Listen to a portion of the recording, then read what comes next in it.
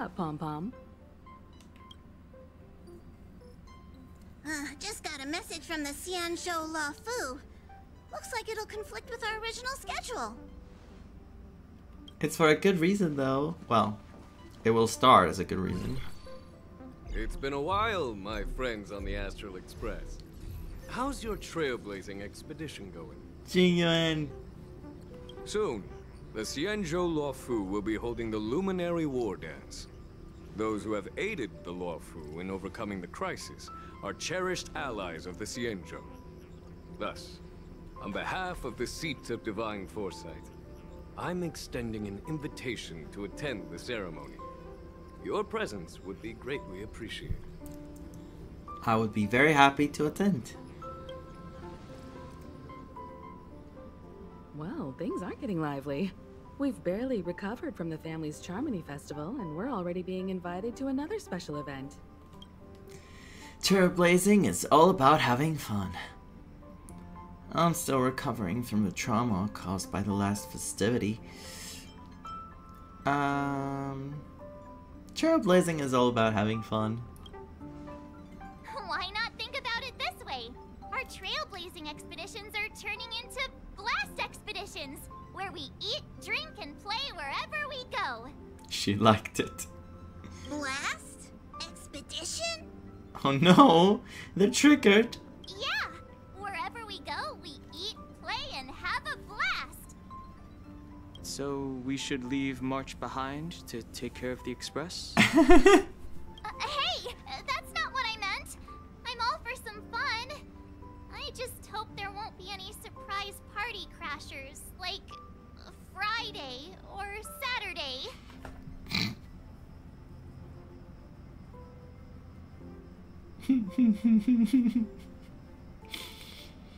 Oh, March.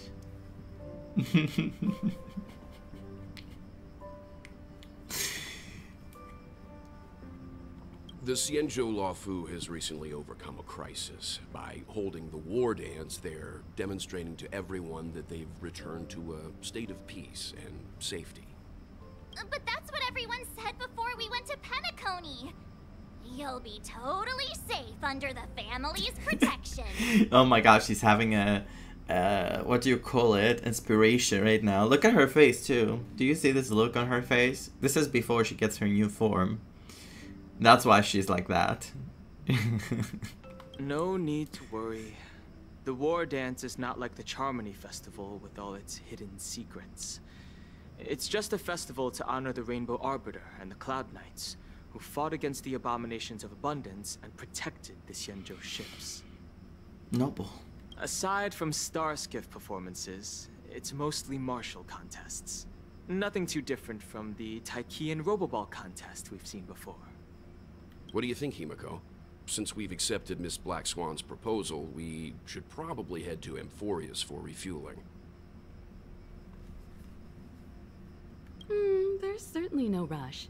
This trailblazing expedition is quite unique, and the Express needs to be fully stocked and prepared before moving on to the next stop. With Madame Herta's help, I was planning to deliver some Leviathan fossils from Kalinga Abyss to Ron May, member 81 of the Genius Society.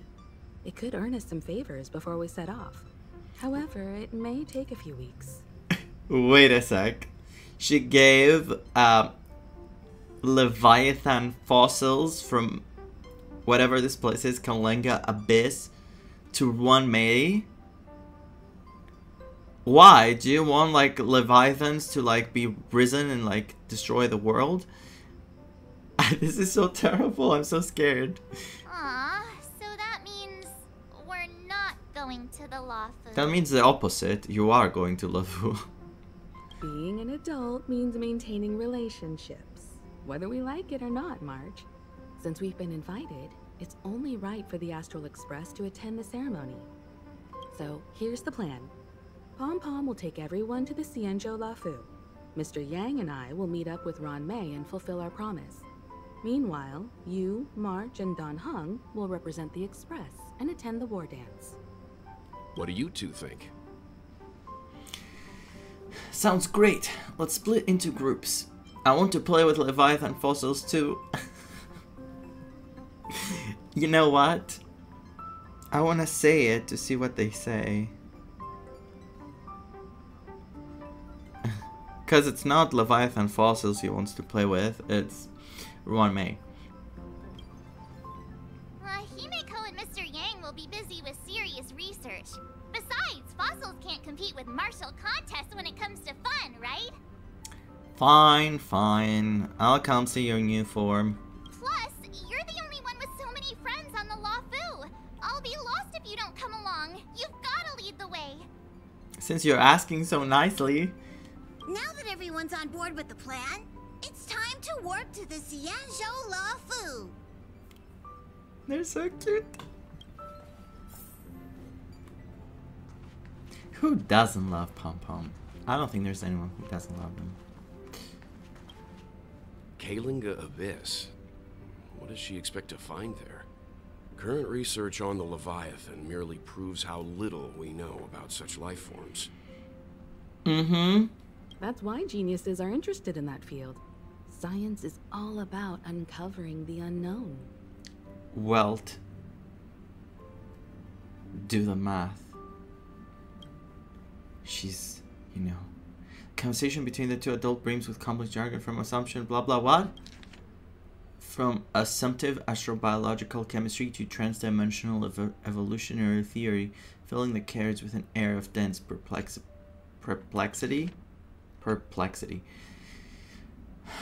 Come back soon. Have a safe trip, you two. Come back soon. Don't miss us too much. If I stumble upon some cool Leviathan fossils, I'll bring a few back as souvenirs for you. Okay. My fault for saying that I want to play with them. Hi. Himeko really knows how to convince people. Between Leviathan fossils and the war dance, the latter definitely sounds more fun. Because I want to meet a few people. I want to see Mose. I want to see Fei Xiao. I want to see Ling Sha. Just show me all of them. By the way, Danheng, this time you'll be taking a stroll with us on the Luofu, right? Right.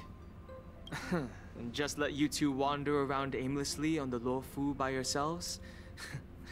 I don't think so. He wants to come too. Come on. He also wants to come with us. Plus, Mr. Yang is right.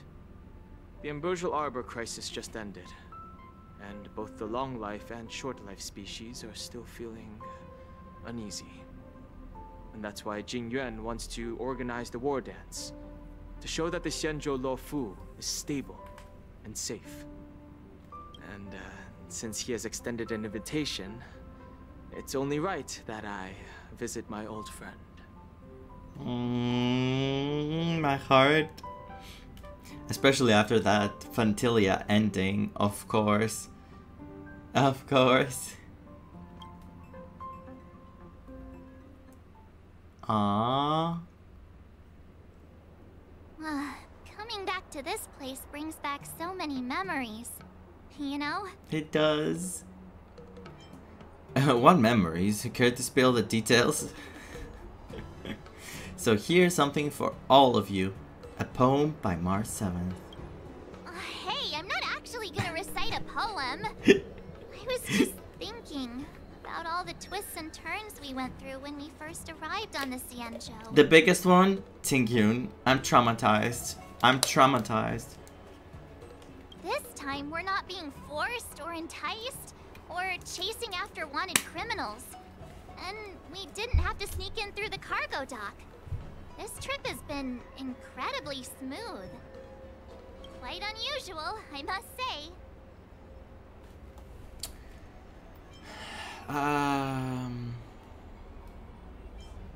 Oh, come on, don't jinx us. I'm just hoping for the best. You're the one jinxing us. She's attacking me back.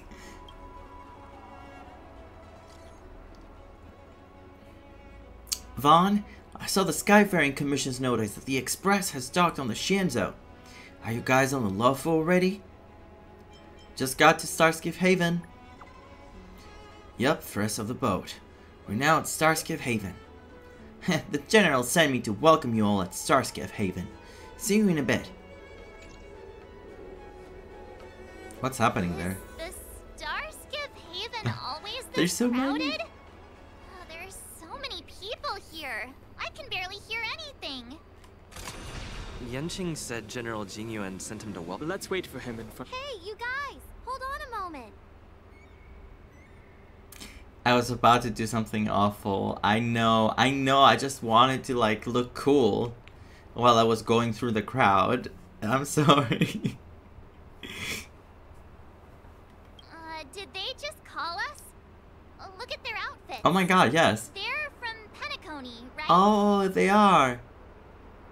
Are you familiar with the Xianzhou Lafu? A Pepeshi and an Intellitron. We know a little bit about it. What do you need? We are from Penacony. Maybe you've heard of it. We came to this ship to gather interesting materials for making dream bubbles. Oh, we just left there.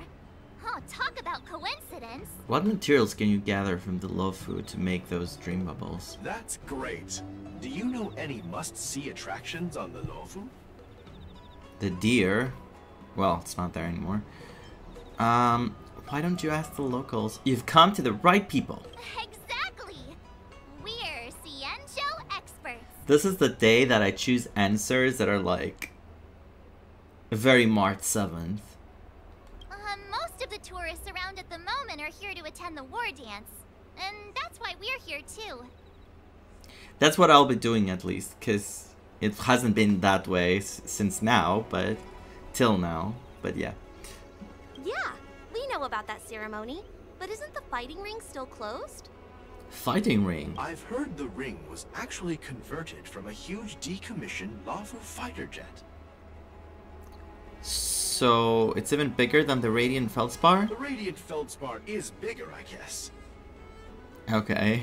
But for now, all we can do is wait until the war dance starts in a few weeks, before we can board it. We've still got work to do, so we can't just sit around waiting for it to start. That's why we're asking you about some must-see attractions. We're looking for unique experiences that you won't find on Penacony. Our clients love these kinds of dream bubbles the most. Then follow us in 2.4, just follow us, and you'll get those experiences, trust me. You're the expert here. Give them some suggestions.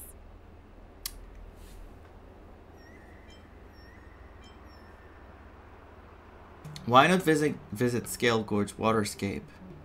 That's indeed a good idea. While the dreamscape on Penacony is all artificial, Scale Gorge Waterscape is a celebration of nature's resurgence. So good, I love that It has place. some remarkable scenery. Awesome! I love being out there in nature. Let's go to Scale Gorge Waterscape first. And we never hear from them again. I'm a bit worried that nature-themed dream bubbles might be outdated. But hey, let's go check it out anyway. Just go and see it, just go and see. You'll be surprised. See you later. Maybe we'll run into each other there in a few days. Look, Yanqing's here. Oh, Really? Let's go catch up with him. Hey everyone, it's been a while. hey Yanqing. It doesn't feel like Everyone's it's been looking at that long March. since we last saw you. But Yanqing, are you? What's up, Miss March? They say kids grow up really fast. Yanqing, are you a little bit taller than before? Maybe you're a bit shorter. We've only been away for a few months. Oh, it's been months. Cautiously pinch Yanqing's cheek? Can I do it? I'll do it. I'll do it. What are you doing? I don't know. Sorry, but after our previous adventures, I've become suspicious of whoever greets us first.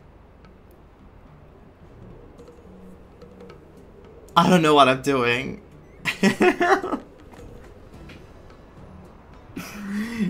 What did that even mean? Cautiously pinch Yanqing's cheek, like to test if you sparkle, or like not Tingyun, like the fake Tingyun, Fantilia. Are those the consequences of like everything we experienced? A paranoid trailblazer? Do you have to be suspicious around me too? We have to.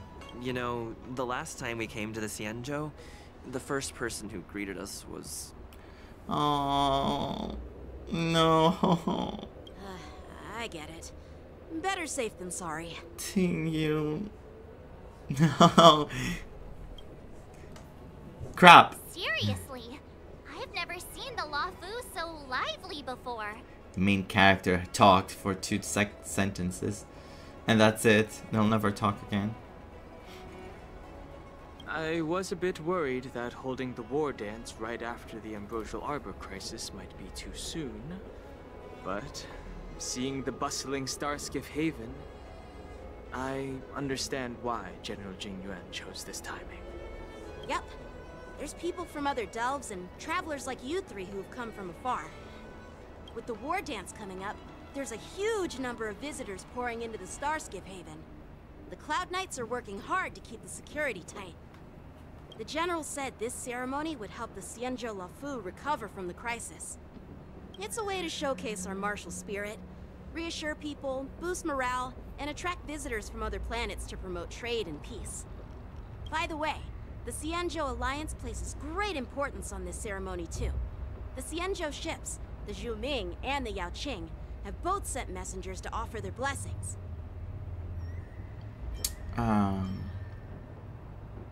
Zhuming? Yeah, I wonder if you've heard of it.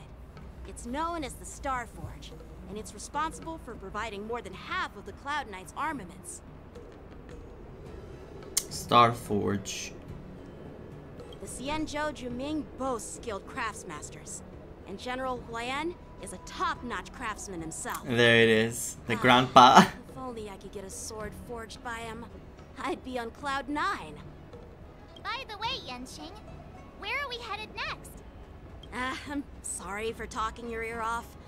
The General wants to catch up with you at the Palace of Astrum. Of course. He's been eager to hear about how the Express has been doing. Of course, always in the beginning. It's funny how he tries to act all mature, but whenever it comes to something he's interested in, you can really see his childish side. Well, you're pretty much the same in that regard.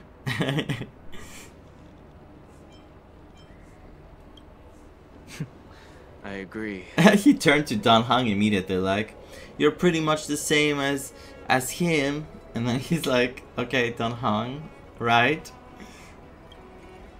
She didn't comment though. Wait. What? All units, assemble quickly. Get ready to protect the crowd. Don't tell me it's a Borison already. I just mentioned security, and now all of a sudden something's gone wrong. Excuse me, I need to go check out the situation. Immediately, we go into the drama.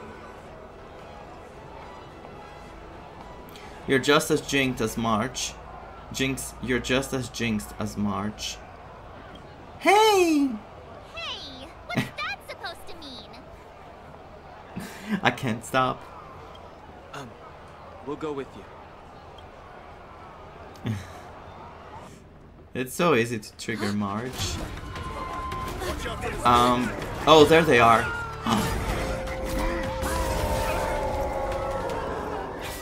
Protect the civilians. I'll deal with him. Are you going to win a match finally? Trial. Yanqing versus 10 billion enemies. Enemies with this mark can enter the Moonrage state. After enemies use attacks, apply 1 stack of Bloodlust to enemy units that can trigger Moonrage. And my controller died. That's perfect. What a good timing. Like fireflies to a flame, life begets death. Until everything burns to ashes! Fight to live! That's it. That's why Yanqing won. Not good. Wait, barely.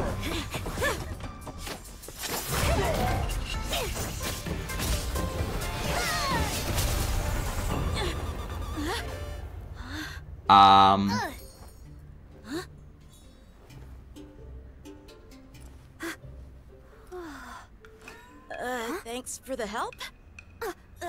Sorry, no time to chat. Could you give me back my...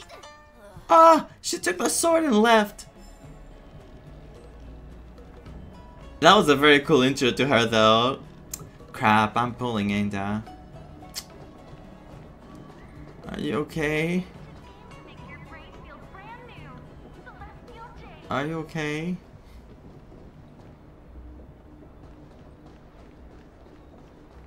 Aww. Oh my god. Wait, my sword! I shouldn't be laughing. Let's just get down to business first. I'm sorry, but I'm afraid we'll have to put our plans on hold for now. I need to find out what's going on. You really do. Where are they coming from? I've heard of the word Borisin before, but while we appreciate I don't remember what I knew about them. Friends, don't you think it's a bit too much to detain us and our cargo? IPC? Sorry, but we've been ordered to detain you and your cargo for inspection until we figure out the source of the attack. Once we're done with the formalities, we'll let you and your cargo go. Oh, but this shipment isn't even meant for the Luofu, and it's IPC's patented technology. Who do you think you are to conduct an inspection? This voice is, I know this voice so well. Katie Bench. This is Katie Bench, who voices a character in Life is Strange. Steph. Oh my god, she's back. Can you make her a character, please? Can you make her like a playable character? Should I tag her and say that to her? Not that I have any power, but I really want her to be a playable character. I love her. She's like, you can see what a person she is, even if you don't know her personally. I just love her. Anyway, enough fanboying. Let's carry on. According to the protocol, all cargo arriving on the Luofu must go through inspection. Fine. But we didn't officially enter your dock at all. We just sought refuge in your dock because we were attacked by the Borisits. Looks like this argument could go on forever. Let's not get involved in a heated dispute that won't lead to a resolution. Okay.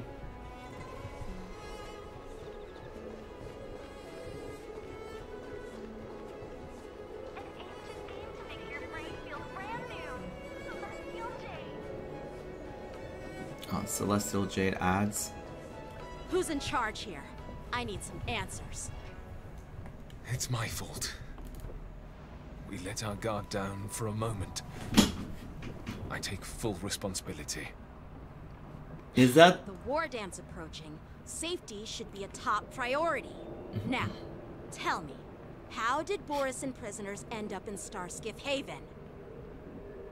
Yanqing is furious, and of course, with every right. According to the protocol, Borisin prisoners should be held on a Starskiff and taken directly to the Shackling prison under strict supervision without ever touching the ground.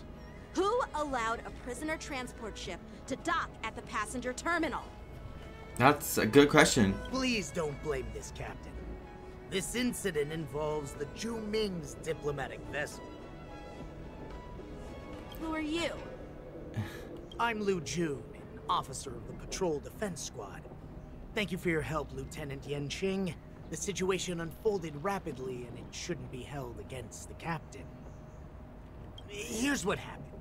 An IPC transport ship was attacked by the Borisin just before arriving, and the Zhu Ming's diplomatic vessel came to the rescue. They fought off the Borisin pirates and imprisoned them on their ship. Pirates?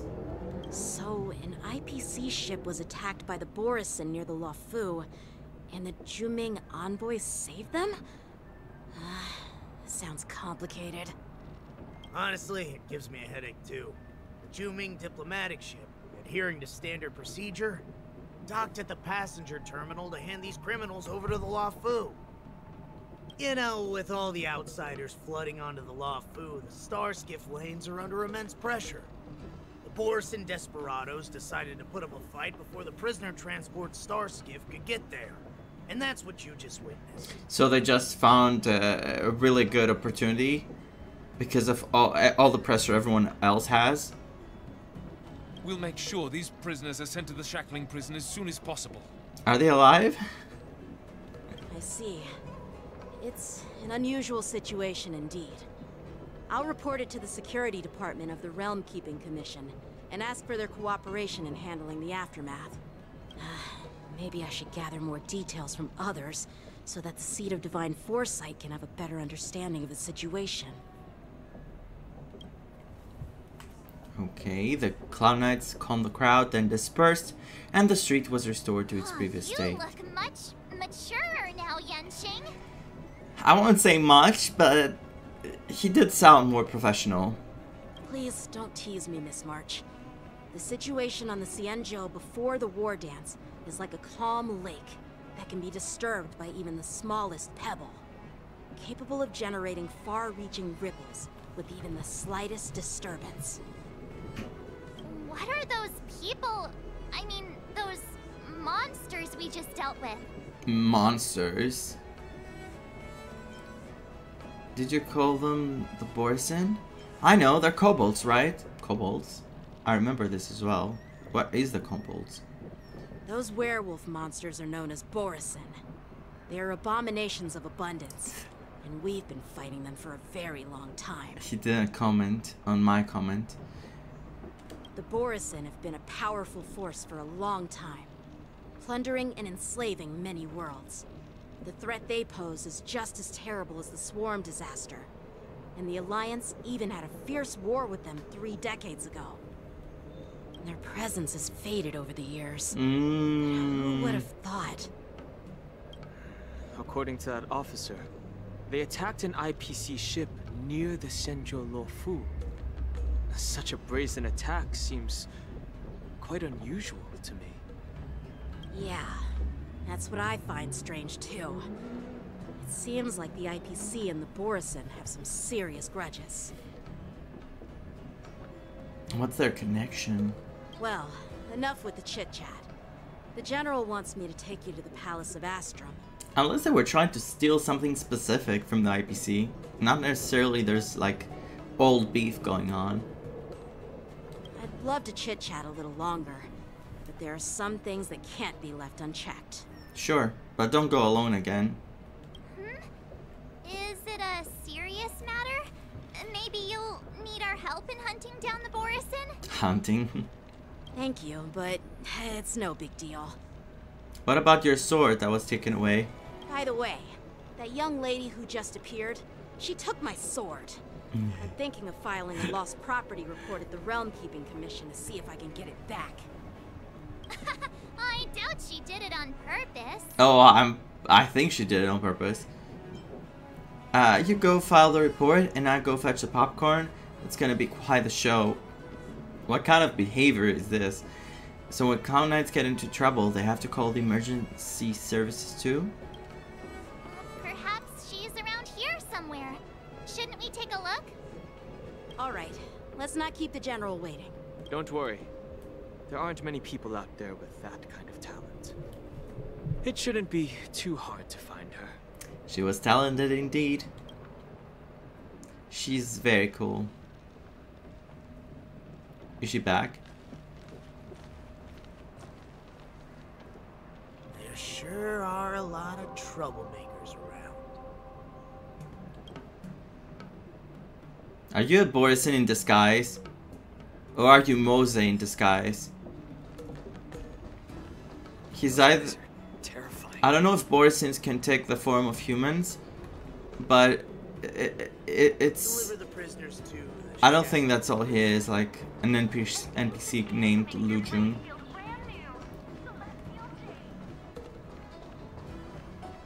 Okay. Success and failure. How time flies. Are we gonna see Yukon too? I miss her. I wish it was better. It's been a long journey, Elder Huayan.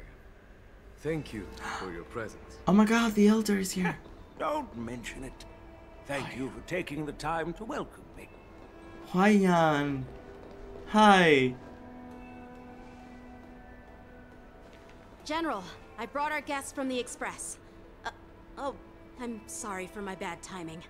I didn't know you were meeting a guest, General. This is General Huayan. Don't worry, you're just in time. It's been a while, my friends from the Astral Express. I dreamed about you on Penacony. Oh my god, imagine saying this to someone after so long. I was dreaming about you at the place I was. Well, it was a dreamland, but still. Did you miss us? How's everything going, General?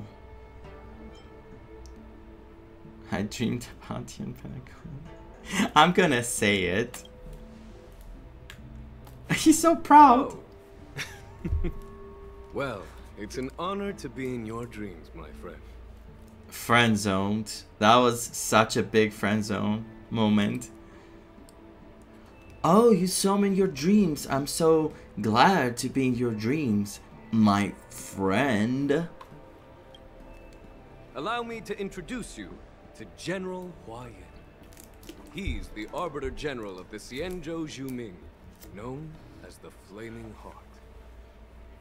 The Flaming Heart. No need to be so formal. I'm just a tourist here, no different from other tourists who've come to attend the ceremony. He's so adorable. Elder Huayan is not only one of the Arbiter He's Generals, tiny, but also the Furnace Master of the Artisanship Commission. Besides his martial skills, he excels in forging various weapons. Such talents are unique, even among the Arbiter Generals. Mm-hmm. Be it Arbiter General or Furnace Master, these are merely titles given to me long ago. I've retired several times already, but with the current change in circumstances, the Marshal has called me back to duty. And I had no choice but to answer the call. Is that the Marshal that was mentioned? I think Marshal Hua? That could be Hua? The Marshal? Am I getting crumbs right now? Well, in the end, I'm to blame. Living such a long life naturally brings its share of disapproval. It's an honor to meet you, General Huayan. It's my honor to meet you, General Huayan. She wasn't synchronized. Glad to meet you, General. No need to be all formal. Today I'm just a guest on the Luofu, the same as all of you. So, these three are the ones you mentioned, Jingyuin? The heroes who helped you with the Ambrosial Arbor crisis? Oh my god, there she is in the back. What is that? Why is she looking at us that way? Hello? Indeed. There's Dan Heng, March 7th, and him. And him. Without their help, I'm afraid the Luofu might not have easily overcome this crisis. Mm-hmm. So, the Imbibitor Lune's reincarnation has returned to the Luofu and will attend the war dance.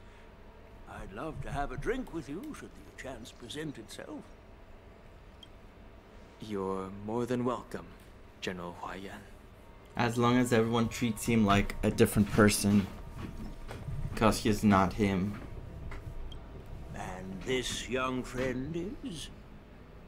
He's getting his attention. Yanqing, my apprentice. He remains by my side as my retainer due to his youth, which I hope will season him with experience. He will stand for the Luofu's Cloud Knights in the upcoming war dance, ready to take on all kinds of challenges. She saw him too. It's happening. Great, great. It's a real treat to see so many talented young people around here today. And now the revelation. She's the granddaughter. Oh, I almost forgot. This is my apprentice, Yoon Lee. Huh? I thought it was granddaughter. Maybe she calls him grandpa, or... No, I'm pretty sure she's the granddaughter. It's you! Oh, it's you. Hello. Oh, you two already know each other? Guess we don't need any introductions then. What a coincidence! I was afraid I'd have trouble finding this girl. Oh? Now you've piqued my curiosity. Tell me, how did you two become acquainted? She stole my sword. She helped me capture the escaped Borisin prisoners at the Starskiff Haven. Allow me to express my gratitude for you. Good. But when you left, you took my flying sword with you. Your flying sword? Oh, so that's why I found a dagger in my bag. Turns out it's yours. Yes, it is. Now that we've met again, I hope... I don't want it. Nope, that won't do. What? Won't do? You want your sword back, right? Well, you can't just take it back. On the Zhuming, when you lose your sword on the battlefield, you have to reclaim it on the battlefield. As for this little sword, it was supposed to strike that escaped Borisin prisoner. But unfortunately, its owner's agitated state caused it to fly off like a kite with a broken string, and it missed its target. Wow, she's ruthless. Another person to trash talk Yanqing and, you know, make him feel worse. By the way, if I hadn't caught it and helped it hit its mark, that Borisin prisoner would have gotten away. Hold on a sec, Yoon Lee. You took my sword without even asking, and now you're refusing to give it back? Children, please. So much for Luofu's sword masters. What did you just say? Oh my god, he's about to kill her in front of everyone. If you just stepped up and took your sword back from me fair and square, I would have totally respected you. But nope, you tried to play it down, expecting me to just hand it back to you like it's nothing. In front of everyone. Oh no. With all due respect, you don't honor your sword, so you don't deserve it. I can't believe everyone is just watching instead of like being like, okay children, now it's not the time, don't fight each other. And everyone is just eating popcorn watching. Hasn't anyone told you that taking without asking is stealing? If you want to settle this with swords, fine. Let's have a one-on-one duel right now. Now someone will intervene when things were about to get dangerous. Yanqing. Yoon Lee.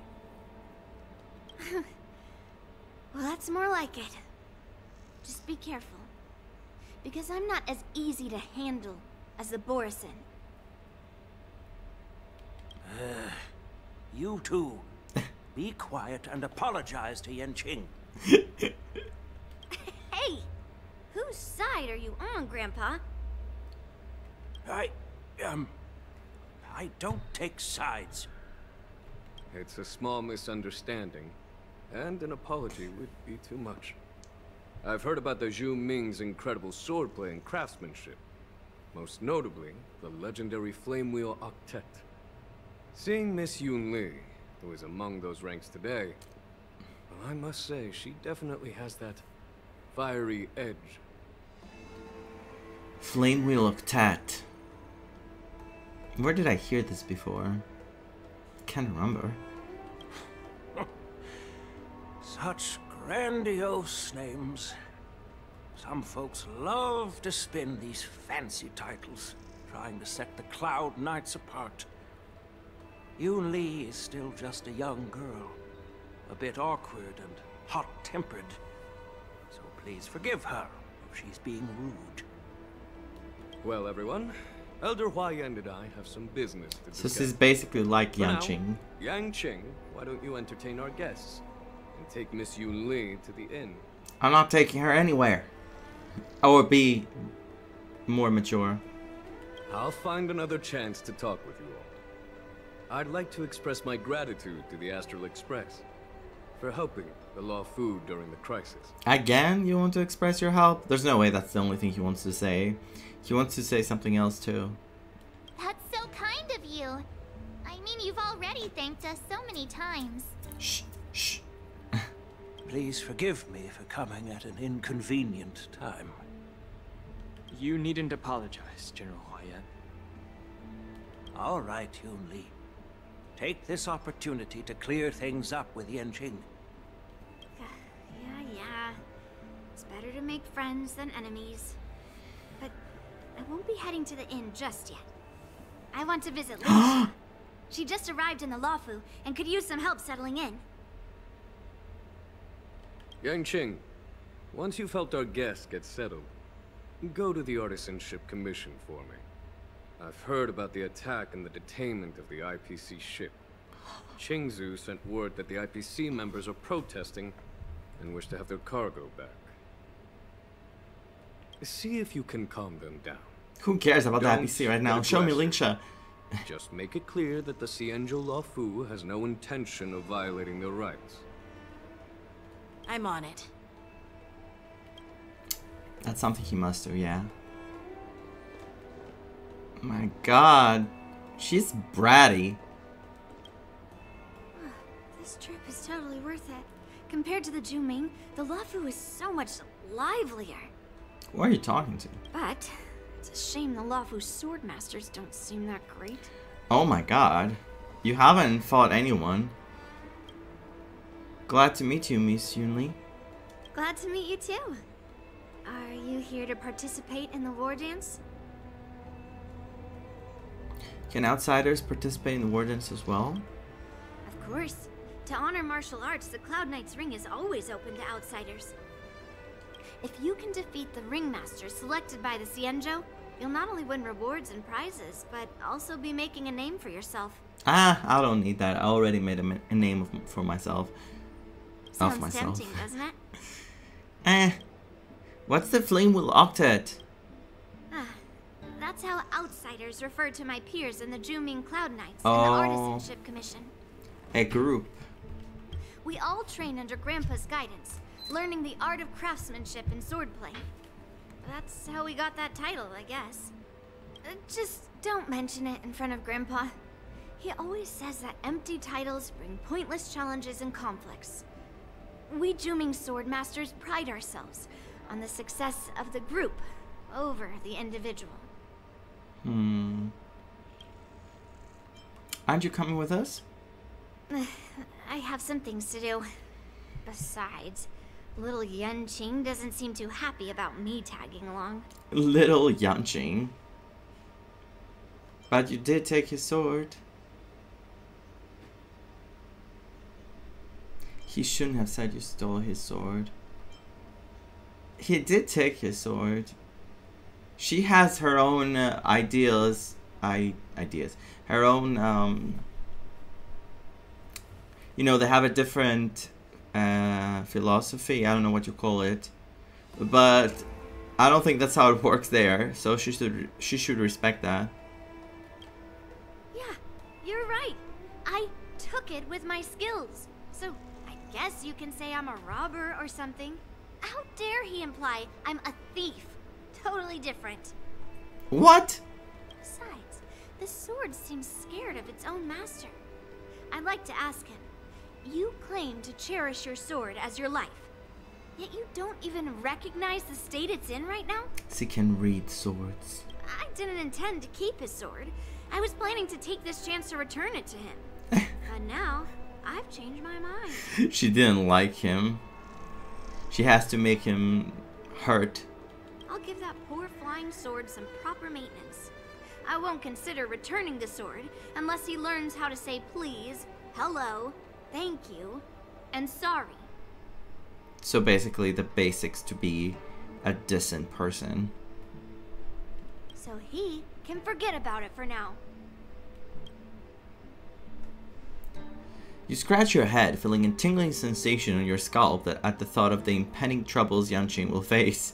While you're distracted, the young girl has already wandered off on her own. Her whereabouts, unknown.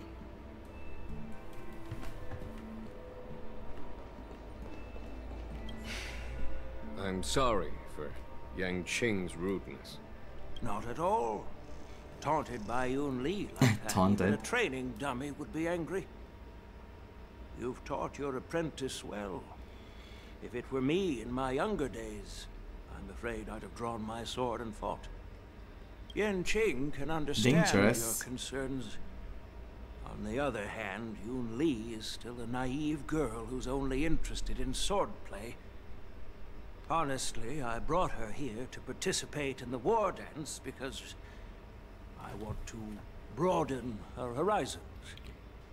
I think if she fought Yanqing in the war dance, she would lose, or it would be equal, but I think she would lose. After all this drama, it feels like Yanqing is the one who has to redeem himself.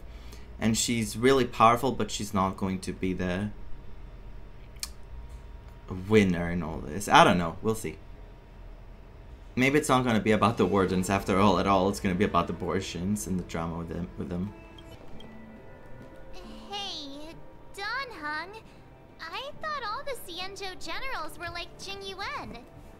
But that General Huaiyan, he looks so thin and scraggy. Scraggy. As if even a light breeze would knock him over. Is that old man really an Arbiter, General? Well, each Xianzhou ship has its own division and specialty within the Alliance. Not all of the Arbiter Generals are good at leading the charge. You heard what Jing Yuan said, right? General Huaiyan was once the head of all the skilled craftsmen on the Zhuming. There appears to be more than meets the eye. Don't you find it strange? Do Xianzhou people age? I rarely see any old people on the Xianzhou ship. And when I do, they're usually travelers. But General Huaiyan looks like an ordinary old grandpa. Is he really a Xianzhou general?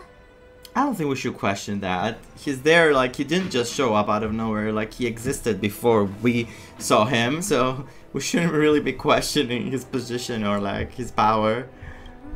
Good question. He's right there.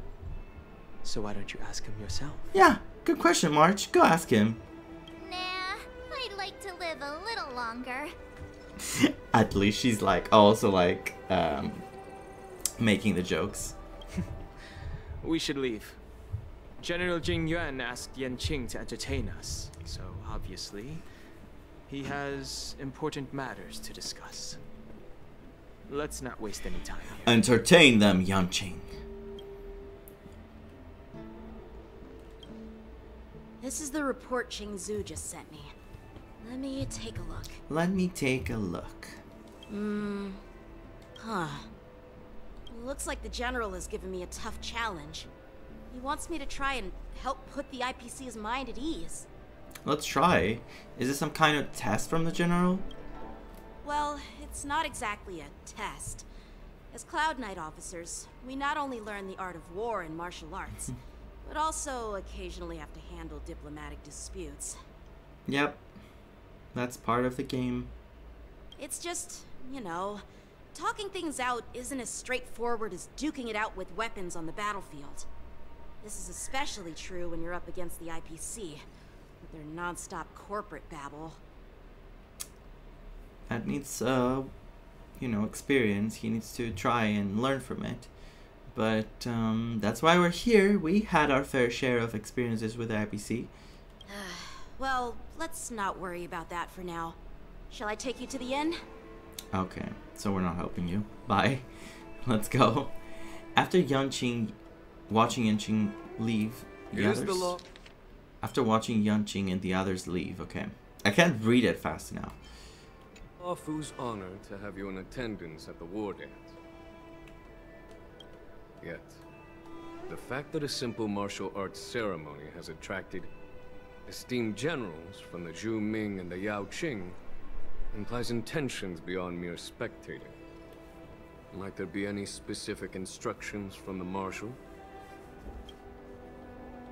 You're overthinking it, Jingyuan. As I said, I'm here to broaden my granddaughter's horizons. I have no ulterior motives. Maybe you don't, but... However, I have no clue what the Yao Qing Arbiter General has in mind.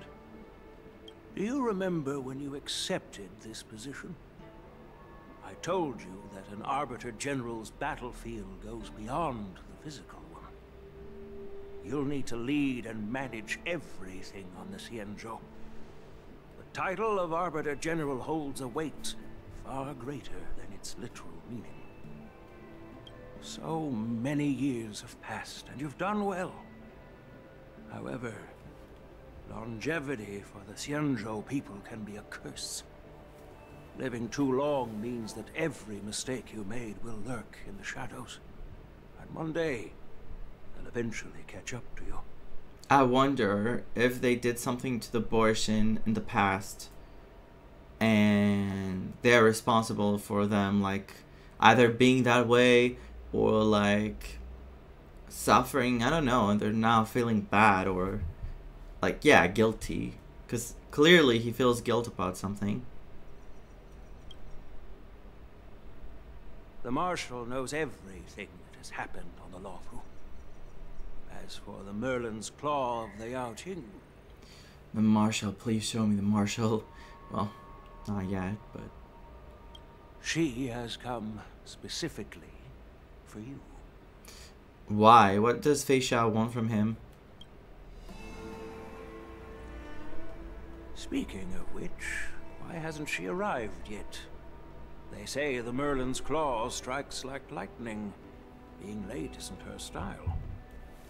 That's not true, General Huaiyan. She's been here a while, but I'm sure you've heard of her unbridled nature. Oh my! As soon as she disembarked from the star skiff, she mentioned having something to attend to, and simply disappeared. There they are. Wow, they're both here. Moza looks so cool. I hope he's good. I really hope he's strong. I really hope he's strong. He's so cool. You must be the messengers from the Xianzhou Yao Qing, I assume. We are Jiaoqiu and Moza, retainers of the Merlin's Claw. It's an honor to meet you in person, Arbiter Generals. Jiaoqiu. Kazuha. Retains... Now this is interesting. A guest who doesn't come to visit but sends a message instead. What does she mean? Tell me, what could be more important to her than coming here? The Borshin.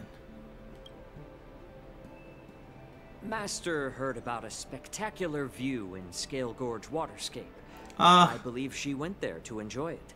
No, was she there when we said it? No way. A spectacular view? Ha! Did you hear that, Jingyuan? This person is being sarcastic. What? Please do not misunderstand me, General Huaiyan. I was simply stating the truth. Master thought it would be inappropriate to keep you waiting, so she sent us here.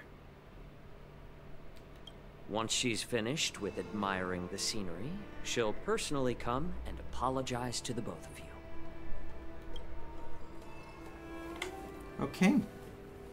I want to see her though. I want to see her so bad. I want to see all of them. In the meantime, outside the Palace of Astrum. Drat.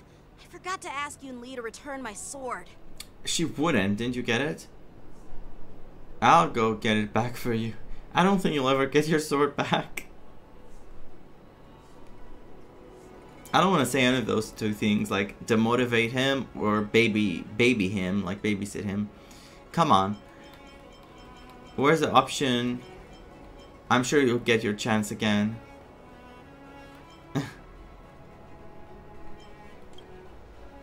need to bother. The Juming envoys won't be leaving the Luofu anytime soon. I'll ask for it later when we meet again. By the way, I don't know if it's just me, but the general seemed a little... Nice observation. Reserved? Nice observation. Could it be because of Elder Huayan's visit? Clearly there's something happening. Reserved? Really? Maybe I'm just overthinking things. No, you don't. No, you're not. When I entered the Palace of Astrum, I realized that the messenger from the Xianzhou Juming was actually the Arbiter General himself. So, the messenger from the Xianzhou Yaoqing must be the Merlin's Claw herself, I presume. That's right. He saw the other people. Well, that's what makes this entire thing so unusual. What's so unusual about it? They simply received an invitation from Jing Yuan, just like the crew, right? The war dance is just a small festival.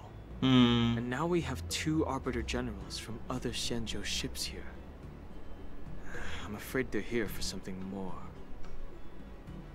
They know about the Borsin plotting something. That has to be it.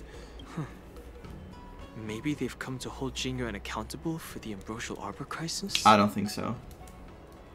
Hold him accountable? Come on, didn't the Luofu fall victim to the disciples of Sanctus Medicus and the Antimatter Legion? Why would they blame the victim?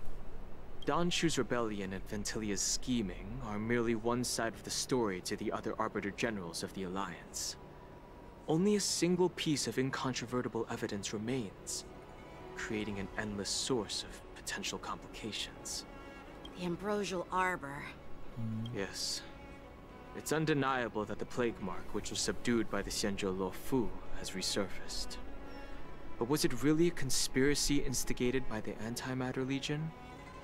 Or does it indicate a traitorous intent from within the Luofu, implicating Jing Yuan himself? I don't think it would go that far. I don't think they're not trusting Jing Yuan. If that's the case, with this event he can prove that he's honest and that he has nothing to do with it. Because I'm sure the Borsin will be a good opportunity for him to show his side, let's say, where he stands what he stands for, okay? What he stands for. Once the spark of suspicion is kindled, it proves hard to extinguish. That's true. We can vouch for Jing Yuan though.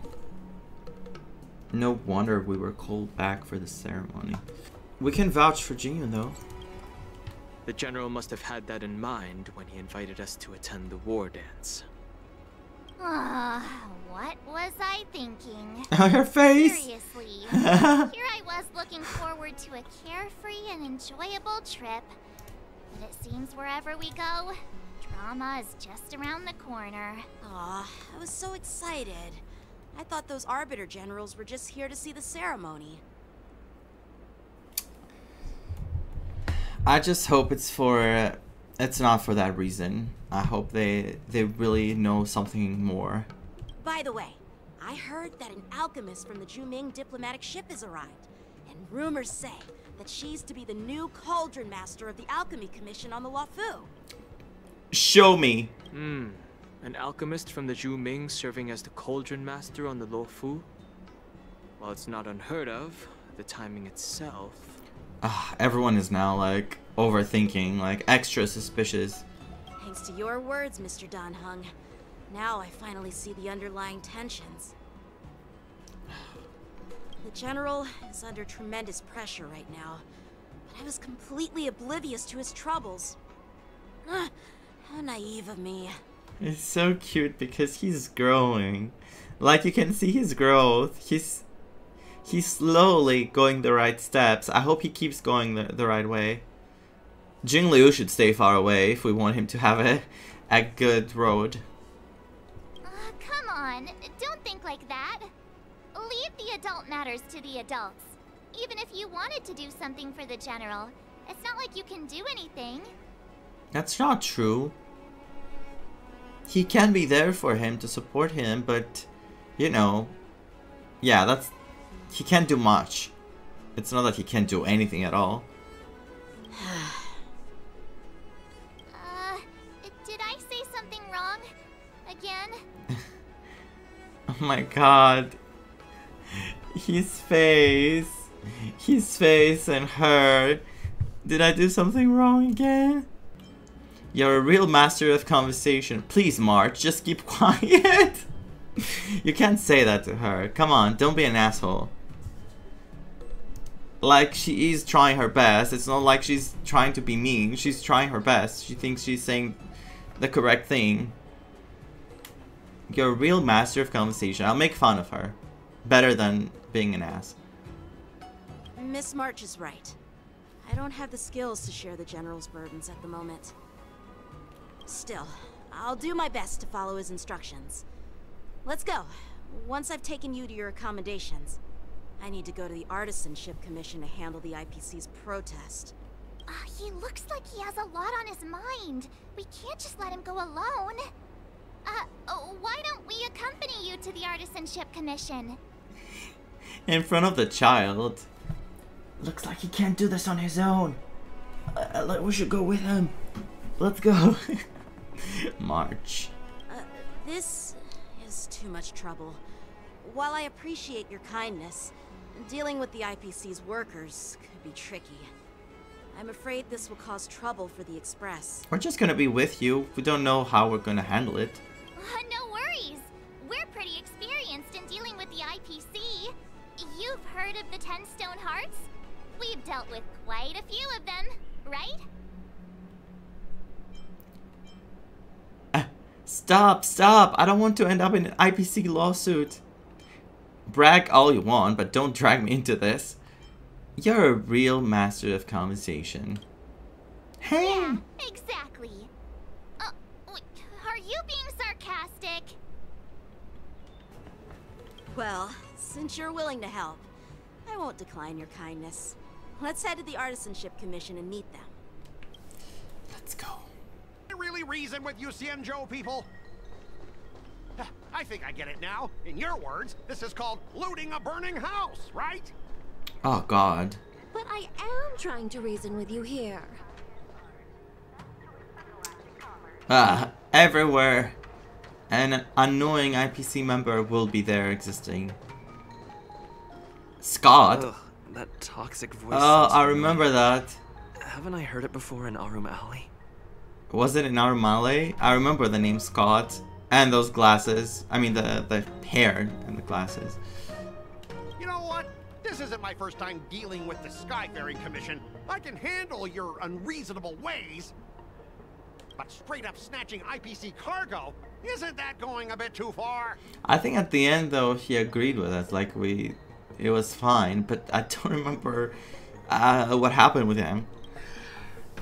Just as I've said it many times already. Once we've inspected the cargo and completed the security check, you can be on your way. Is there something wrong with your ears, or is it just your brain? No, that's you're losing your like what do you call it? Your argument. When you talk to someone, when you start attacking them that way, you're just losing your argument. It doesn't matter what you say. I'm hearing you loud and clear. I'm thinking clear. And my answer is crystal clear. Not a chance. Okay, beat him up.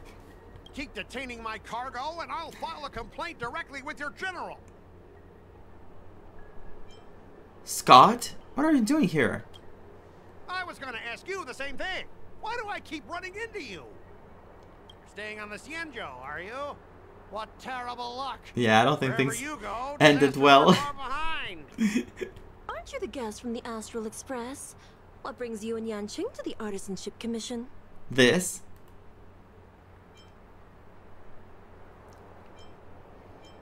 I'm here to help Yanqing sort out the trouble caused by the IPC. Trouble caused by the IPC? I'd say it's caused by the Skyfaring Commission. Looks like you've met this IPC worker before. I'm not sure if that's a good or a bad thing. I'm not sure either. I was sent here to deal with the IPC protest, Miss Shikwe. What's going on here? As you know, this IPC transport ship was attacked by the Borisin and rescued by the Juming's diplomatic ship. Then the Cloud Knights were instructed to bring it back to the dock for repairs and inspections. And this is Mr. Scott, the person in charge of this transport ship. He was in charge of the transport ship. No. Why? So, you're Scott. I've heard him mention you.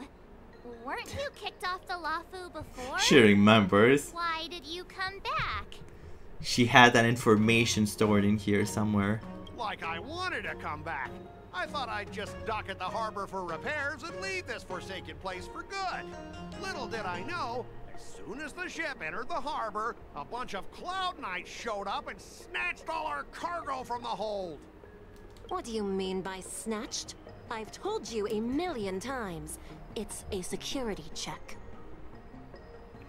Oh my god, this feels like so familiar, like going to a place, going to like a company or whatever, and like there's always this person who complains and talks out of their butt, and they just act like victims, and they just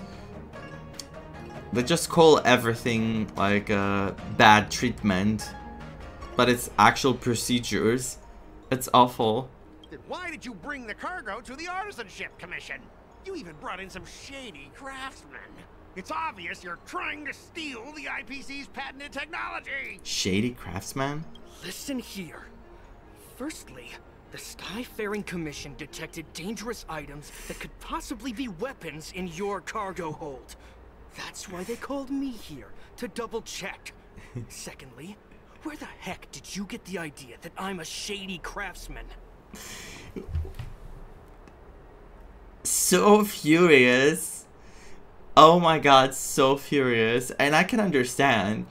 Stupidity is something that can be very triggering. Like, getting to talk to people, like, just listen to them talk. When they're being, like, completely oblivious to reality, and they always see themselves as the victim. It's so irritating. Even if there are dangerous items, what do they have to do with you? It's not even being shipped to the Lawfu. We'll just fix the ship and be on our way. We won't unload our cargo here. Huh. Even if there are dangerous items, huh? But you'll have to stay in the port for several days before your ship is repaired and you can take off again. How can we just leave unchecked items sitting here? Exactly. That's simple. I understand. But we don't need to disassemble the cargo if it's just a security check, right? What do you mean disassemble? What were they doing to the cargo? In most cases, we don't. However, our scans discovered that the cargo doesn't only contain machinery, but also some substance that resembles biological tissue. Oh no. What? Biological tissue? Does this crate contain living things? What? I'm afraid we'll need to wait for the Alchemy Commission for further confirmation. In any case, according to our regulations, we need to unseal one of the crates for further examination. But this IPC specialist has been hindering us on the grounds of patent secrecy. I wonder if they're just having Borisin in there. They're just taking them, like, to who knows where. The Alliance's regulations on biological products are very strict. Without further inspection, there is no way for the Skyfaring Commission to release the cargo. Oh, really? Fine! If anyone lays a finger on that shipment, they'll have me to deal with. It doesn't matter if it's mechanical or biological. It's none of your business. I'm filing a complaint against the Skyfaring Commission's ridiculous regulations.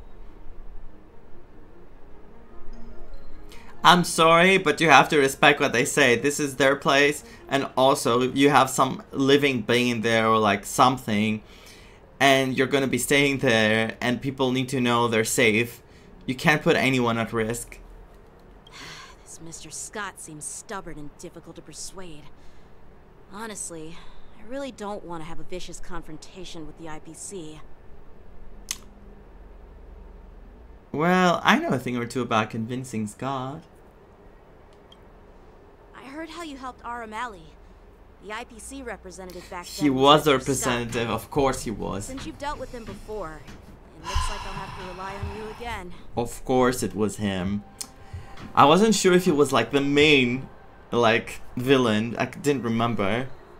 What are you guys whispering about over there? Of course it's Hurry him. up and give us back our cargo. It's happening. Let me put my skills to the test.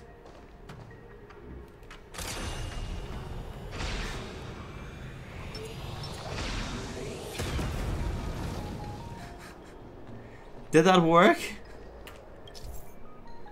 At the end of negotiation, if your morale is higher than or equal to your opponent's, it is considered a successful negotiation. Otherwise, it is deemed a failure.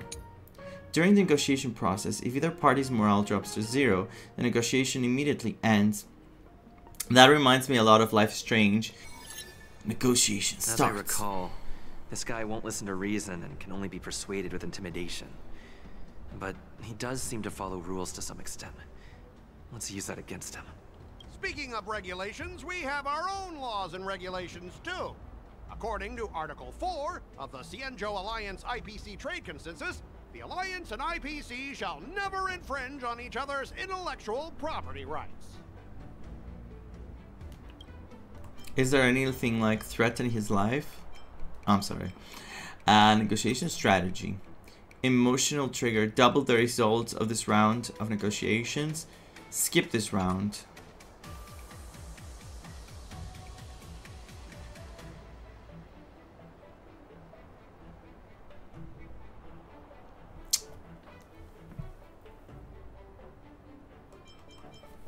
I'm gonna remind him of his embarrassing past.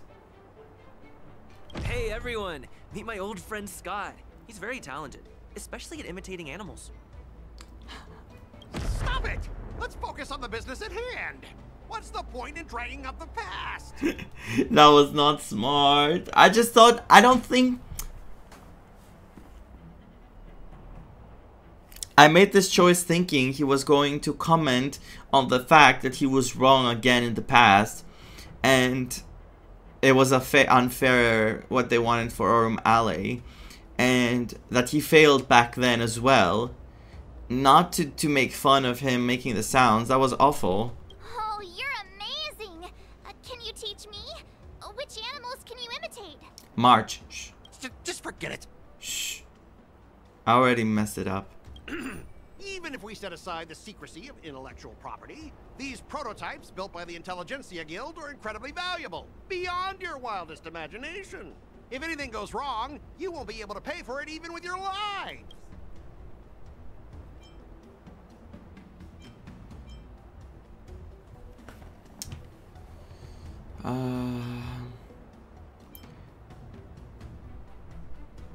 Can you give us an exact amount, Mr. Scott? If there's any damage after the inspection, the Express, the Skyfaring Commission will compensate you. The Express is gonna give you all the money. The Skyfaring Commission. Yeah, they will compensate you, provided a detailed report of the damage is submitted. I don't doubt the financial strength of the Skyfaring Commission. However, this is not just about money. It's about how much of a like stubborn person you are, and you don't want to, quote, lose an argument and like, well, quote, actually lose an argument, and you always want things to go your way. But also you're hiding something. Besides, cargo on this transport vessel belongs to the Intelligentsia Guild. If you want to inspect the cargo, shouldn't you at least call in a member of the Intelligentsia Guild to be present?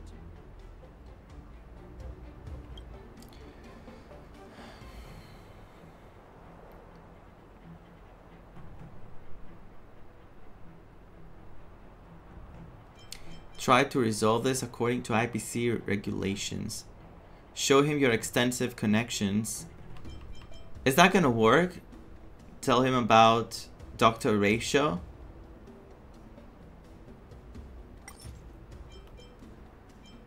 Return to the previous round. Oh, there was this too? I didn't see it. Skip this round. Double the results. Huh? Your logic is too confusing for anyone to follow.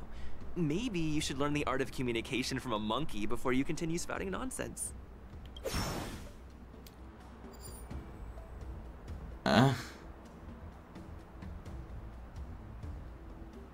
Show him your extensive connections. I'm pretty tight with Dr. Ratio from the Intelligentsia Guild. Almost like family. Doesn't that make me practically a member of the Intelligentsia Guild too? That's awful! What's all this nonsense? Even if you were married to him, you still couldn't represent the Intelligentsia Guild. Let me go back! We both need to follow the regulations, because that's how the IPC and the Xianzhou operate, right? As an IPC worker, I have to abide by its regulations. If I make an exception and allow you to inspect the cargo, it'll spell disaster for me. Even if you were married to him. Return to previous round. Could you repeat that? I didn't quite hear you.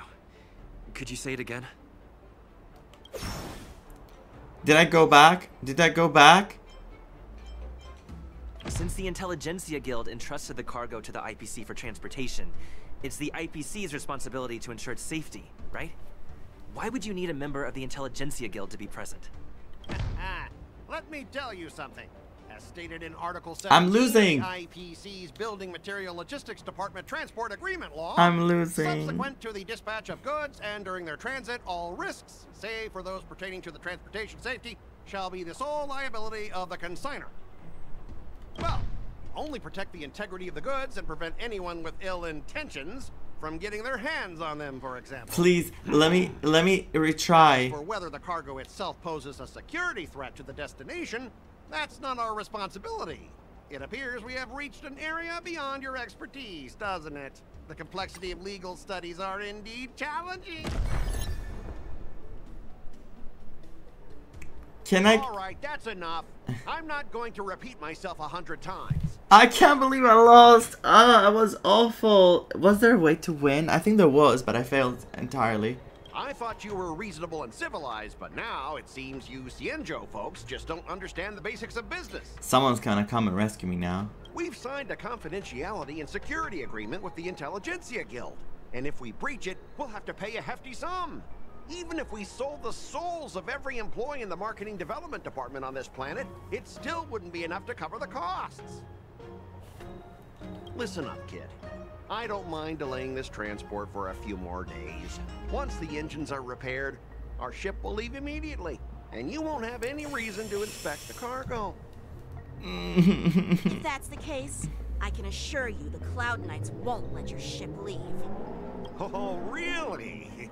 Then you'll receive a ton of complaints from the Intelligentsia Guild and the IPC's Marketing Development Department. You're too young. I don't think you understand the chaos your rash decision will cause. I'm sorry, everyone.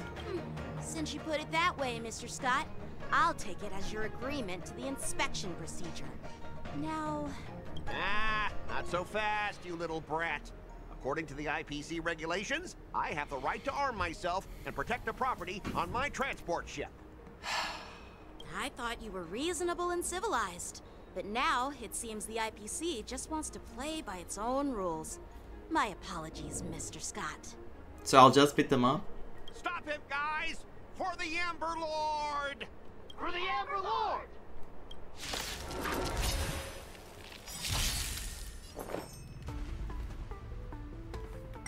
All will be swept away by the wind. I feel like I was just choosing everything wrong all the time. Like, I thought I was making the right choices, and then the main character was being an ass. Just be grateful that that little brat showed you mercy. At least your staff aren't seriously injured. How do you IPC cronies have the audacity to fight Cloud Knights? You practically assaulted law enforcement officers. Is that Lingsha?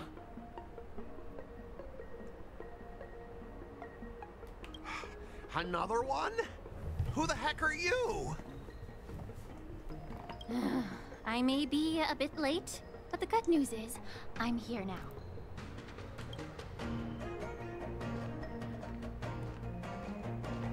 Allow me to introduce myself. I'm Lingsha, Cauldron Master and head of the Alchemy Commission on the Luofu.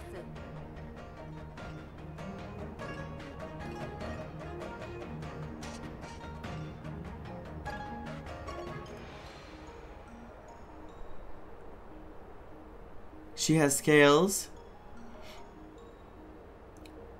Her hands are red. She has the ears. Right. Right, cause she's what is she? She's I forgot. Vidyadhara. She doesn't have horns though. Oh my god. Oh my god.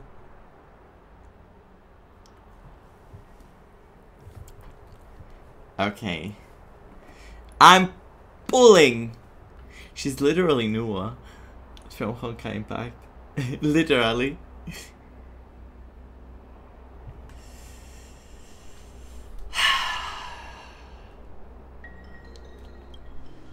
Could she be?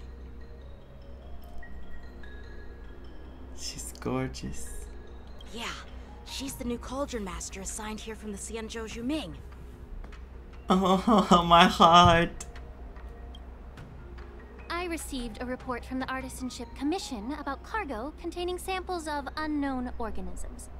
It said they needed help from the Alchemy Commission. I had nothing better to do, so I came myself. It's fine, Mr. Scott. If you really don't want your cargo to be inspected, it doesn't matter.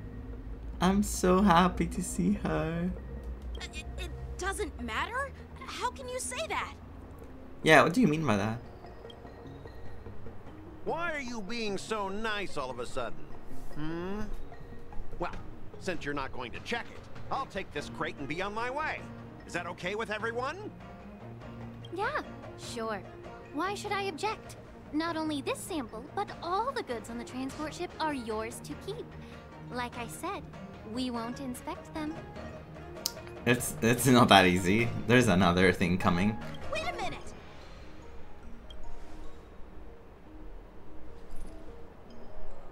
Well, that's more like it. If only the young displayed a more reasonable attitude, we could have sidestepped that altercation just now. Our ship will leave in a few days once the engines are repaired. Your ship can leave whenever you want, but I'm afraid I can't say the same for your cargo. Huh? According to the import and export regulations signed between the Xianzhou and IPC, all biological shipments can only leave the port when they have confirmed to be of no threat, or when all biological activity expires. Since we can't determine if your shipment is safe for the environment, I guess we'll have to wait for its biological activity to expire.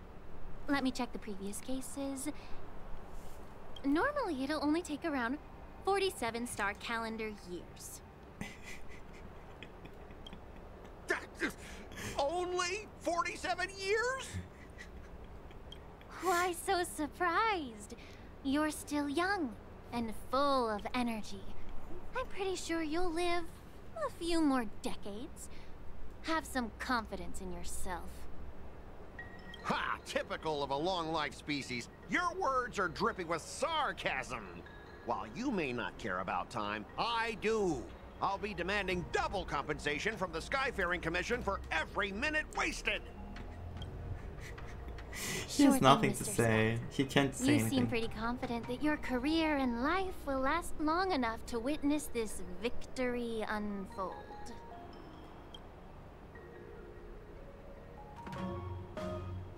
I'm sorry, Scott. You tried your best. You were fighting really hard. You even beat me. Which was not Step aside, guys. a hard thing to do. Let them do the inspection. Finally. But, Mr. Scott... Come on, we're already in enough trouble. Just let them do the security inspection. And if needed, I can always grovel before the Intelligentsia Guild later. I'm just using my head for what it's apparently good for, right? Huh? Thanks, bro. At least you wised up for once. Sorry for the trouble.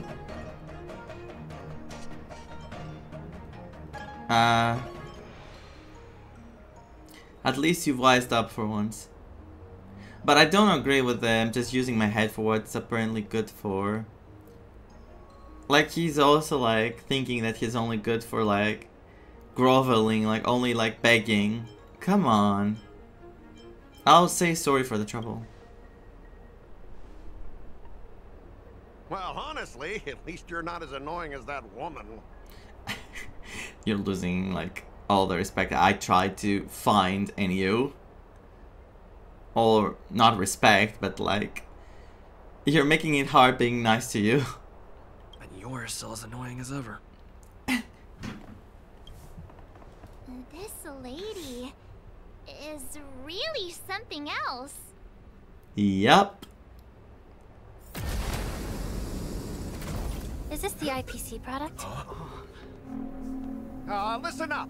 Any damages caused by inspections will be filed with the IPC.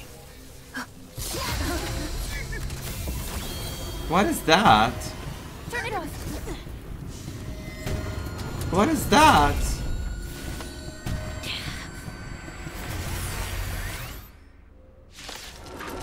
Excuse me? When an ally is inflicted with Terror Grip, attacking the caster of Terror Grip once can dispel Terror Grip. Did they make Borisin machines? Does it have to do anything with Borisin? I'm just stuck with Borisins. Like, I think something is going on with Borisins. Like,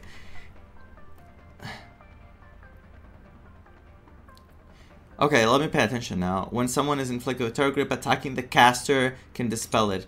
When Terror Grip ends, if the caster of Terror Grip is not attacked to dispel, then the affected ally will fall into the terrified state and be unable to perform actions. Oh, how unexpected. That was a surprise. Join the battle. Attack! Until everything burns to ashes! Fight to live! Confidence. Enjoying yourself. Take your positions. Enjoy yourself. The mood is set. Let the show begin! Step up, let's see. Set to the seas of flame! Oh, it's over for you. Fight to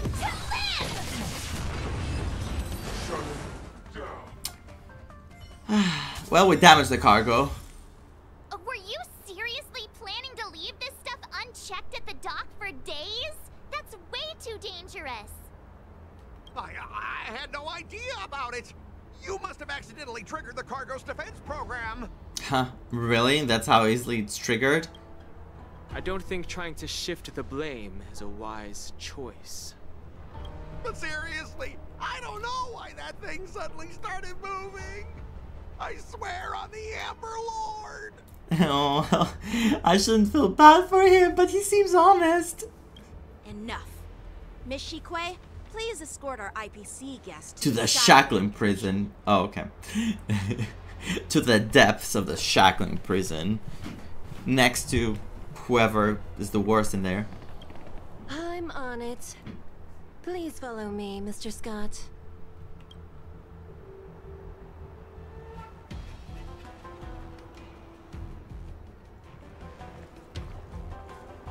Gentlemen, our preliminary inspection shows that there is indeed hidden biological tissues inside. Just like the craftsman feared. I can't even tell if it's ingenium or biological in nature. Why do you say that? The core of this device is what they call wetware in industry slang. To put it simply, this machine operates with a kind of biological nerve as its control center. Okay. Wetware. I'll take some samples for the alchemist to analyze and figure out where the biological tissue comes from. Why would the Intelligentsia Guild use such unethical technology? Perhaps they're trying to create a new weapon? Seems like it. Whatever the reason is, it's probably why the Borisin attacked the ship. They were triggered by it. It could be Borisin, like tissue. I don't know, but why would they attack their own? No wonder the IPC were trying to obstruct our inspection. I'll contact the Ten Lords Commission and ask the judges to come and give their final verdict on this. According to our rules, all prisoners and weapons involving dangerous creatures must be taken to the Shackling prison for further sentencing. After all, it's the safest place on the Luofu. All prisoners and weapons involving... So, wait. Is he going there, Scott? As for you, Mr. Craftsman, please go with the Cloud Knights and explain the situation to the judge. I was just joking. After a while, everyone disperses and goes their own way. Except Lingsha, please. I had a feeling that the IPC members would cause trouble, but I didn't think they'd be this tricky. Thanks for your help, Miss Lingsha. Lingsha. I should thank you for saving my life. Your sword skills were impressive. Taking down that big guy. I thought the General's retainers were all burly martial masters. I didn't expect Yanqing to be so... cute. Miniature.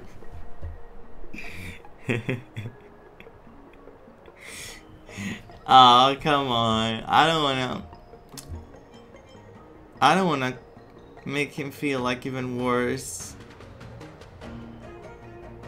And he keeps hearing himself like being called young all the time, and Miniature is like even worse version. I'll just say cute. Can't argue with that. As for you, you must He's be the smiling. guest from the So Astral Express, cute. right? Saving the Luofu from that crisis. It's so impressive. Yeah, I'm impressive, Lingsha. Do you want to join my group? It wasn't a big deal. Really. It's still early, so why don't we get some tea at the Alchemy Commission? We can discuss your suggestions for revitalizing the commission. Are we going to hang out, really? I'd be happy to accept your invitation. And you three are coming too, right? Of course. Of course, wherever you want me to go, I'll go. Where are you? Oh, you? Hey! You're back! Why didn't you say anything in the group chat? I'm on duty. Let's catch up later. You look so pretty when you're serious. Why are you standing guard here?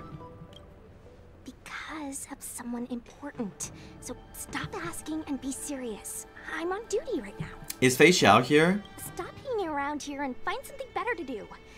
Once I'm done in a few days, call up Lil Gui and Wawa, and let's grab a meal at Aurum Alley. It's been ages since we hung out. Yes, I would love to. I missed you. Goodbye. Bye. I missed them. All these years, and the view of the Alchemy Commission hasn't changed a bit. The tides come and go, but the ancient sea remains the same. For us Vidyadhara, there's nothing more nostalgic than our homeland. Loud music from outside, I'm sorry. And as she said, for us Vidyadhara, there's nothing more nostalgic. Oh, she's a Vidyadhara. I think they said that when they released the profile, like, of her, the drip marketing. But, you know, we actually get to see her in the game. You're a Luofu native, Miss Lingsha? Yes, I grew up here, listening to the sound of waves while researching prescriptions with my mentors and peers at the Alchemy Commission.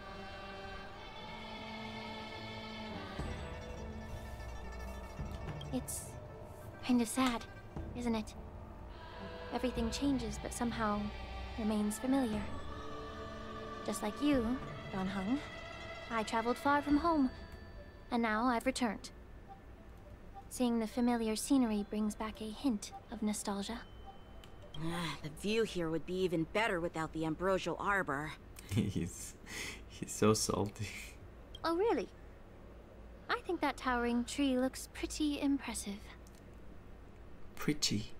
Even if it's impressive, it's a plague mark. The Xianzhou have been fighting abominations for thousands of years. And now that the Ambrosial Arbor has been reborn, it's only natural for everyone to feel uneasy. Well, Once a seed is planted, no matter how long it takes, it'll eventually sprout and bear fruit. In my humble opinion, the rebirth of the Ambrosial Arbor and the resurgence of the disciples of Sanctus Medicus were inevitable. The seed was already planted when the ancestors of the Xianzhou sought immortality. I thought we were here to have some tea, but what is the tea? She is spilling the tea already, Trailblazer. We can't just make wild speculations about these things, Linksa.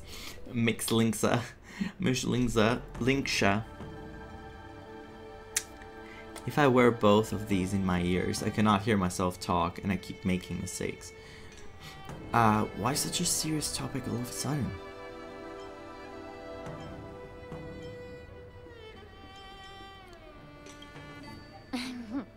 My bad. Well, since you went through the entire Ambrosial Arbor crisis firsthand, Dan Heng and Lieutenant Yanqing, I'd like to discuss something with you. I mean, she just said her opinion. Yanqing was the one who was, you know. What would you like to discuss, Miss Linksha? I was lucky enough to be chosen by the Alliance to come in and clean up all the old grime in the Alchemy Commission. Honestly, the Alchemy Commission is riddled with problems and has reached a point where fixing it seems impossible. I'm looking to remedy this problem, but was wondering if you could provide any insights. Okay. What can we do?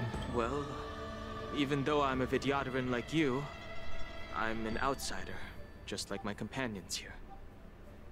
I can't really say much about a remedy, but I do have a piece of advice, Miss Linksha. The Vidyadhara and the Alchemy Commission on the Luofu have always been intricately connected. If you cannot distance yourself from these ties, Miss Linksha, changing the situation within the Alchemy Commission may be quite challenging. She needs to be more neutral and not allow the ties she has to affect her decision making.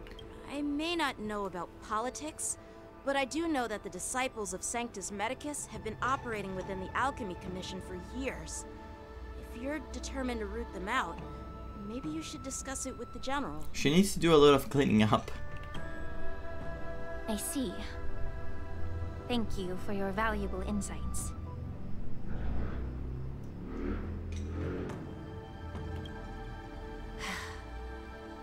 While the Lux Arrow from the Rainbow possesses unparalleled power to sever the Ambrosial Arbor, it can't sever mortals' desire to prolong their existence. Who wouldn't want to prolong their existence, after all? Just like how the Cloud Knights can eliminate the remnants of the disciples of Sanctus Medicus, but are unable to calm the hearts and minds of the people within the Alchemy Commission. Our Xianzhou forebears knew this well, and that's why they entrusted the duty of guarding the roots of the Arbor to the Vidyadhara. However, the Vidyadhara are still only mortal beings. 30 years ago, my mentor served as Alchemy Commission's Cauldron Master. She recognized the emerging undercurrents and sought to cleanse the source of the disturbance. Unfortunately, even though she was skilled in the art of healing, she didn't understand the human heart or how to eliminate the sickness lurking within the depths of the Alchemy Commission. In the end, she was framed and exiled to the Juming. I was also implicated and had to leave the Luofu. I wonder if we're going to see her. Not now, but eventually. And guess who arbitrated the case and handed down the sentence? None other than General Jing Yuan himself. Really, huh? What? You heard it right. The ones responsible for the corruption in the Alchemy Commission are not just the remnants of the disciples of Sanctus Medicus, but even the Divine Foresight himself. Oh, she's being brutally honest about what she thinks. Not what she thinks, that's what happened, but all her thoughts, she's just putting them out there.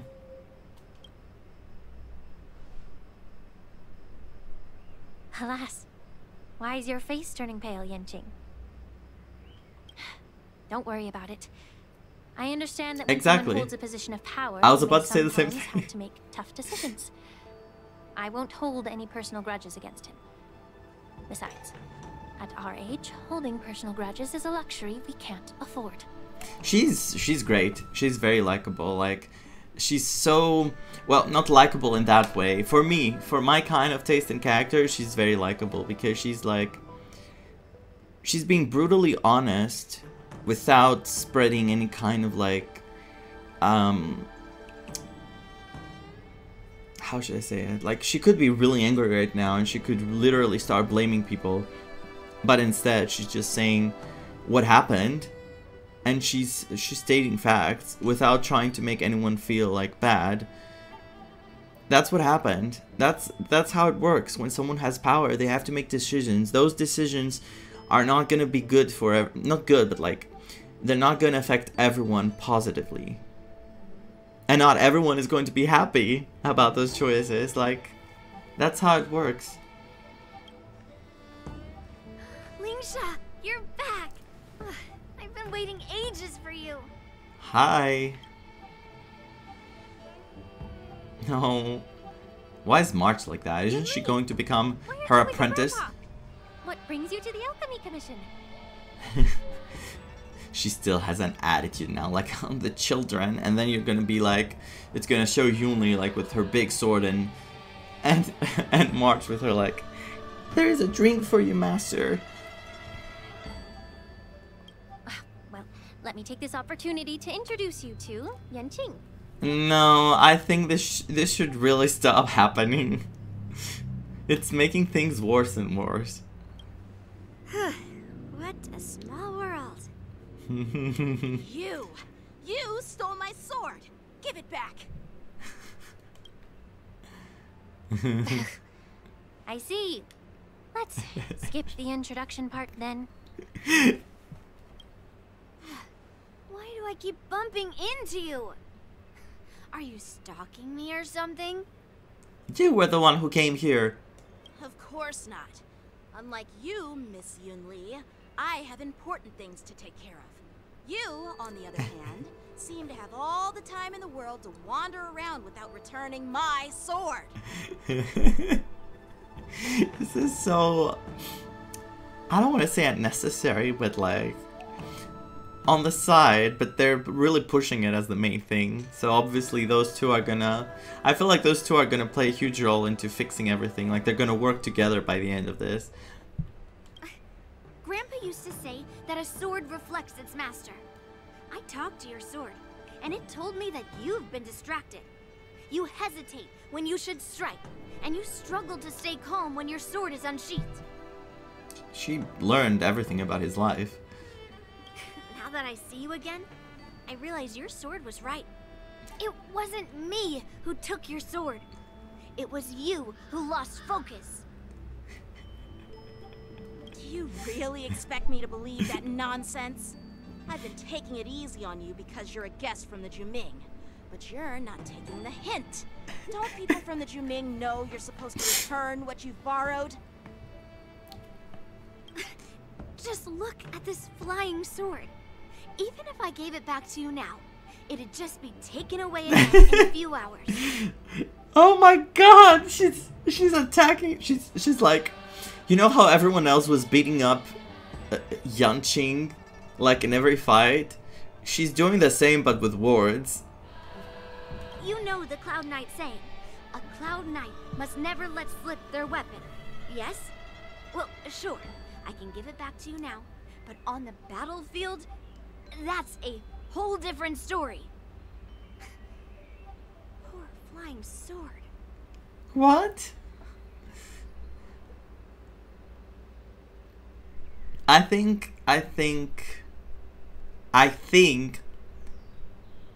she, that's how she is. Like, she does care about the swords. She does listen to them, and she understands how they have been used, I guess. But I think she is being really harsh on him, like extremely harsh on him. But she got really triggered when he told her, "Give me my sword back." She was going to give it, but like, she said after what happened, she just didn't want to give it back. And I kind of feel bad that this is happening.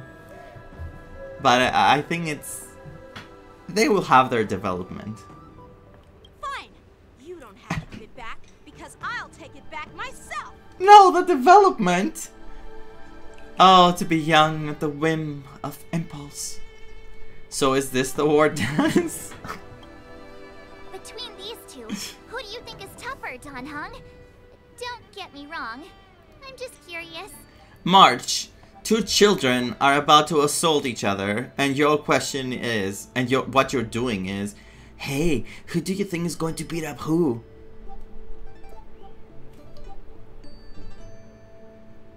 I'm not gonna say anything else. I'm just gonna take my popcorn now and watch too. Get ready to separate them. It is my first day at the Alchemy Commission. A brawl is definitely not how I imagined celebrating it. Well, since you don't approve, I won't draw my sword here. Where are you going to draw your sword from? Where is your sword? I didn't mean it in that way. Since you've already drawn your swords, you'd be disappointed if you didn't get to test one another, right? She wants to see some blood. I've received reports that the delves near the Alchemy Commission are still infested with abominations. Seems like my predecessors left quite a mess. Okay, she wants blood, but not theirs. If you two want to determine who's better, why not focus on them instead of each other? Okay. Clearing out some abominations? Sounds boring. It's the Cloud Knight's duty to eliminate those abominations. You don't have to ask me twice, Miss Lingsha. I'll help you get rid of them. Oh, you think you're the only one who knows how to behave? If Lingsha needs anything, I'll gladly draw my sword and help her out. Children, please. Fine, go kill those abominations. Just go, go, go. Like, just go out there. It's so heartwarming to see both of you being so sweet and caring. So then, shall we get going? Let's go.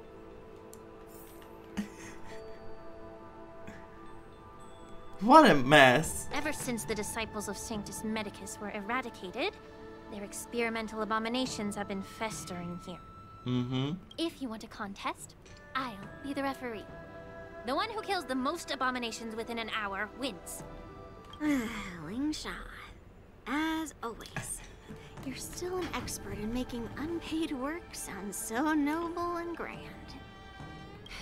It's for your own good, little Yunli. While you desire to compete against each other, I don't want to see either of you getting hurt. That's really thoughtful of you, Cauldron Master. You're so obedient. Anyway. So, are you both ready? Fine. I'll be a judge too. Please don't make me fight. Aw. What a team. I need to change this team. Wait. How can I change this team? Watch Yanqing duel Yunli. Yunli. Looks like my predecessors left quite a mess. Let me say it again. The one who kills the most abominations within an hour wins. Be careful when you draw your swords, and make sure you don't hurt each other. Can we start now, Lingsha? How many abominations are gonna die because of the children? Wait, what? When Yunli takes action, she will use attacks to defeat the enemy first. The number of enemies defeated by Yanqing and Yunli is recorded here. Okay. The next piece. Let's go. We're winning. I think it's the last two enemies. Practice is up, swords descend. That was a really bad team I used, but whatever. I win, Miss Yunli. You got lucky. Why don't you just give me back my sword, sincerely apologize, and then go cry your eyes out to your grandpa? Oh, come on. So he could be so much better, but he decided to be a little baby. Consider yourself lucky that I'm not interested in your rusty sword. As I don't have the nasty habit of snatching other people's weapons. His attitude is awful. I can't believe when someone wins over the other, like, the attitude they have. I want to see if Yunli is going to stand for herself, or she's just going to be like, I'm out of here. All you did was chop down a few monsters. Don't get carried away with yourself. If you think you can just take this sword from my hand, go ahead and try. Oh my god. Please. No.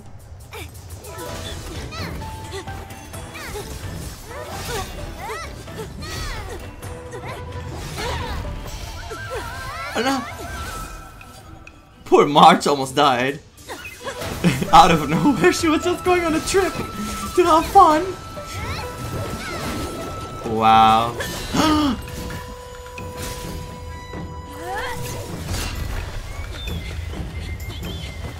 Oh my god, the animation, this is so cool.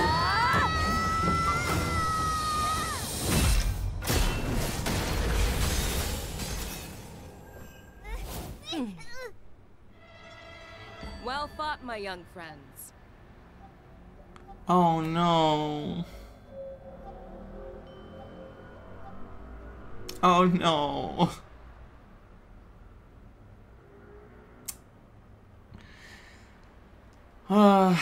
Let me check my wallet.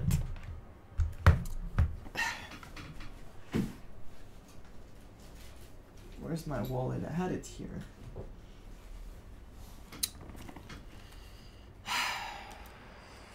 Okay, I have some cash. I have my credit cards here too. Okay. Not for long.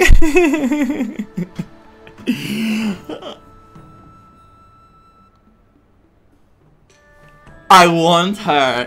I want her. I want her. What an introduction. She's so cool. I want her. It's over. It's over. It's over. I don't know if I'm getting Yunli, but I'm getting her. I'm getting her. That's it. It's over. However, both of you have shortcomings. One of you focuses on dodging and weaving, while the other relies on brute strength, trying to take down targets with a single strike.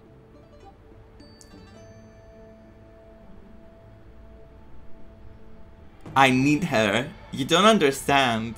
I need her. Who are you? My goddess. Me? I'm just a patient seeking medicine from the Alchemy Commission.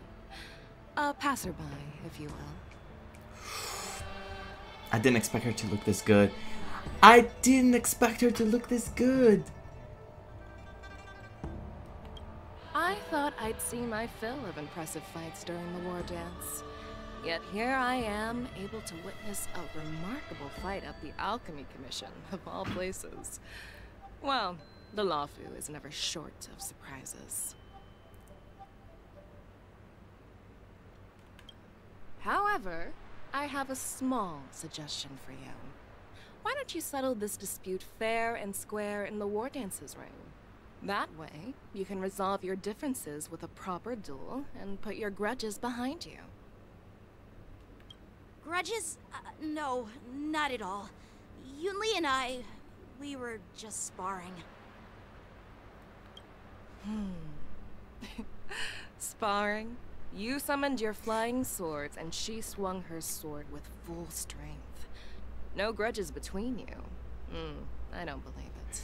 They literally almost killed each other.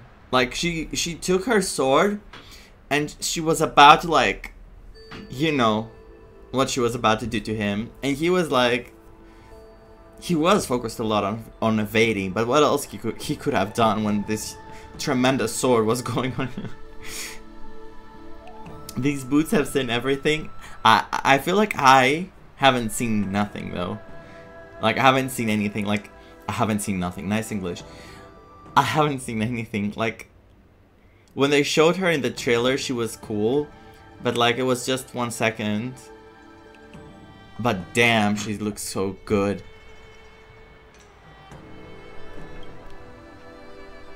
I have to save for the next patch. What brings you here, Lady Fei Xiao? Have you finished your health consultation with the Dragon Lady?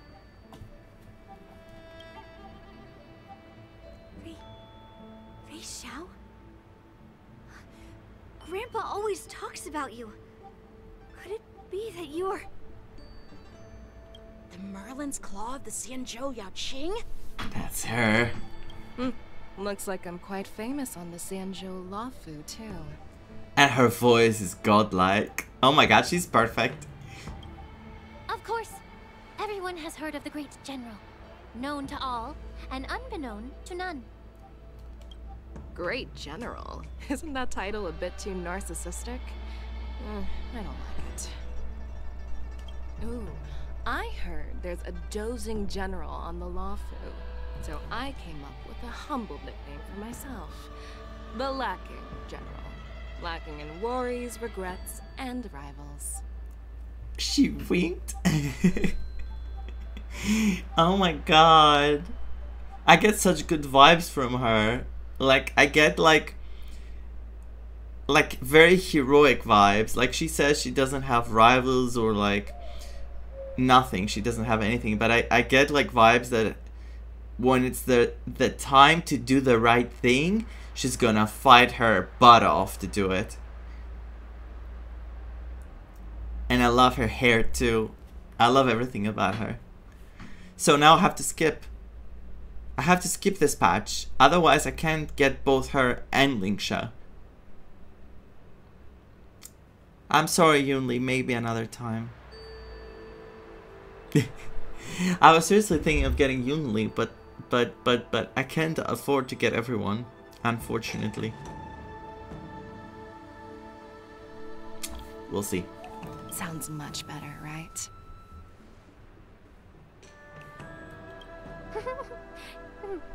Yeah, that's a befitting title that sounds both humble and impressive. Now that the sparring session is over, Yanqing and Yunli, shouldn't you politely thank General Fei Xiao for her guidance and bury the hatchet?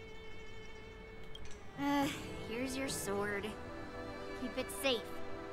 Or it might get taken away again. By the way, we haven't settled the score yet. I'll defeat you fair and square next time we fight.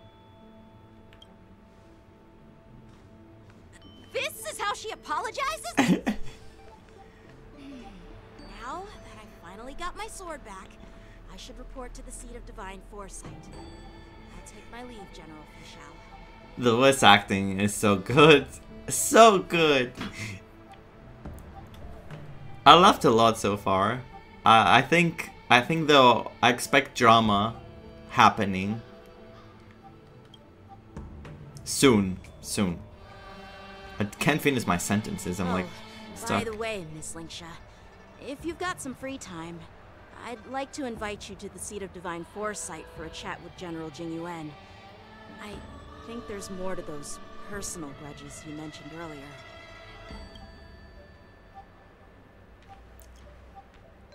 Thanks for stepping in, General Fei Xiao. Otherwise, I'd have had to knock them out with my incense.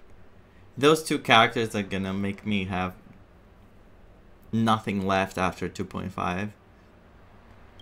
Not at all. Just doing what you asked. How about we call it even as payment for the healer lady's consultation? Sorry, but even a general needs to pay their bills. We don't do credit here. And let's not forget, you'd have been waiting decades for a chance to see the Dragon Lady if it weren't for me. Well, you can always send the bill to the seat of divine foresight and say it's for mentoring those kids. After all, it was quite the effort splitting them up. I nearly had to get tough. Now, if you'll excuse me, I need to find a spot and get some fresh air.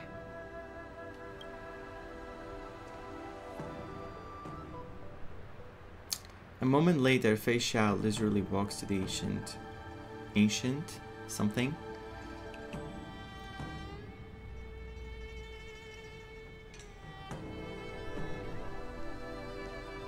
Back already? You've met with Jing Yuan and wandered around for a few hours. So, what do you think? She sent them to like get an idea of who he is, so that they can have a better opinion, because maybe she's not very good at reading people. It appears that the Divine Foresight is using this war dance as a show of strength to convince everyone that the Luofu is prospering after the Ambrosial Arbor crisis.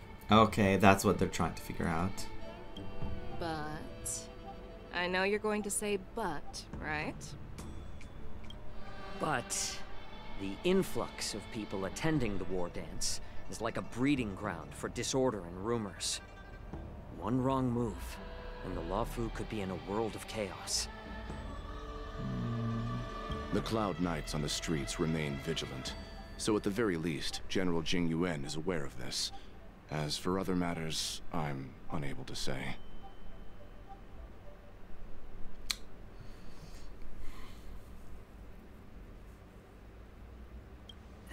I'd prefer to be excused from future meetings with generals. I'm just a military healer. And now all of a sudden I'm thrust onto the center stage having cordial chats with two generals? My work doesn't lend itself to being in the limelight either. Just stop whining. At least you're in one piece, right? Before getting in touch with General Jing Yuan, I wanted to put aside my assumptions and see his momentum. That includes the overall bearing of the Cloud Knights on the street, what people are saying, and how those close to him behave. Yeah, you can do that. You can get a good idea of him, I guess. The might of an army dwells not within its pawns, but within the force of its collective momentum. Recognizing this fact reveals the true measure of power.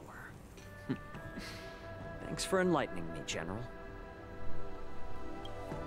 A perfectly clear statement turned confusing thanks to your translation. You've made me lose where I was now. Anyway, this is how I operate in battle, so you might as well get used to it. I love Moses' design. He really doesn't look like a 4-star. So freaking cool. And so different. Yeah, next patch I want everything. Are you treating General Jing Yuan as your enemy? The longest serving general of the Xianzhou Luofu. Do you think he'd have only a few enemies? Why does he say that? What did she say? I lost track of everything.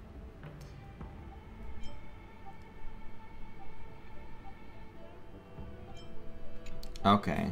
I guess, yeah, because she's wary of him. By the way, General, you met the healer lady, yes? Could you show me the medicine she prescribed you? Well, the healer lady couldn't do anything about my condition. She just told me to enjoy some tasty food. Oh, the eyes. So not even the famed healer lady could help? Don't worry. I'll fulfill my promise and find a way to cure you. Actually, I've found some leads. Well, life and death, Jiao Zhou. It's all predetermined. Upon starting my military career, I made a pledge that the rest of my life would be dedicated to being the Xianzhou spearhead, hunting down the abominations of abundance till the end of my days. Damn. What a picture. I'll save this. As long as I can fulfill that deep-seated desire, I don't care how long I live. Why? That's all you care for? You asked if I view General Jing Yuan as my enemy. No. My real enemy has always been myself. Oh, that's such a... That line I've heard from people that have something like a self-immune thing. Like, what do you call it in English? Self-immune disease? Is that what you call it in English? I feel like, and for other things as well, like something holding them back when it's your own body, unfortunately, you start blaming yourself that you have this, but it's out of your control. And it's a matter that it's quite heavy. It's quite heavy. Anyway, let's continue.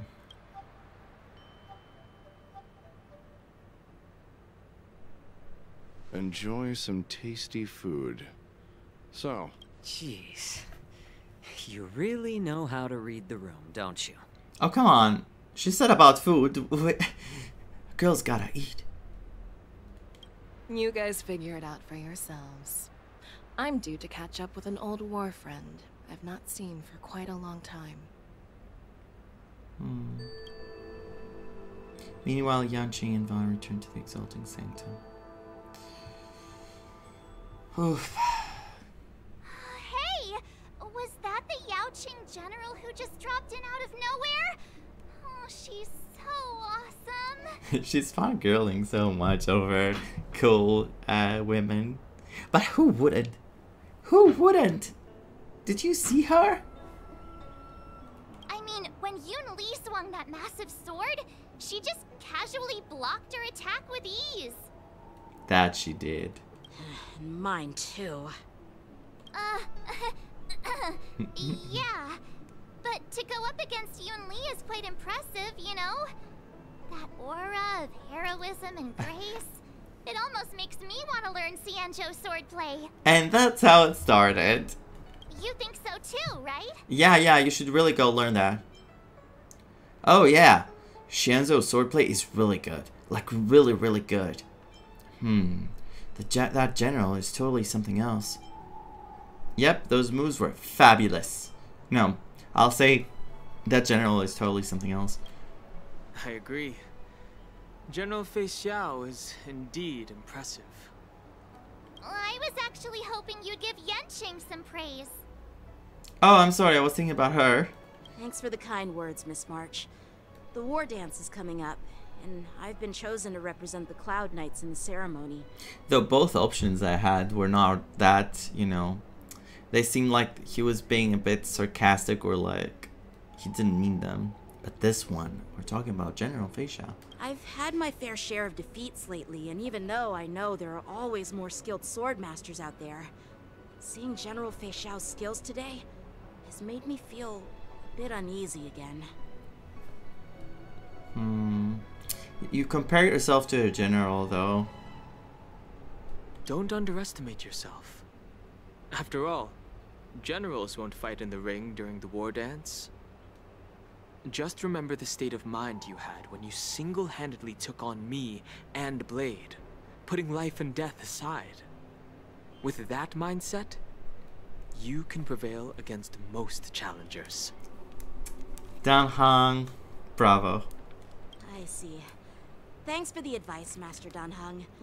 By the way, now that today's events are over, General Jing Yuan wants to invite all of you to the Seat of Divine Foresight.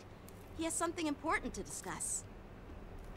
Something important? I bet it's about how to deal with the generals from the Yaoqing and the Zhu Ming. I really don't want to get caught up in grown-up games so soon. I just hope Generals Fei Xiao and Huaiyan can see the truth.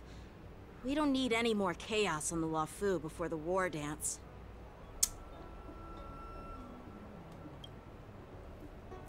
Yeah, but clearly chaos is about to ensue. How many gems do I have? Oh, I don't have for a multi. I was thinking, what if I did a multi? And what's my pity though? Depends on my pity.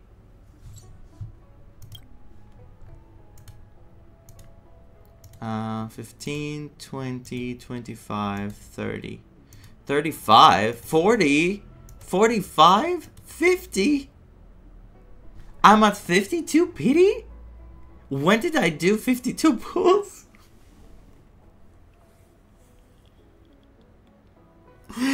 Oh my god. I'm not pulling. I'm not gonna pull. If I get Yunli now, I don't think it's worth it. I'll have to keep everything for Fei Xiao. So yeah. I'm sorry, Yunli. I really wanted her. I really did. But I have no other choice. They put Fei Xiao and Lingsha right after this patch. I have to save because I want both of them. And what if their Lycones are good? Like, there's no chance to get the Lycones, both the characters, win the 50-50s, and get Yunli. It's like impossible unless I spend money. And I already spent the pack of the 30-something yesterday. Was it yesterday? Yesterday. For Jade. And I didn't get T1 Jade. I lost the 50-50 to Bronia. So it's like, enough. I need to play with the guarantees now. I cannot afford to keep spending like that.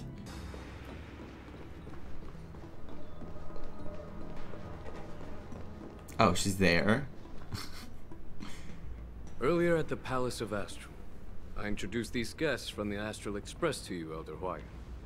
But with all the people around, we only exchanged pleasantries. Now, I'd like to officially introduce them to you. These three braved great dangers, accompanying me to perilous places, defeating the chief culprit Vantilia, and uncovering the conspiracies of the disciples of Sanctus Medicus. If you wish to know more, please, feel free to ask us. I wonder if they also worry about their own safety at their own place. And that's why they came here. Maybe they know something more and they want to get help or something. I wonder. Give me a sec.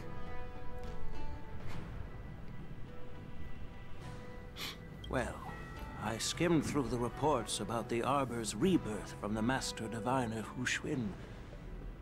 She's been summoned to the Yuque for questioning.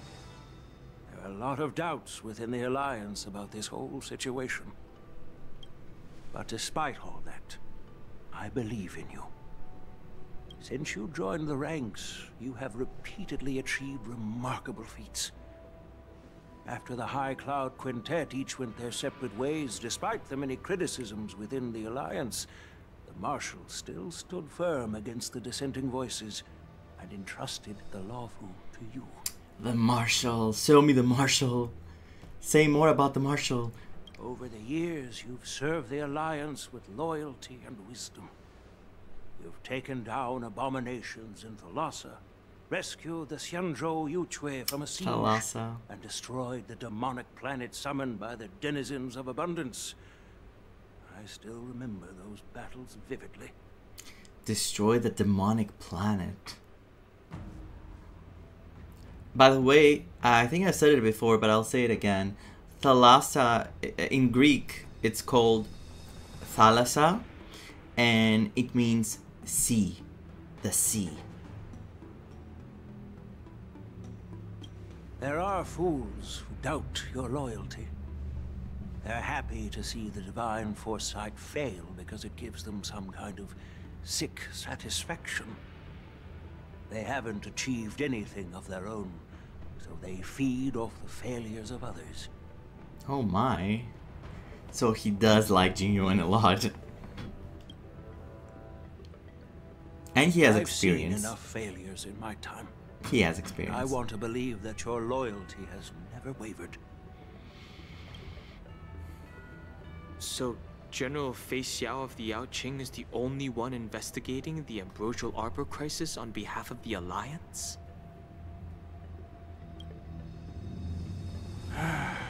No. I am too. This old man's words always catch me off guard. The Marshal ordered me to come to the Xianzhou Luofu. But the document only says, attend the war dance and listen to Fei Xiao's questioning. Maybe because the Marshal knew that you would stand up for Jingyuan, that you already believe in Jingyuan, and she wanted you to be not like taking sides, not support him or go against him, just listen. Since it's the Marshal's orders, do we need to step aside? No need for that. You're all important witnesses. The Marshal is well aware of Jing Yuan's purpose in holding the ceremony, and understands the situation he is facing. She mentioned it because she believes both issues are important. Thanks for your kindness and sincerity, Elder Huayan. But is it appropriate to tell everyone here about the Marshal's orders? It was the Marshal's orders to tell about the Marshal's orders in front of everyone. By introducing the Express's witnesses to me alone, aren't you aiming to discern the intentions behind both my actions and Fei Xiao's? And whether there's any discord between us? Well, since I'm being open and honest with you, I encourage you young folk to do the same. As for the Ambrosial Arbor crisis, all I need to do is listen. General Fei Xiao will be the one asking the questions. To be honest, I'm more concerned about the timely start of the war dance. Oh, by the way, I've prepared a gift for the war dance. What gift? And it's the outfit of March. Imagine. Oh, it's the sword, I think. That the winner gets the sword. Wasn't that in the lore? Oh my god, I can't talk to her. I'll take a picture though. Memories.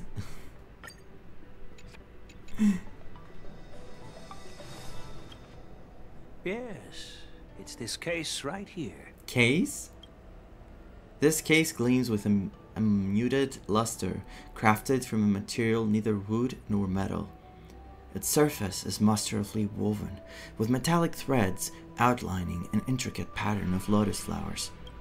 There will be numerous contests and celebrations during the war dance, and the main event will be the Ringmaster's Challenge. The host will dispatch a skilled warrior to take on challengers from all over the cosmos, showcasing the excellent martial arts of the Xianzhou Luofu. When you mentioned that the Astral Express would be attending the ceremony, I thought the High Elder of the Luofu would be the Ringmaster. You humor me, Elder Huayan. The healer lady is just a young lady who knows nothing about martial arts. How can I assign her as the Ringmaster? He meant Dan Heng. He didn't mean he didn't care about Bailu. I'm no match to you when it comes to joking. But he looked at Dan Heng. I got tricked. What's this box for? Why don't you open it, General Huayan? My god, she's like, you brought us a gift. And she's not gonna say, can we open it? She's like, why don't you open it for us? She's at least, she can understand that she can like skip and just say, can we open it? She has some kind of like respect. She's showing some kind of respect. This sword case is intended for the War Dance's award. It's empty now, but in a few days, a precious sword will be delivered and stored inside. I'm very curious about that sword, because if it's like a new sword, like it's going to be important, maybe we're going to get a new character using the sword. It would be really cool. Imagine a new Yanqing using the sword. And it's March. I don't mean to boast about our skills, but this sword represents the pinnacle of the Zhuming's craftsmanship. It has a legendary history, full of heroic tales from foreign lands, tales that are too detailed to be summarized in just a few words. Since the delegation delivering the sword hasn't arrived yet, I'll just leave the case here for now. I've been wondering, who would be worthy of such a sword? And then it hit me. I can award it to the champion of the Ringmaster's Challenge. The ceremony's champion is sure to be a perfect match for the sword. Moreover, I hear that Yen Oh Jing god, is it's an happening. excellent swordmaster. It's happening. And that he will be representing the Luofu as the ringmaster. So it seems like a perfect gift for him. Thank you for your generosity, Elder Huayan. I don't think Yinli is gonna let him get that sword. Even if he wins, she's just gonna take it, like, by force. If you want to give me a sword, just say the word, Grandpa. No need to beat around the bush. Yinli. You've got confidence, my girl. But I don't think you can best Yen Jing. Why is he saying that to her? I mean, he's being honest if he really believes it, but... What? Does he want her to be stronger? Does he want to drive her, like, differently? What does he want? I know you're all about swords, Miss Yunli. It's just a shame that it's the sword that ultimately chooses its rightful master. He's being a little bitch, too. I'm sorry. I was trying not to curse. Well, curse, whatever. But Jesus Christ. Yeah. And even if someone gets their hands on such a precious sword, it'll probably end up in someone else's. The outcome of our duel at the Alchemy Commission is still up in the air. Since you're interested, why don't you represent the Xianzhou Juming and challenge me in the ring? That's exactly what I had in mind. Nobody knows who's gonna come out on top. It could be me, could be someone else. It'll probably be me. But whatever happens, it won't be him. My god. It'll be either death or disaster when these two clash. Looks like Fei Xiao was right. Not to be rude or anything, we've been watching their drama. I'm dying to find out who beats who.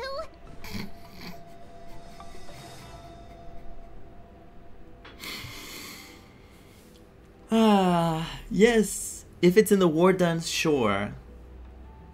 As long as they don't kill each other, sure. Quiet down. We have other guests here. I've prepared this sword to add some excitement to the ceremony, not to have you two squabble. It's not a good look for the Alliance. While you both seem confident that you'll win, you need to remember there can only be one winner and one loser in the ring, which could lead to hard feelings. Actually, I have an idea. We don't know who the winner will be, and it might not be either of you. But if you're eyeing that prize, you'll need to work together. I want you to take on an apprentice who will take part in the war dance and win at least one match. I can miss out, I'm joining too. How does that make sense? Oh my god. Perfect match. In my humble opinion, while a Cloud Knight is commendable by securing victories, it's even more so to pass on your skills and spread the way of swordplay. I'd be greatly pleased if this apprentice could represent the Express in the war dance by displaying their Cloud Knight flair and prowess. I want to see her face. March. Well, Elder Huayan's idea is quite interesting. Imparting swordplay skills requires teamwork, and both the winner and the loser will learn a valuable lesson regardless of the outcome. The question is, whom should the two of them take as an apprentice? Look at her face. She's gonna open her mouth. Oh wait, no. Huh?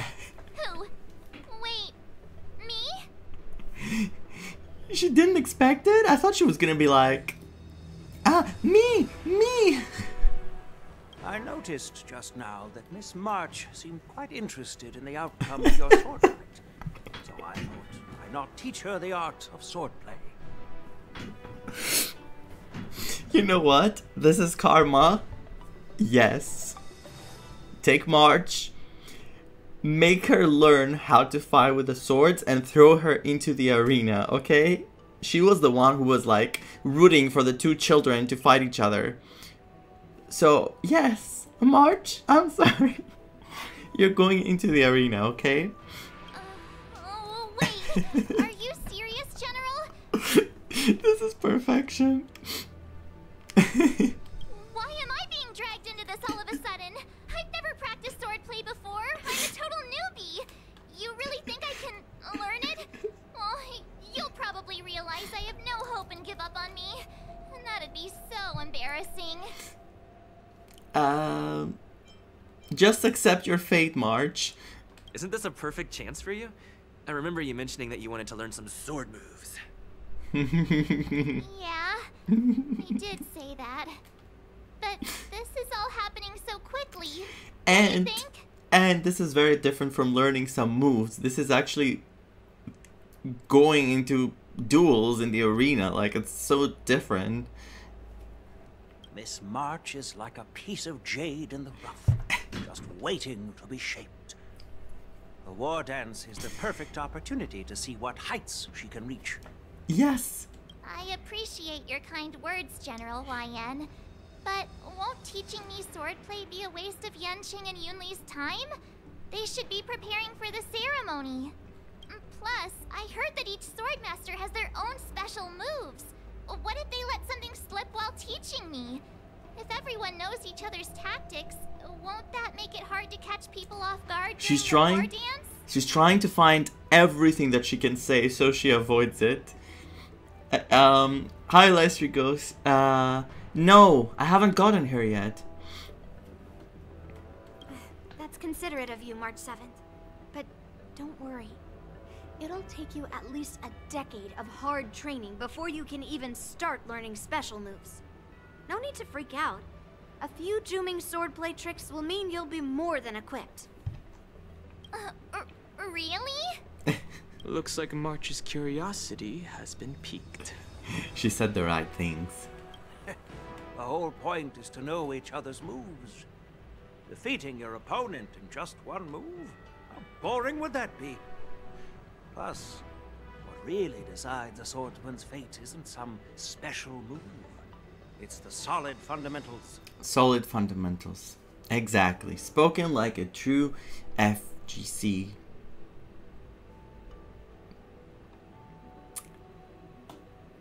Fighting game player.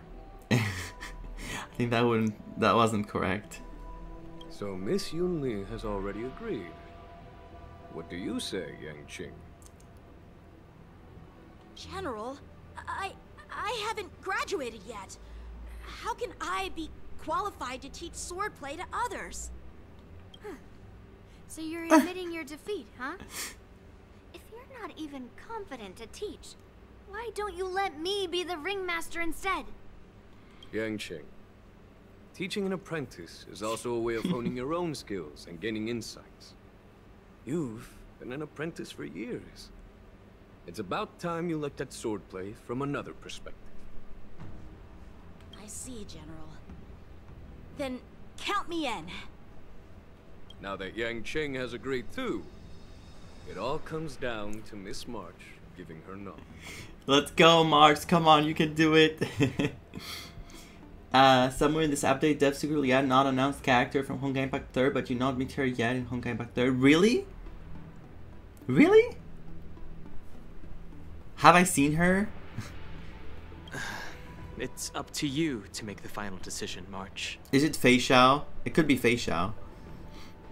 Because I saw Lingsha, I mean Nuwa. It won't be a walk in the park, that's for sure. It's all up to you though. Time for you to become the best sword master on the Express. At least that way, I won't have to worry about you accidentally shooting me in the butt all the time. Hey, I've never missed my target. Yeah, I don't think I'm seeing that bow again. Then I'm on board. Thank you for your kindness, General YN. Great. Starting tomorrow, Yanqing and Yunli will teach you the basics of the Cloud Knights swordplay. Yunli and I will head out and purchase some sword practice equipment for Miss March. Think of it as a little initiation gift. That's actually, though, very cute. That they're going to teach her. You're too kind. Wait, you're giving me a gift? Shouldn't it be the other way around? Huaiyan, smiling silently, soon departs, seed of divine foresight in something. General Huaiyan's gone. Wait, why does something feel off about what we talked about? Why, March? I think we strayed off topic. How did things even get to this point? Yeah, I brought you here because the General said he had some important matters to discuss. But how in the world did Yoon Lee and I suddenly become Miss March's swordplay mentors? You had to. Because General Huaiyan wants us to stick around on the Luofu for some time. I didn't see the option. But aren't we here to attend the ceremony anyway?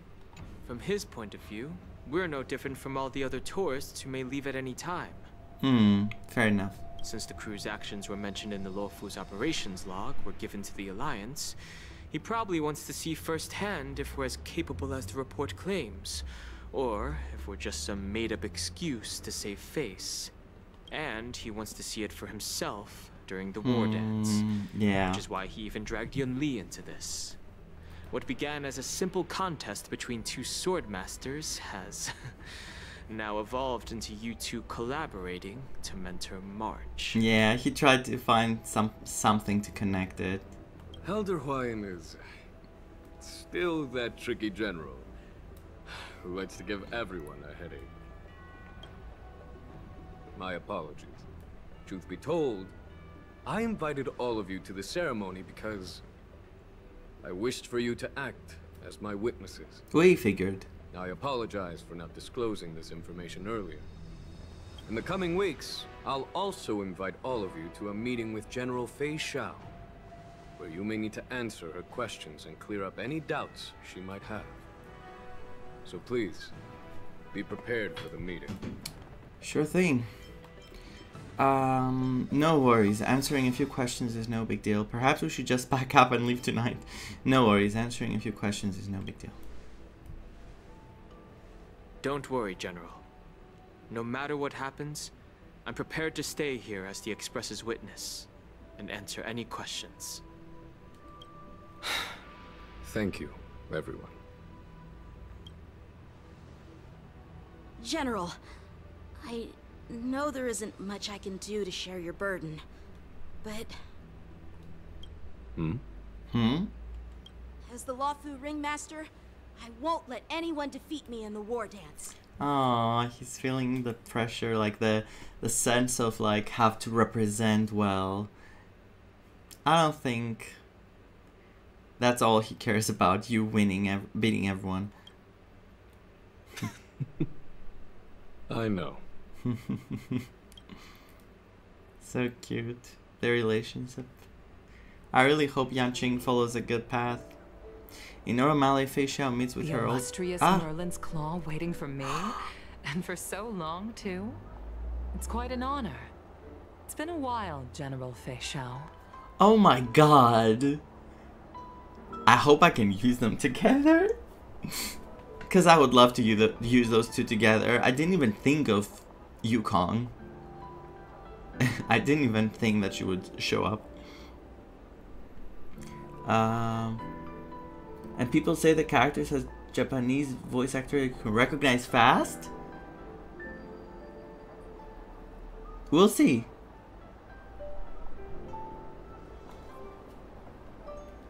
It's been 30 years since we last saw each other. Right, Yukong? Yes. Back then, you were the vanguard of the Yao Qing's Verdant Knights, and I was a pilot of the Luofu's Rainbow Orbit fleet. Who would have thought that upon meeting again, you'd be a general, and I'd have given up flying? Really does feel like a lifetime ago.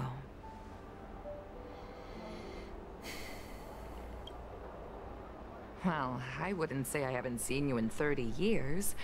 After all, your great victories are announced through the Yellow Bell resonance system every day. So I'm well aware of your great feats. How's your health holding up? Still stable, I suppose. Do you still remember the medic who saved me in battle? That healer with the odd name and peculiar temperament. Pichu? What was his name again?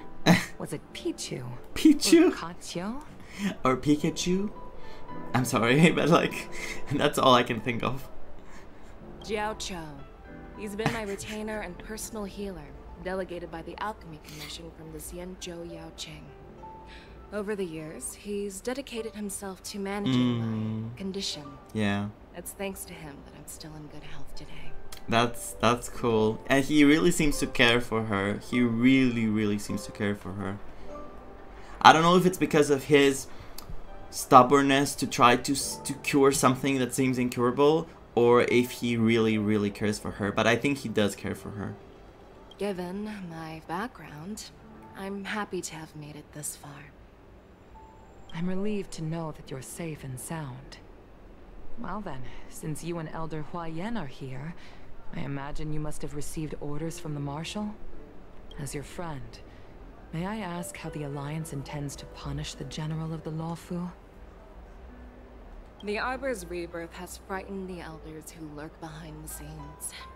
They fear the resurgence of abominations, much like what happened 30 years ago. Although the reports from the Luofu explained all the details, we don't know if the Ruin Legion really invaded, or how exactly the Stellaron Hunters and the Astral Express became involved. This puzzle has many missing pieces. To be fair, they don't know. They really don't. And from a different perspective, it's scary that all those people took part in such a big event that happened. Well, there's such a big incident, and they really need to know, because of course they're scared. As you know, the fugitive Jing Liu, who mysteriously disappeared many years ago, has resurfaced. This time, she has brought along an Outworlder and a coffin, claiming to offer the Marshal a method to fight against the Eons. Oh my. The Luofu Preceptor has also leveled accusations against Jing Yuan for neglecting the Alliance's principles. She asserts that Jing Yuan enabled the exiled Imbibitor Lunae to re-enter the Luofu, thereby unlocking the lunarescent depths within Scale Gorge waterscape, which in turn disrupted the Vidyadhara's dutiful watch over the Ambrosial Arbor. Why are they only looking at things from that side, from that perspective? It is for these reasons that I have come here to the Luofu today. Well, duty calls. Perhaps I shouldn't have mentioned all of this to an uninvolved person, but since we once fought together, I didn't want to keep you in the dark. Perhaps pretending you didn't hear any of this would be for the best. I understand. I'm sorry. I was out of line. I know I shouldn't be defending General Jing Yuan right now, but... well, you know how I am. The Luofu has enjoyed centuries of stability since the end of the sedition of Imbibitor Lunae, much of which can be attributed to General Jing Yuan's masterful strategizing. Exactly. Unfortunately, for long-life species, enduring through the ages always culminates in a failure that undoes all previous achievements. A moment that our adversaries relish. That's true. And that's why I'm also here for another purpose. To visit Hule. Hule? Hule? You mean that Hule? Borisin Warhead? The same Hule who has been imprisoned in the Shackling prison for over 7 centuries? Why? When I heard Hule, I was like, Hule? But now, like, what the hell? The nemesis of the Foxians who will never be forgiven and shall be imprisoned until the end of... Oh, wait a sec. I can't quite remember the exact wording, but yes, the very same Hule. The nemesis of the Foxians who will never be forgiven and shall be imprisoned until the end of the cosmos. Wow. I can't quite remember the exact wording, but yeah, it's the very same Hule. What the hell?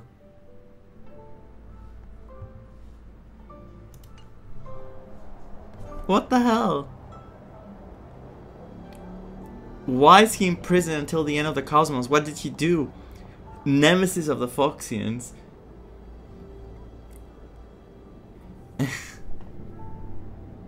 Usually, only emissaries from the Xianzhou Yaoqing Skyfaring Commission visit him once every century. Why do you have to visit him now, of all times? Well, she must have her reasons. The Foxians and the Alliance made a pact to combat the abominations, aiming to achieve justice and free their kin. That werewolf monster is to be forever imprisoned in the dark recesses of the Shackling prison, facing unending retribution. Wait, it's not moving. Jeez. Given the situation on the Luofu, those on the Yaoqing are concerned about Hulei's imprisonment. I'm afraid that the routine visit every century is no longer sufficient to ease their concerns. What do they want to do to him then? What are they supposed to do? That's why I was sent here, to reassure them. Oh. Is she gonna... It's all bad news. Just interrogate or just see that it's locked or what? Well, not everything. There might be a silver lining. Oh, by the way, I found some clues about the thing you asked for. Tell me more. The Verdant Knights followed the route you mentioned and discovered the wreckage of the Whistling Flame ship. Unfortunately, there were no survivors and no cargo. Is she searching for Tingyun? Oh my god, I got chills. Is she searching for Tingyun?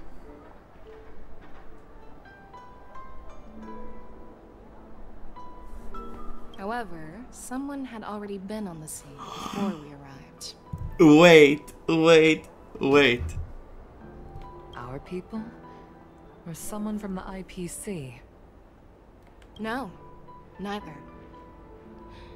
Yukong, have you heard of a person named Ron May?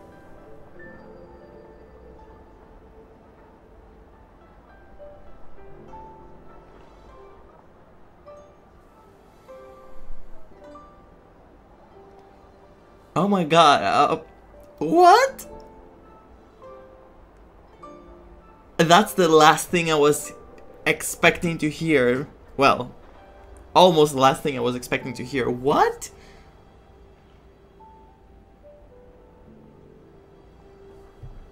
This is getting juicy. Wait, this is getting juicy. Wait. No, this is... I hate you. I hate you. You can't do this to me. I was about to get crumbs for Tingyun. The night you restlessness from meeting the general in the bustling crowd before the wardens keeps you from falling asleep. What?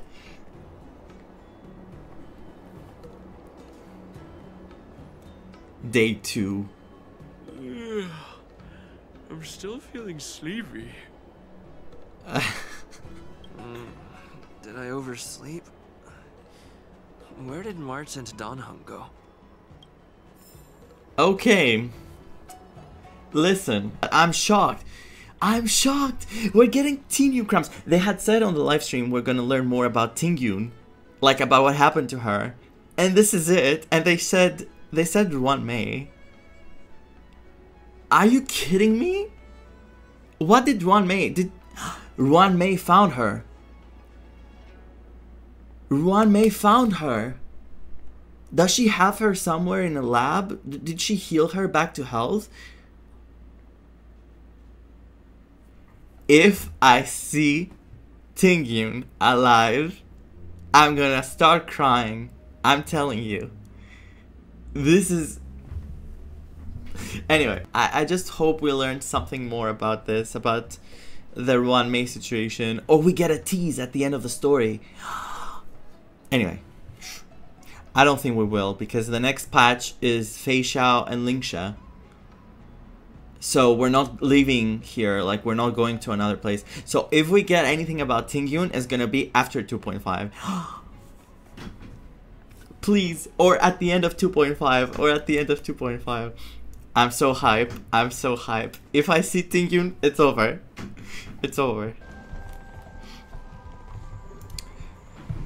Okay. Part 2 of 2.4, here we go.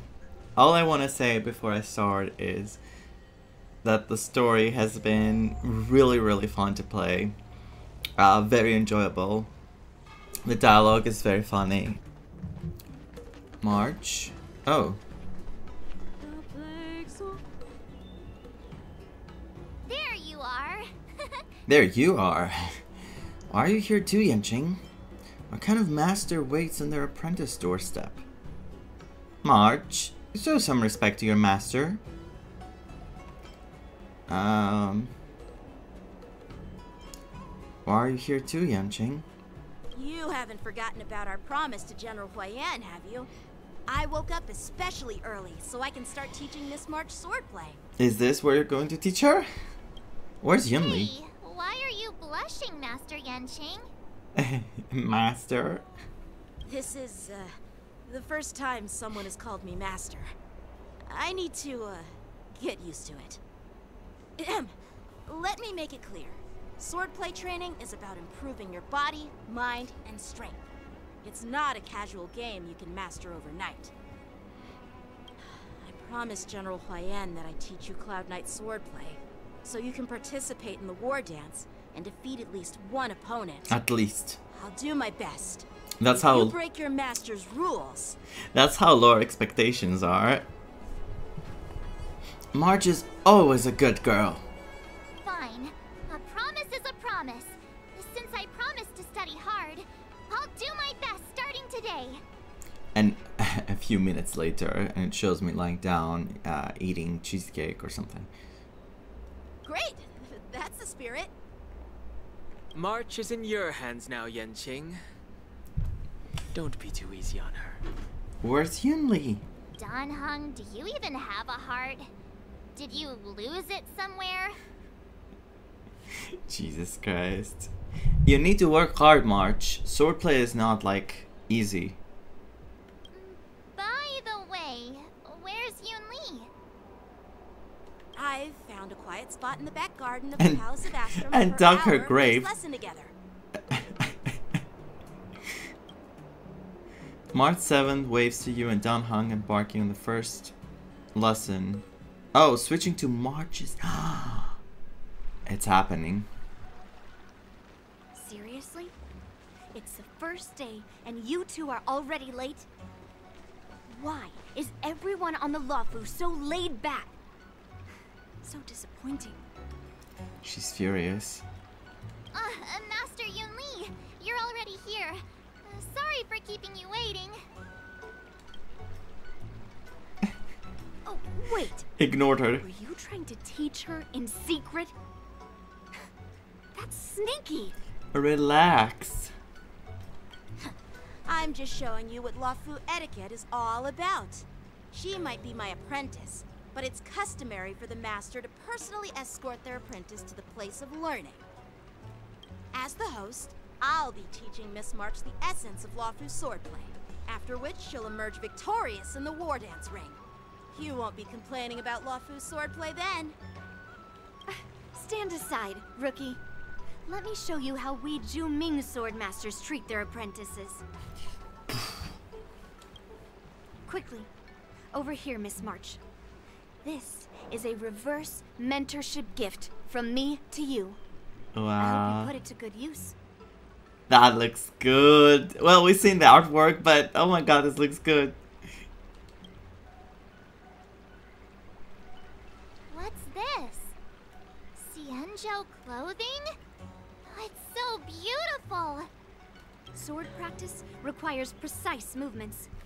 This outfit is tailored to fit perfectly and allows for smooth movements. I even added some small accessories. I put a lot of thought into it. You're awesome, Master Yunli! See? See? How can you compete with me? I'll teach March 7th the essence of Zhuming swordplay so she can win the contest with my sword skills. They're still competing. Actually, I prepared something too. Here are 2 swords. Huh? You have a gift for me too, Master Yanqing? Since you want to learn swordplay, Miss March, you'll need suitable weapons. So, I went out of my way to prepare a pair of swords overnight. And of course they followed the motif, like the icon she has, the symbol. Unfortunately, I didn't have time to ask the craftsman to customize the swords for you. But I did my best to choose ones that look nice and are suitable for a beginner.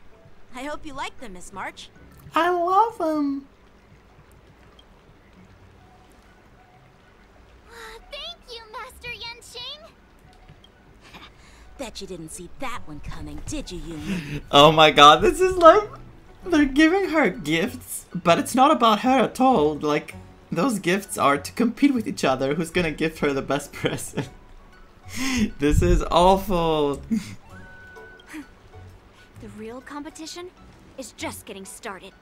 One is going to be showing her how to stab, the other one is going to be like telling her this is not the right way, you should do it like this, and she'll be using one sword one way and the other sword the other way. I'm so lucky to have two great masters, but why does it feel like things are getting a bit weird? She's in the middle again. Moments later.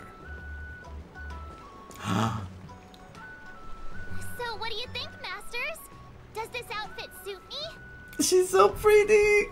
She's so pretty! Perfect. I chose it carefully. It's perfect for beautiful young swordswomen like you and me. And you... Yanqing is gonna be like... Alright, let's get started with the training. The person next to me is a Cloud Knight instructor I've brought in. For your first lesson, try exchanging a couple of moves with him. Wait. We're having actual combat training for the first lesson? Isn't that a bit too intense? Well, I heard you have some experience with archery and martial arts. The first thing we're going to do is see just how strong your fundamentals are. Come on, step forward and strike with the sword in the most natural way you can think of. It's important for us to grasp your natural movements, so we can decide where to start and what you need to learn. If you're ready, let's begin. Okay. Show me. An autumnal shine of blade. Shing! Oh my god! Let's go. Are you ready? I'm ready. Yeah, I'm ready. But please go easy on me. Then I apologize in advance, Miss March. Oh god. I apologize in advance. I could take 10 of you.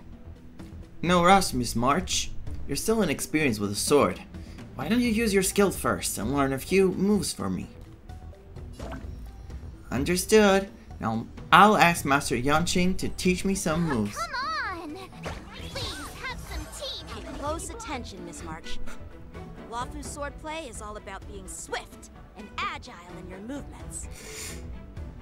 Please have some tea, Master. Bring mountains. Less carbs. I didn't expect the first lesson to be so intense. Miss March has quick hands and a flexible body. She's a perfect fit for practicing Luofu swordplay. However, she lacks strength, and her strikes were a bit unfocused. But don't worry, that's totally normal for beginners. Once she starts practicing Zhuming swordplay, she'll make heaps of progress. Given the situation, I believe Miss March should start by working on her strength. Seriously, do you actually know anything about swordplay, or what? I could ask you the same thing. Dual swords require agility. So what's more important than footwork? I kind of agree with that. I think they require both, but I think when you have two swords, you need to be agile first and foremost. But also, isn't it more about the technique and how you use them? Instead of focusing on her strengths, we should address her weaknesses. The drawback of wielding two swords is not generating enough force. What good is being quick on your feet if you don't have strength? It's not like we're dancing here. It's called war dance. Skilled swordmasters know how to play to their strengths and work on their weaknesses. Start with what you're good at, then tackle your weaknesses. That's the right way to learn. Doesn't sound bad. You're quite the theorist, huh? Theorist? You claim to be able to talk to swords. So what does that make you? A lunatic? The voice acting is way too good. Hey, it's only my first lesson. And they're about to kill each other. Already arguing. Come on, calm down, masters. I'll have to improve both my footwork and strength anyway, so it doesn't matter which one comes first. But it does matter. Just listen to me, March 7th. Aww. I'm sorry, March, but you were kinda asking for this when you were like, you know, so hyped to see them fight each other. We got her. Tread on a brand new path, the hunt. New path, the hunt unlocked. Designate an ally as Shifu to learn enhancement effects from different schools and master powerful abilities. Time marches on, and days turn to more. Dear Himeko, Mr. Yang, and Pom Pom, we're all good here on the Xianzhou Luofu, so no need to worry. By the way, how's your trip going? Picture time. Picture time. As for me, I've somehow become the apprentice to 2 Cloud Knight sword masters, and I've been honing my sword skills with their guidance. One of them is Yanqing, the boy we've all met before. The other is Yun Li. That's a description. The granddaughter of General Hua Yan from the Xianzhou Juming. Both masters are super strict, giving me a real taste of how hard sword training can be. I tried to drag him into this, but he refused. Then I tried to rope Dan Heng in, but Master Yanqing wouldn't have it. Still, I didn't let the difficulty get to me. In just a few weeks, my sword skills have improved a lot. Both my masters think I have unique talents in swordplay, and are literally fighting each other to teach me their skills. Thanks to their guidance, I've actually made some progress. When I get back to the Express, I'll definitely show off my skills and impress you all. She's thinking of them and sending them messages. Like, that's really adorable. It's her family after all, right? Looking forward to your reply. Yours, March 7th.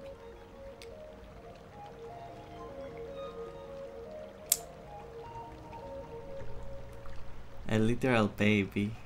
She is.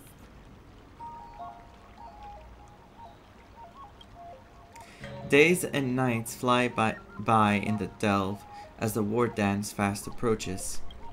Under the strict supervision of her 2 masters, March 7th trains tirelessly, almost developing tennis elbow on that day after the sword training.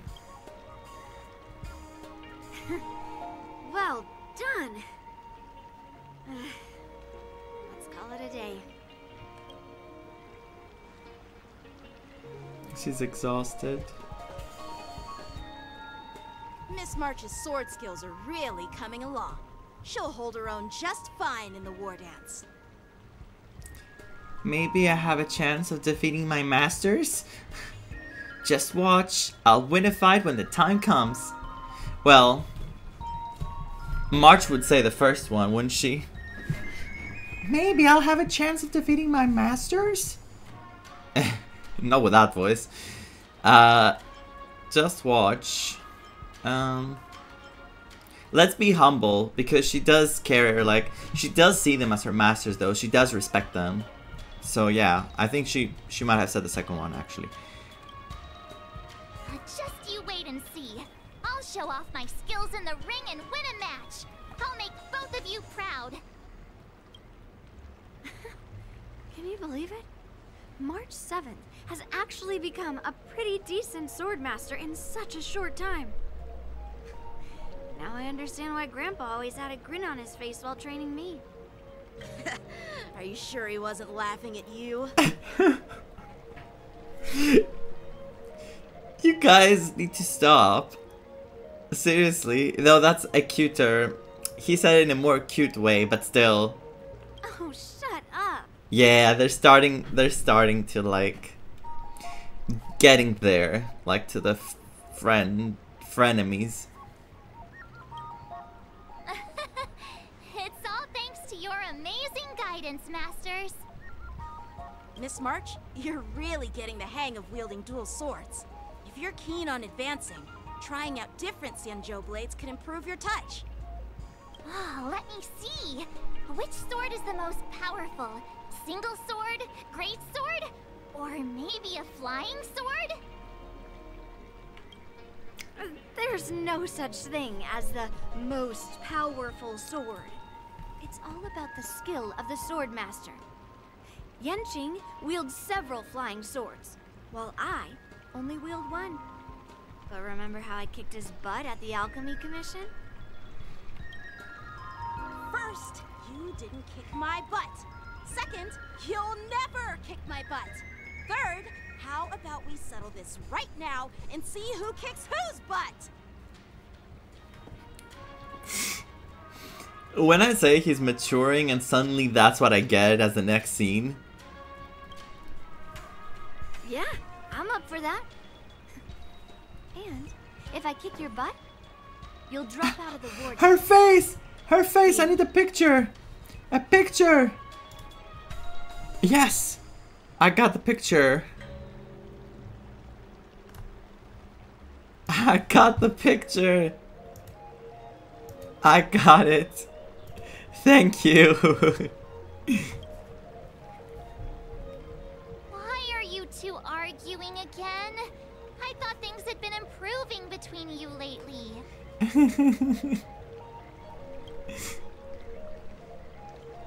Oh my. There's talk that the leading disciples of the Luofu and Zhuming generals were supposed to face off in the war dance, but for some reason, they suddenly teamed up to train an apprentice of their own. Turns out, the rumors are true. Why are you here? What do you want? Tomorrow is the big day of the war dance. Shouldn't you two be focusing on honing your skills instead of teaching swordplay here? That's a way for them, like, of learning, because they see someone else trying to adopt a style and they can at the same time think of their own and learn from the other's mistakes. You're... Oh, that's right. You're the pink-haired fox from the Yaoqing.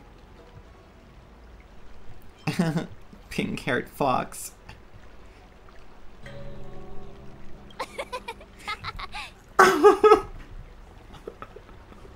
Oh my god, I didn't expect her to laugh this loud. What are you laughing at? You've got pink hair too. I think she just laughed at the description, not at the fact that he has pink hair. I'm Jiaoqiu, the healer working for the general of the Xianzhou Yaoqing. Ah, got it. So, you're the participant attending the war dance on behalf of the Yaoqing, and you were trying to sneak a peek at our training? Sorry for the misunderstanding. I don't know anything about martial arts. I'm just here on the general's orders to take care of some official business. I didn't mean to interrupt your training. I'll be on my way. If you know nothing about martial arts, why were you smirking earlier? She noticed. Well, my curiosity got the better of me, I suppose. When I heard Miss March's pondering about what to learn, I couldn't help but wander over. From my professional experience, cleavers, slicers, chopping knives, and carving knives are all just tools. Kind of like frying, sautéing, boiling, and deep frying in cooking. They're just ways for people to show off their skills. How you use them really depends on the ingredients you're working with. It's like your sword teaching methods. If you align your ingredient, in other words, your apprentice's natural tendencies, with the right cooking method, by which I mean the teaching method that best suits her, she'll make double the progress in half the time. Fair enough. What can you say to that? For example, golden eggplant tastes best when fried, cloud peppers when stir-fried, and yellow boulder beef when simmered. It's all about discovering the nature of the ingredients. I mean, apprentice. Yeah, that's how it feels when I'm trying to like make a life decision. I'm trying to think of what I'm supposed to do, and these three paths, let's say, cross my mind, and I have to choose between them. And people say I procrastinate, but like that's all the choices I have. Here. All this talk about food is making me hungry. Aren't you a healer? Why are you talking about food? I heal with people with my food. Well, it's just a metaphor. The medicinal school I follow on the Xianzhou Yaoqing is called the Rancha School. It specializes in food therapy. Food therapy. So it's only natural that I know a thing or two about cooking. I would like to try his food. So, you're the General's cook? If it's not spicy, as I said before. I'm a healer. But anyway, a cook who isn't interested in health doesn't make for a good advisor. Fine. Call me a cook if you want. Seeing the way you're looking at me, it's obvious you think I'm just some feeble academic who likes to blabber on about martial arts. But, in reality... Oh no! I know a thing or two about killing. After all, the art of healing inherently encompasses both life and death. So why did that get so dark in front of the children? Why suddenly getting all serious with kids? Yeah. Why is this guy suddenly getting all serious with kids? Do you recognize this bottle of medicine in my hand? No. Am I supposed to? This is called tumble dust. An extract from an exotic flower named Yabra. Yabra. Yeah, bruh. Is it poison? Well, it depends on how it's used. With just one drop, it's able to numb a patient's body during surgery, making them painless throughout the entire process. However, increase the dose or the potency, and it'll slow the metabolism, making the blood thin and resulting in the loss of all senses. Even long-life species cannot escape its effects. So is that a threat, or is he trying to tell us that, you know, I'm capable of a lot of things, so be wary. This thing can save lives or take them. It's more powerful than the swords in your hands. That may be so, but still, I prefer settling things with a sword than, you know. Huh. Looks like I did get you all wrong. You're not a feeble scholar, but a sinister and despicable one. Whoa, whoa, whoa. She's attacking everyone, but I understand. Hey, why the insults all of a sudden? I'm just sharing some medical knowledge here, not persuading you to poison anyone. Still, you're bragging about poison. Seems like you get real excited when talking about poison. I can't tell if that's an honorable thing or sinister. Picture this. Two individuals. The one standing is full of malice. The other lying down is honorable and righteous. How can the one who's lying down label the one standing as sinister? In the throes of combat, where life everything and is death allowed hinge on a singular moment, okay. Every idea fades into nothingness. The only thing that matters is staying alive.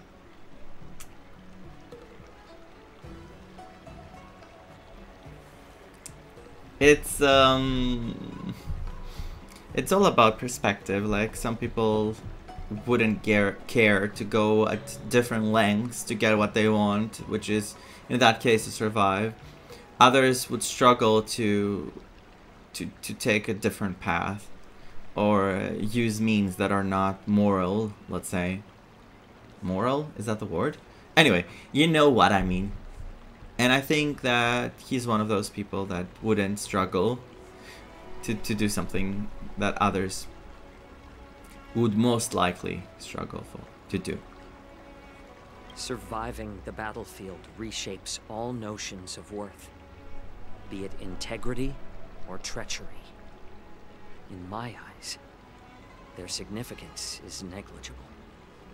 Perhaps you've underestimated Yunli and me, Mr. Jiaoqiu. We may be young, but we've seen our fair share of war. Well, well. Then you should know that the war dance is nothing more than a contest. So why are you so focused on it? When I was appointed as the ringmaster for the war dance, I asked the general, we Cloud Knights are supposed to charge into the fray and slay enemies. Why do we have to swing swords in a ring just to please an audience? And this is how the general replied. To unsheath your sword in a ring is no different than on the battlefield, as your sword reveals the might of all Cloud Knights. The war dance is the perfect chance to showcase martial virtue and forge alliances from all over the cosmos. When we unsheath the sword without drawing blood, we not only display our might, but also the martial virtue of the Cloud Knights. You have no idea how proud I am for Yanqing right now. The thing he said, I know Jing Yuan, you know, told him, but still, he has fully understood the meaning of it.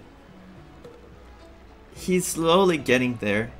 I really hope Jing Yuan stays alive and stays next by Yanqing's side to give him all those lessons, because we start seeing the impact he has on him.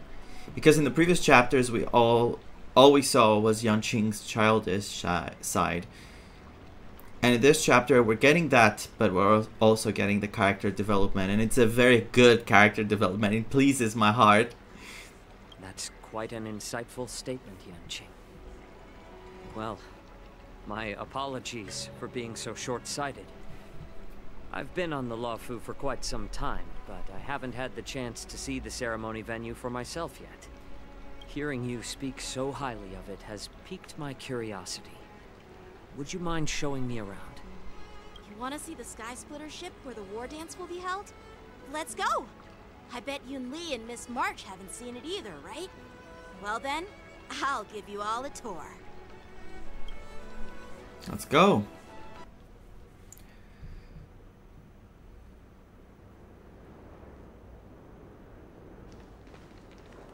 Looks like a lot of other visitors have also come to catch a glimpse of the Sky Splitter.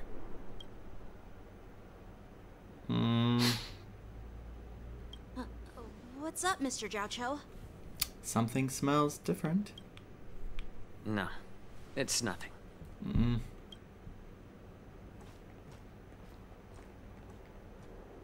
you see that airship in the distance?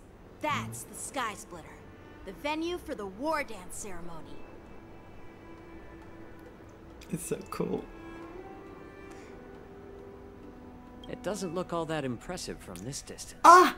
Shut up! It's great! Throw him up there. The Sky Splitter is actually a decommissioned Luofu military vessel.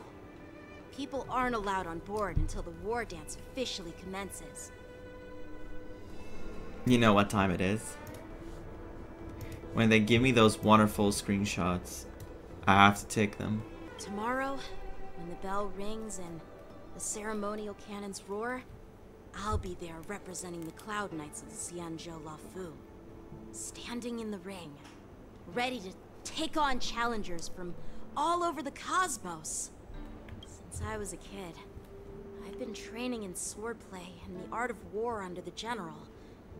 Every day, I'd swing my sword 10,000 times, and then thrust it 10,000 times, repeating the process over and over. I understand that I'm not like other kids. I never envied the toys and freedom they all had. I never found sword practice boring or hard, even in the thick of battle, facing down savage abominations, I never felt scared. Not feeling scared is scary. If you think like the danger you can put yourself in and not realize it, like you did all those previous times. It's something that's like a double-edged sword. It's good to be fearless, but it's not good to completely be null to fear. Like Kafka. Like, it's dangerous for someone's safety. Each day, I could feel myself getting stronger and stronger, and I racked up countless victories. It's the best feeling in the world. But then, I faced a really tough opponent, and just one slash shattered my confidence into 1,000 pieces. Jing Liu. That's when I felt true fear for the first time. Maybe that's what Mr. Jiao Cho meant by life and death hinge on a singular moment.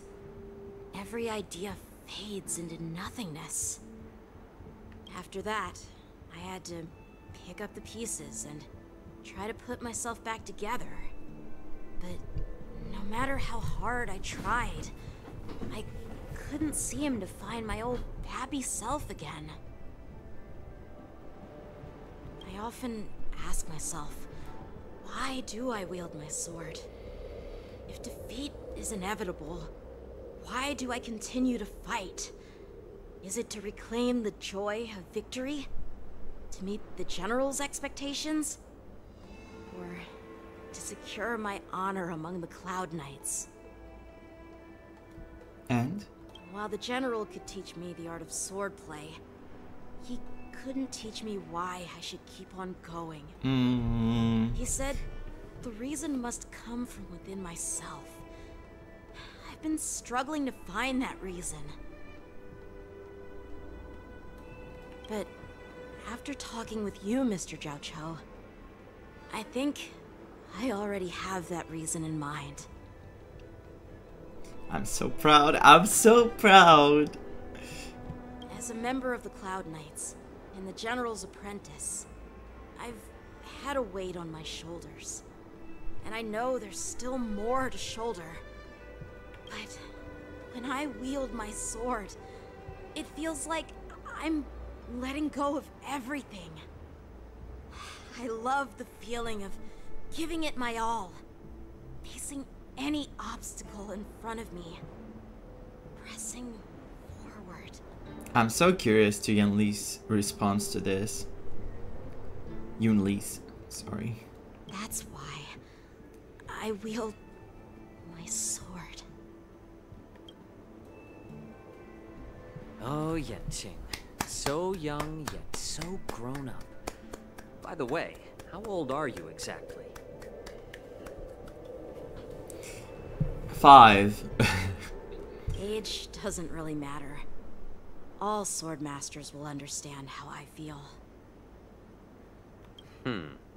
I get it. Looks like all the kids on the Luofu live tough lives. So, how about you, Miss Yun Li? It's not polite to ask a girl her age, no matter which Xianzhou ship you're on. I'm not asking your age. I'm asking if you have a dream like Yanqing has. You don't talk like a cook. You sound more like a TV host or something. She doesn't want to talk about herself, does she? Need I repeat myself again? I'm a healer. Well, I don't have a dream like Yanqing does. The only reason I'm participating in the Ringmaster's Challenge is because I made a promise to my grandfather that I'd win the precious sword he's contributed to the war dance. Sounds like that mind of yours is just filled with swords. I bet you've got nothing better on your mind. It wasn't necessarily an attack, but still. My father was a craftsman on the Xianzhou Juming.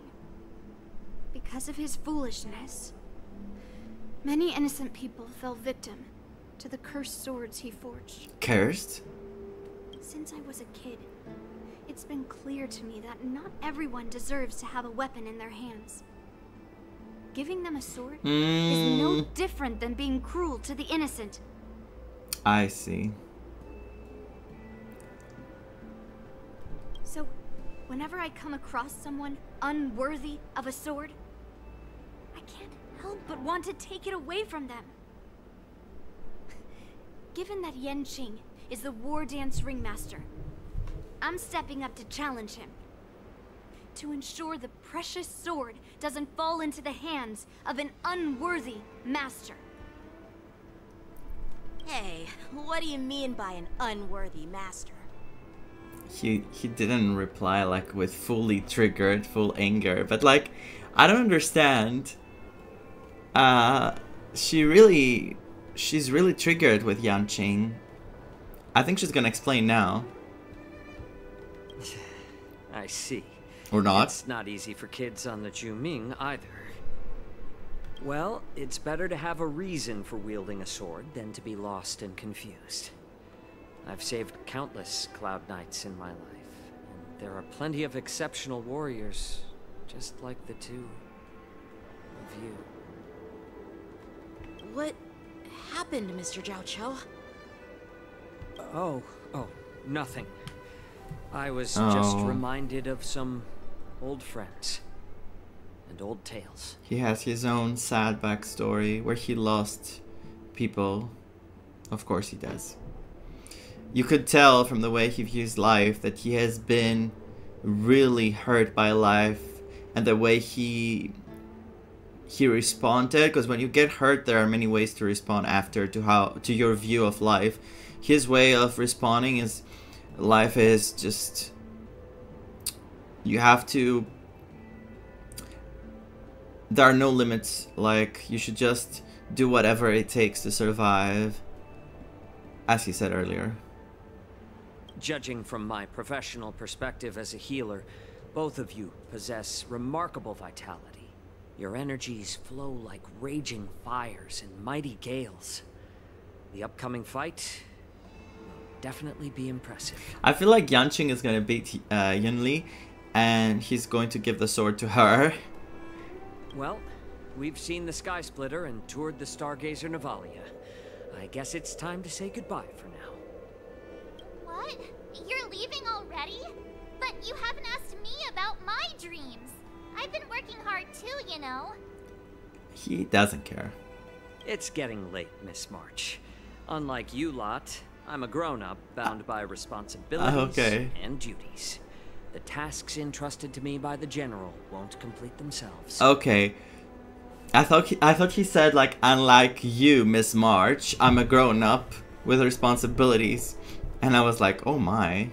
By the way, Yanqing, is it normal to have so many people wandering around in an automated area like the Stargazer Navalia? Actually, this is a restricted area. But since you're all guests, I made an exception, so you could take a look around. I understand. Well, I'll take my leave. I wish you both the best of luck in the ring tomorrow. You still should be careful, Yanqing, because you don't know him very well. You still let him join us here. Not that he knows Yunli, but still. Jiao Shou. Oh my god, I can't say his name. Jiao Shou. I keep saying it wrong. I just spent so much time thinking about my dream, but he... Wait. I wanna hear it, so I can pronounce it correctly. What happened, Mr. Zhao Cho? Jiao Cho. Okay. He didn't even ask me. Mr. Jiao Cho. She was thinking all this time about her dream, like what to say. Really? Now that we're done with our tour of the Sky Splitter, shall we continue with our training? Why don't we take a day off?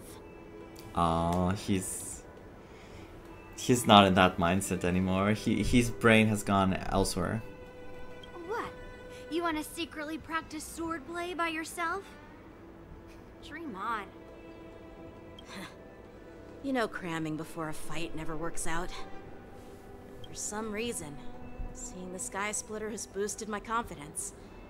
So, I've decided to conserve my strength for tomorrow. All right. I'll take you out of the Stargazer, Navalia.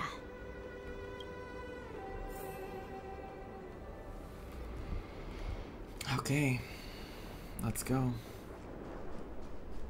Something is gonna happen here though, right? Because I can't teleport. I have to go to a specific spot. Huh? Wait, let's change our team. What the hell is this team I have? Oh, just shut up, Red Fang. This is not a beast ship.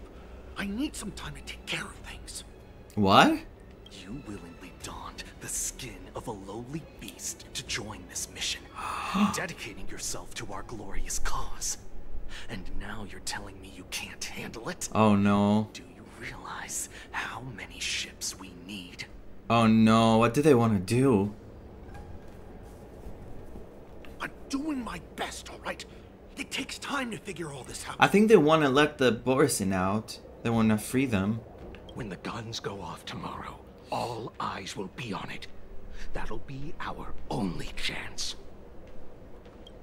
Harzash! Who's there? Hajash? What?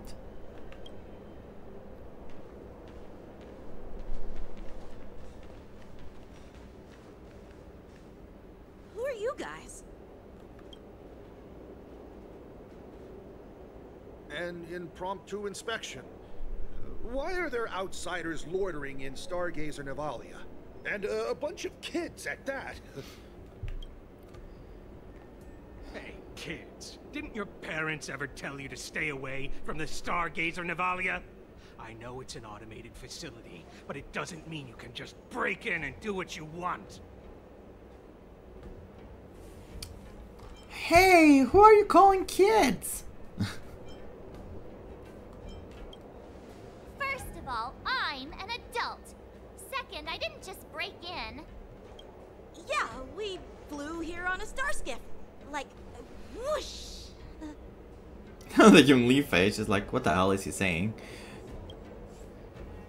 Well, I'm not trying to tell you off, but this place is off limits to the public, you know?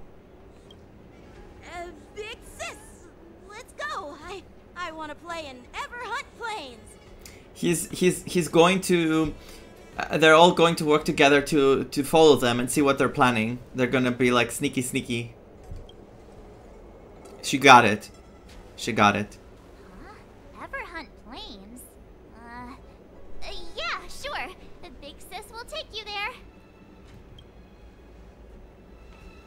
Wait, she's gonna ask. You should have let me. Shh, the overhaul is done, and everything looks good. We should leave.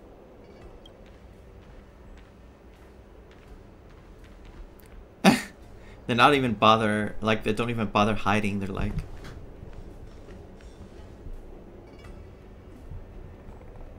Could you repeat what you just said, Yanqing? What did I say?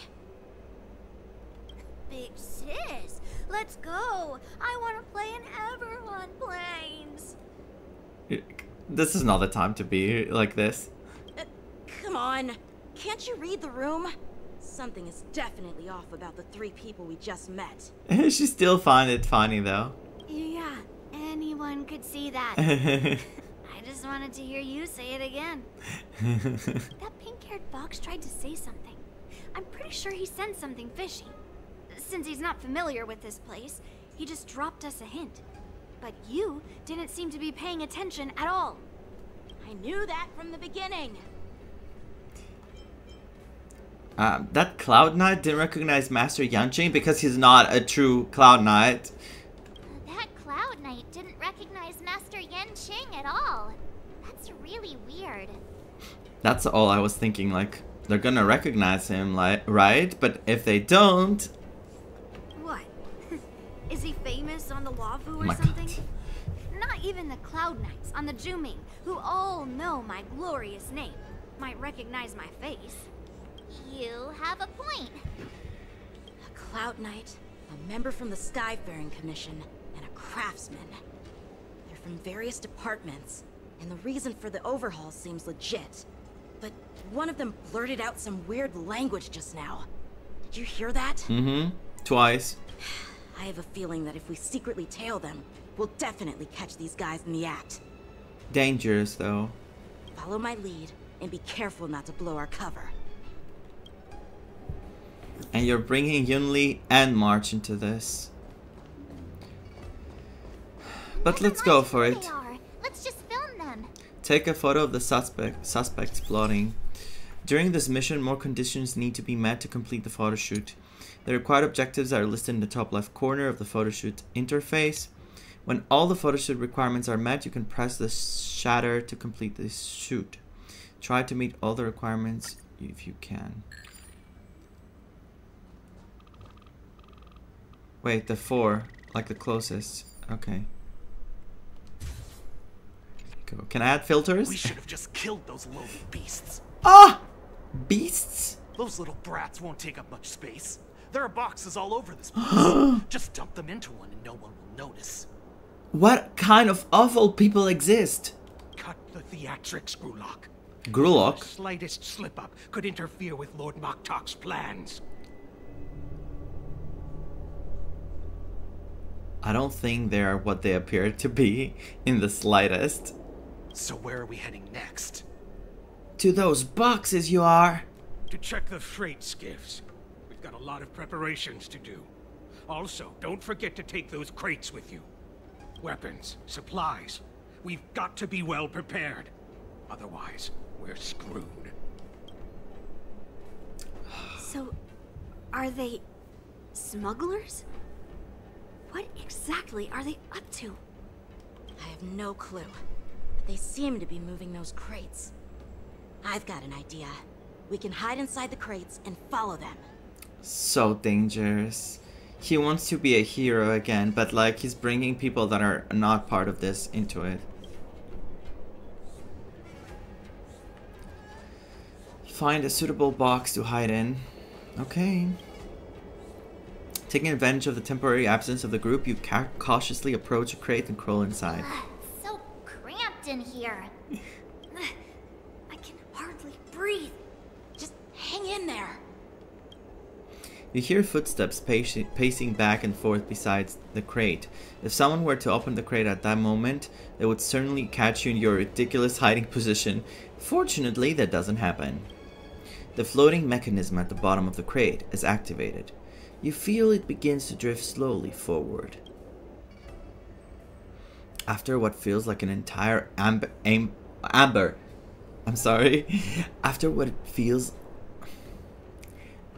what feels like an entire amber era of holding breath in silence, you heard the sound of the crate touching down. Let's just put the cargo here for now, all right? Then we'll move on to inspect the ships. Lord Moktok said that as soon as we're done, we're to board the freight skiff and leave this place. Don't worry, I've changed the shipping schedule. You two, come with me. Is it just me? I keep smelling that stench of lowly beasts everywhere we go. It is a Borisin in disguise. Is it possible that it takes that form? Because, like, it smells us. And it's not, you know, it doesn't make sense otherwise. Don't be so paranoid. The departing footsteps sound like a signal, prompting you to breathe a sigh of relief. Of life? Looks like they're planning to escape on the skiffs in Stargazer Navalia. They keep talking about their plans, but where do they come from? And what do they want to do on the Xianzhou? They're definitely up to something bad. Wait, they disappeared. Let's catch up to them. Oh, I have to do the hunt. Well. Tread softly. Breathe quietly. And make sure to keep an eye on them. Hide out of sight as soon as there's any sign of activity. Come on, March. Did he spot us? Well, Quickly, hide. Well, I failed really hard. So probably.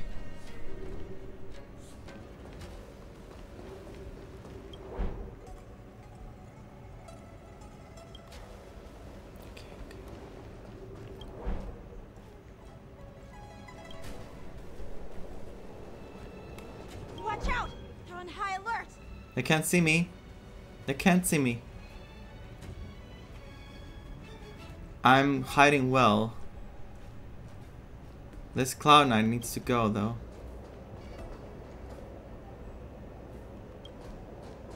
Okay, we did it. Don't be so paranoid. We're running out of time. Get over here. That's why he's walking elsewhere. He's trying to find us. Shuhard, I'm coming.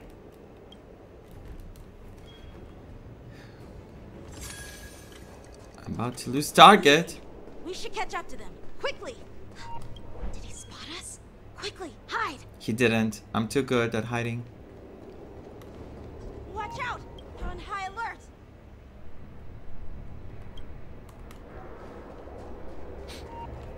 Something doesn't smell right. Yeah, they can smell us. There's a weird scent.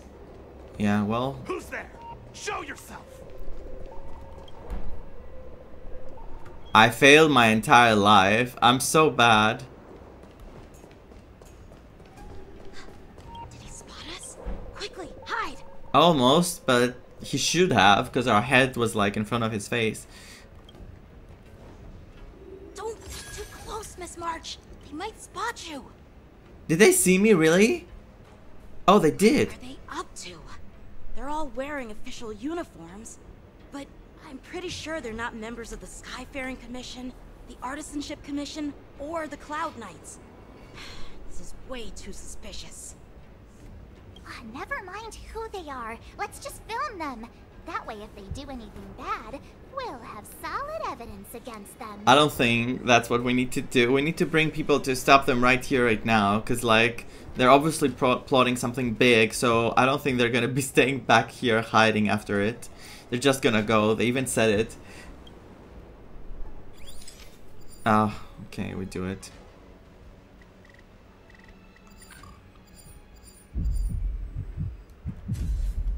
What was that breathing? Look at this. A freight star skiff with enough room to fit at least 20 of my men. I'll let the others know and have them prepare more star skiffs. Once we're past the checkpoint, there will be beast ships waiting for us. Beast ships? Lord Moktok is ready. The revival of our ancient bloodline all hinges on this operation. Yeah, it's happening.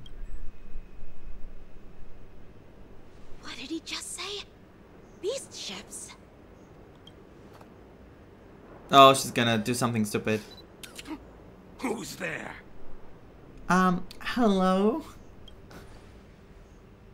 It's those brats! I told you to get rid of them, but you didn't listen, you idiot! That's not the right time to name call your whatever. Wipe them all out! Yeah, go for them. Of course. I'm not rooting for them, by the way. I'm just like... You know. Adusa! Die, you lowly beasts! Joining the battle. Like until everything burns to ashes! Oh my god, I messed up. I forgot how to play. What? I used my... The mood is set. I used this. I used this and she didn't. Time to show you what I can really do. Azure Dragon, White Tiger, less carbs! Less carbs! Did the rhythm get messed up? Let's improvise. This isn't set for the sea, so play! Too easy. For our group of How is this possible? heroes. How did these Foxians change their appearances like that? Good question, because this is really dangerous. If they can change like that, who knows how many of them are there, like, already free. They're not Foxians at all. They revealed their true form. They're Borisin, just like the bandits I defeated on the IPC ship. Wait, that means... The Borisine have infiltrated the Xianzhou. Well, how did the Borisin manage to infiltrate the Xianzhou? It's not just a simple disguise of wearing our clothing and shaving their whiskers. They're somehow able to alter their appearance to be indistinguishable from Foxians. That's very, very, very, very, very bad. They even have official IDs for the Skyfaring Commission, the Artisanship Commission, and even the Cloud Knights? Which means they have been there for so long. They were planning all this for who knows how long. And they probably were working already with Phantylia.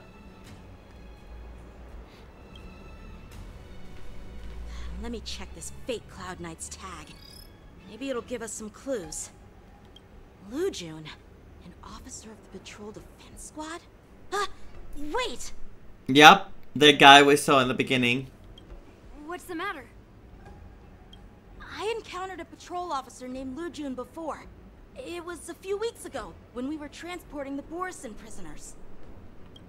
If they can forge official identities and move around the Xianzhou without raising suspicion... Oh no, this is bad. Even worse.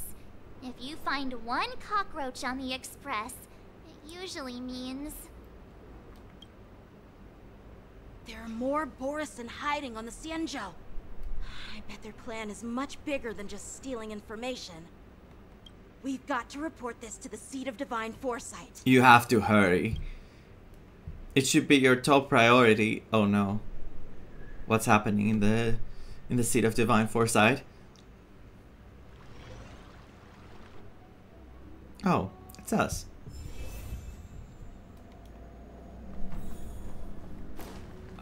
Is that Fei Xiao? It's all three of them.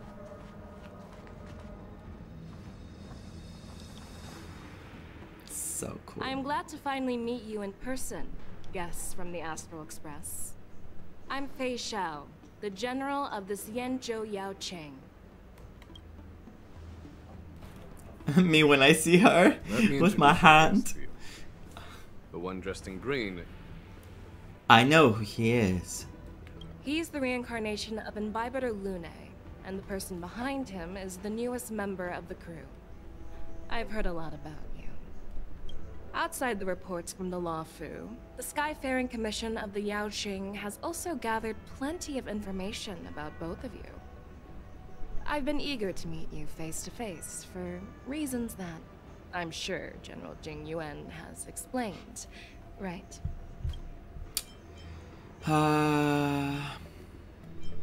Yeah, we're here to answer your questions as witnesses. Honest. That's right. But don't worry, this isn't a trial. I just want to have a chat with you and get a better understanding of the facts. According to General Jing Yuan's report, the Ruin Legion is to blame for the Ambrosial Arbor crisis, and all Arbiter Generals should pay attention to the Ruin Author's movements. Yes. Over the years, the Destruction's minions have wreaked havoc on countless worlds, and the Alliance has been keeping an eye on them. But no one expected them to join hands with the remnants of the Abundance. The damage caused by the Ambrosial Arbor crisis was far less severe than expected, which is good news for us. However, it was quite different from the Ruin Legion's usual style of destroying life wherever they go. While I trust the bravery of the Divine Foresight and the Nameless, I'm curious about some details missing from the report. I'd like to take this chance to have an exchange with both of you. Let me be clear, the questions I'll ask might not reflect my actual thoughts, so please don't take offense if any of my questions seem a bit harsh. Be honest. Ask what you want to ask, and I'll be honest back. Please go ahead, General. But keep in mind, we can only answer based on what we know. And perhaps you already have the answers to your questions in your heart. You have a clever tongue. I like it. She's really likable. Like she gives me vibes. I don't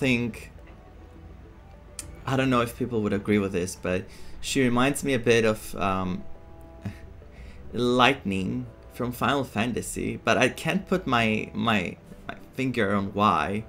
She gives me those vibes of like very cool character, but Lightning is very serious. She seems serious, but she's more like cheerful.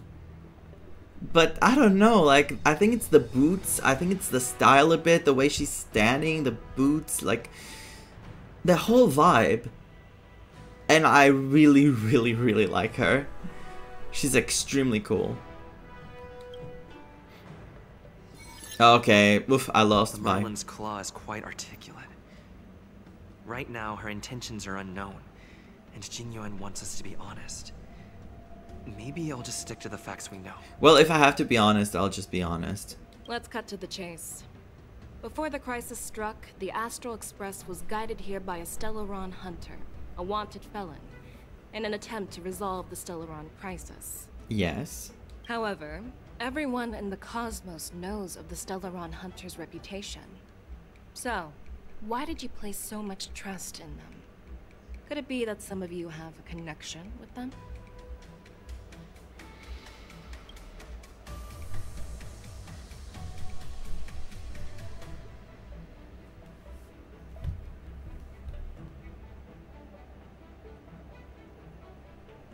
It all comes down to the Stellaron.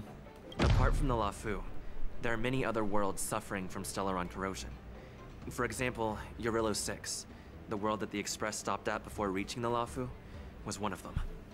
To the Express, Stellarons act as roadblocks on the Silver Rail and pose risks to the warping process. And that's why dealing with Stellaron issues is part of the duty of the Nameless. Ah, I've heard about those problems caused by Stellarons. The Express connects various worlds, so it makes sense for you to take care of this.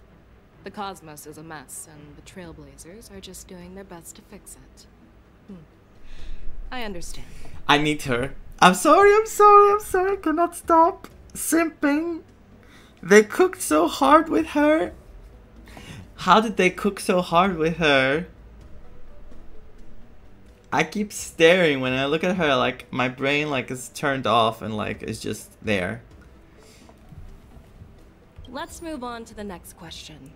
The reports suggest that Don Shu, the master of the disciples of Sanctus Medicus, colluded with the Lord Ravager and used the power of the Stellaron to resurrect the Ambrosial Arbor. But here's the thing. Don Shu was just a chief alchemist. Even if she colluded with our enemies and summoned the Stellaron, how did she manage to bypass the Vidyadhara guards around the Ambrosial Arbor? She had a cold, and also she tricked me as well.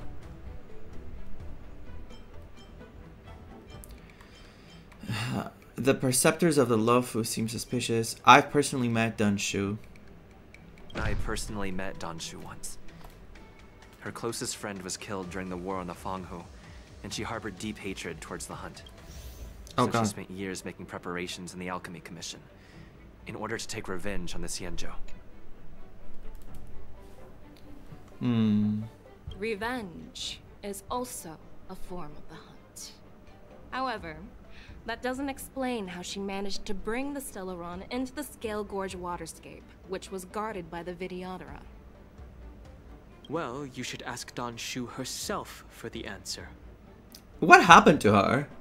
Unfortunately, Don Shu is dead. Okay. And even her corpse That's what I thought. into ash. So why is he saying That's that? one less clue we can pursue. According to the report, Lord Ravager Phantilia is the mastermind behind the entire conspiracy. She disguised herself as an ambassador of the Skyfaring Commission and traveled with you, only to vanish without a trace later on. It seems too convenient to label her as a scapegoat. That's what happened, though.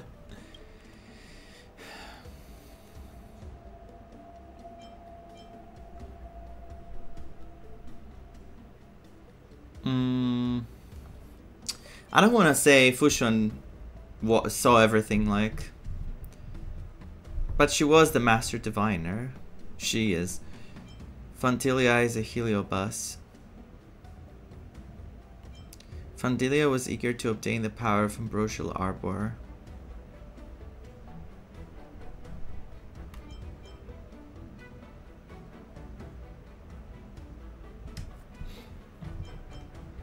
I was there, fighting Phantilia alongside General Jingyuan, but she absorbed the power of the Ambrosial Arbor and gained an almost indestructible physical form. Perhaps that was her intention all along. So, a pawn of the destruction wanted a flesh and blood body to live in. Interesting. That's quite a new perspective. That's how it is. Nice. Oh. It seems that your answers have addressed all my questions. Generals, I am finished with my questioning. So, what do you think, General Fei Shao? Have the doubts in the report been cleared up? The two Nameless have been honest in their answers. Even though there are some tricky details, my intuition tells me there is nothing wrong. Good. However, the 3 questions I posed earlier were not just for the Nameless, but for you too, General Jing Yuan. First, the disciples of Sanctus Medicus grew uninterrupted on the Law Fu, yet the 6 charioteers were not aware of it.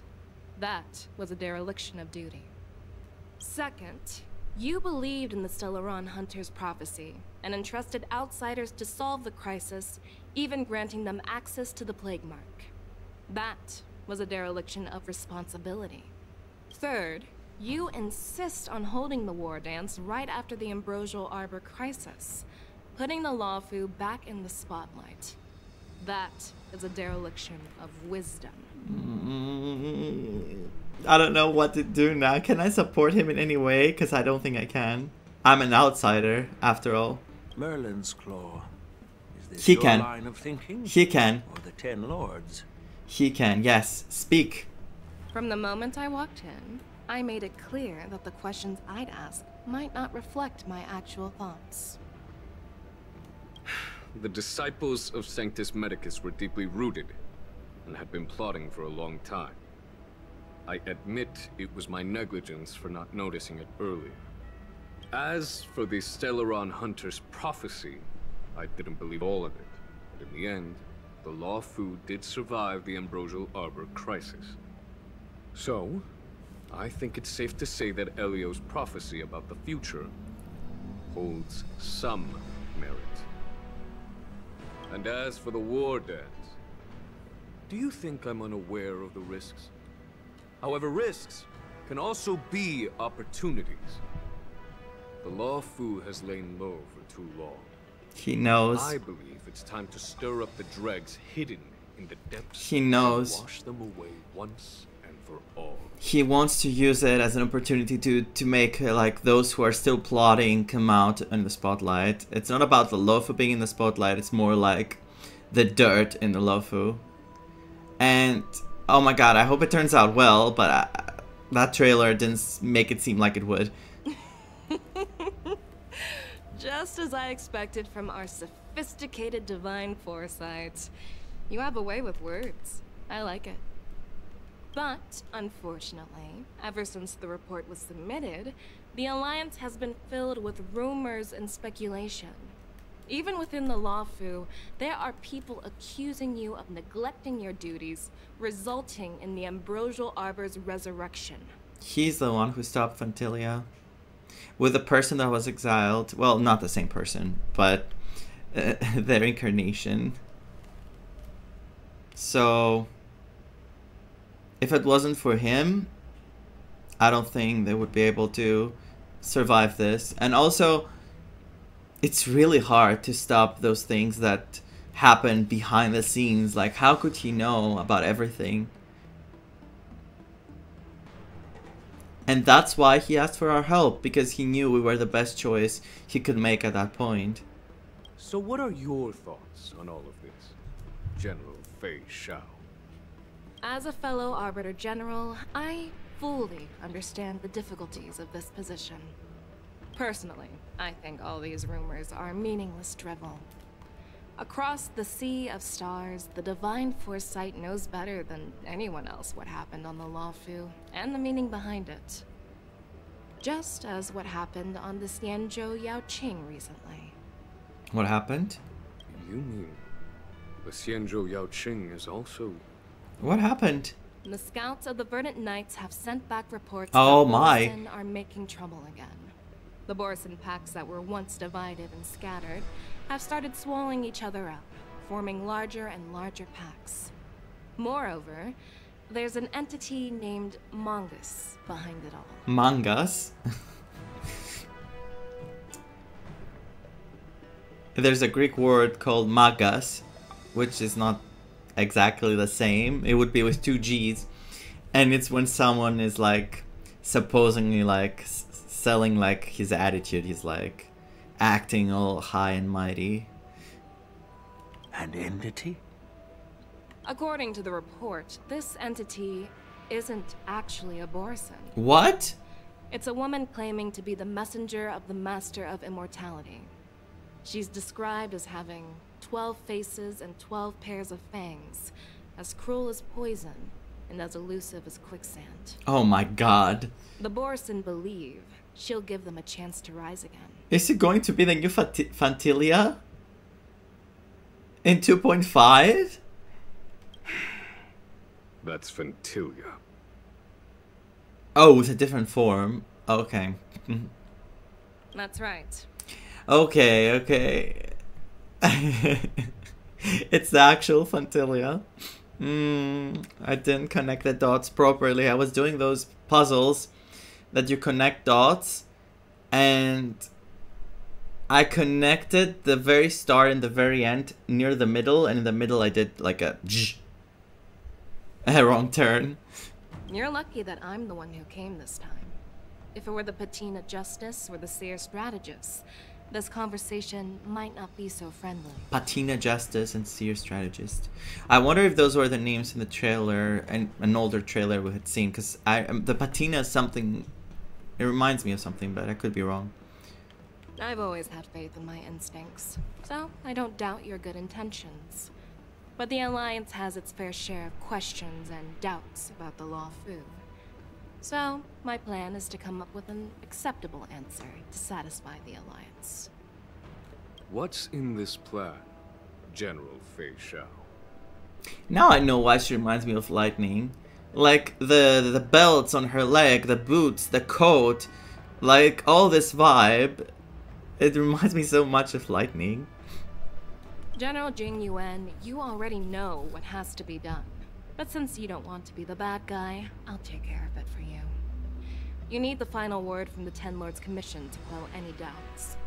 And for that, I'll have to ask the 2 Nameless to visit the Shackling Prison. Are you imprisoning us? No. No, I'm not imprisoning you. While you're there, I'll ask a judge in the Ten Lords Commission's Interrogation Division to record a detailed testimony with the Karmic Mirror from both of you. Hanya. We'll fill in the gaps that weren't covered in the report, and silence any protests within the Alliance. Okay. I'm okay with that. I object. Will you let us come back? Me too. Your willingness to help is truly heartwarming, youngsters. Then, as the Merlin's Claw requests... Oh, there's one more thing. This testimony is for silencing the voices of opposition within the Alliance, but I would like to urge General Jing Yuan to listen to the pleas of the Foxians on the Xianzhou Yaoqing. So, you are here for Hulei. Exactly. Hulei is locked up in the Luofu's Shackling Prison. Since he is the Broodlord of the Borson, I want to transfer him onto the Xianzhou Yaoqing and imprison him there. The recent movements of the Borson suggest they're planning something big. To free him. So we must act preemptively. Plus, I'm pretty sure it's that big thing from the trailer. It makes sense to have the Foxians keep an eye on their arch-nemesis. Since you trust my judgment, I'll repay that trust. What do you think about all this, General Huayan? And as for Oops. Hulei... I'm sorry.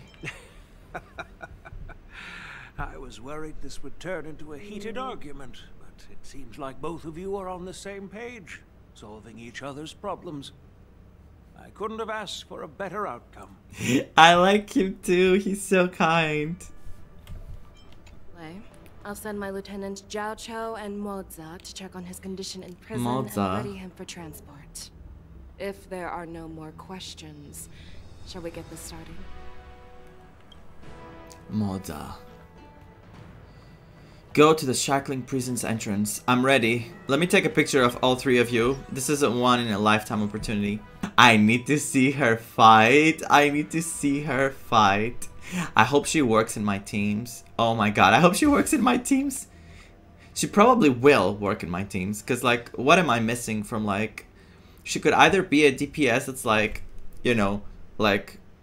super break, so I have the characters. She could be a character that's like follow up, so I do have the characters. Well, I don't have Topaz, but hopefully she's not gonna be too reliant on Topaz. I have DOTs, so she can fit in the DOTs as well. And if she's like a DPS like Jingliu, that's like, you know, they're doing their own thing, perfectly fine. So I'm all set. And then she's like a new thing that no one else is ever, and she's like extremely unique, and I'm ruined.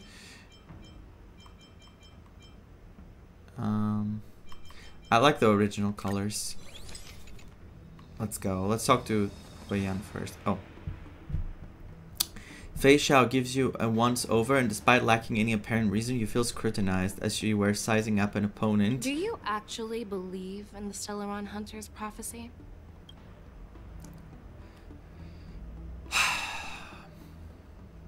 I do.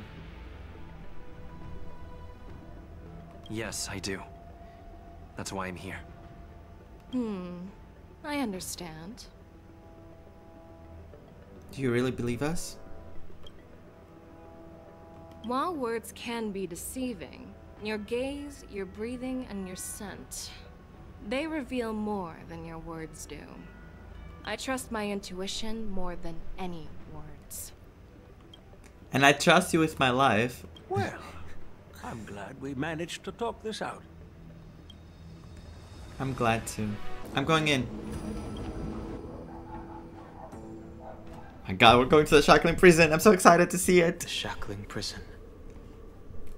I didn't expect to be back here after all these years. I know. Dan Heng. Don't worry about me. I'm here. I'm here. You're not alone, and you're not here for whatever reason. Like, bad. If you're ready, I'll open the gate for you.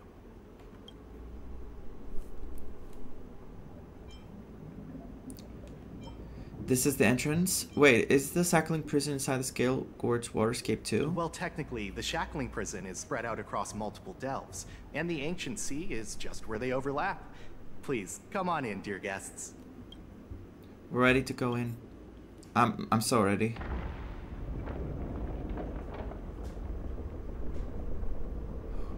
I'm so stressed out though. I'm so stressed out. I'm ready but stressed out, okay? I can be both.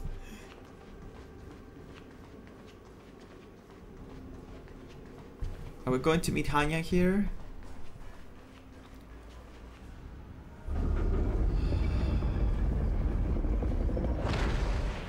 Where are the prisoners held though?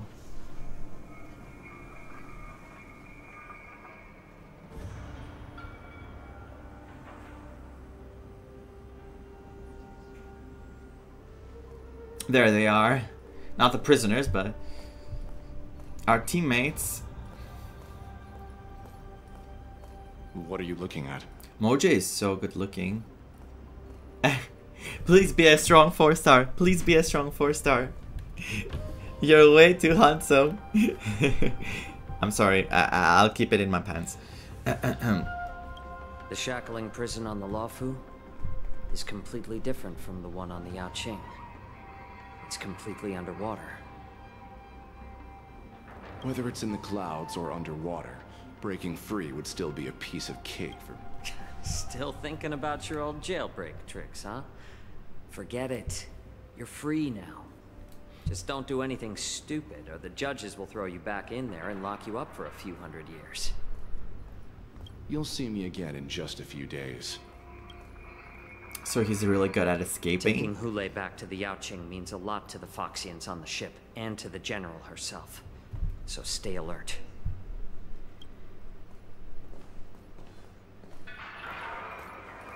Yes. My name is Shui Yi, and I'm here on orders from the Incarceration Division of the Ten Lords Commission. My baby, please, please, please, please don't die. Permanently don't die. Like, if it's a death, like, you know, not real, sure. We're Jiao Cho and Moza. General Fei Xiao sent us to extradite the Borisin criminal Hu Lei to the Yaoqing.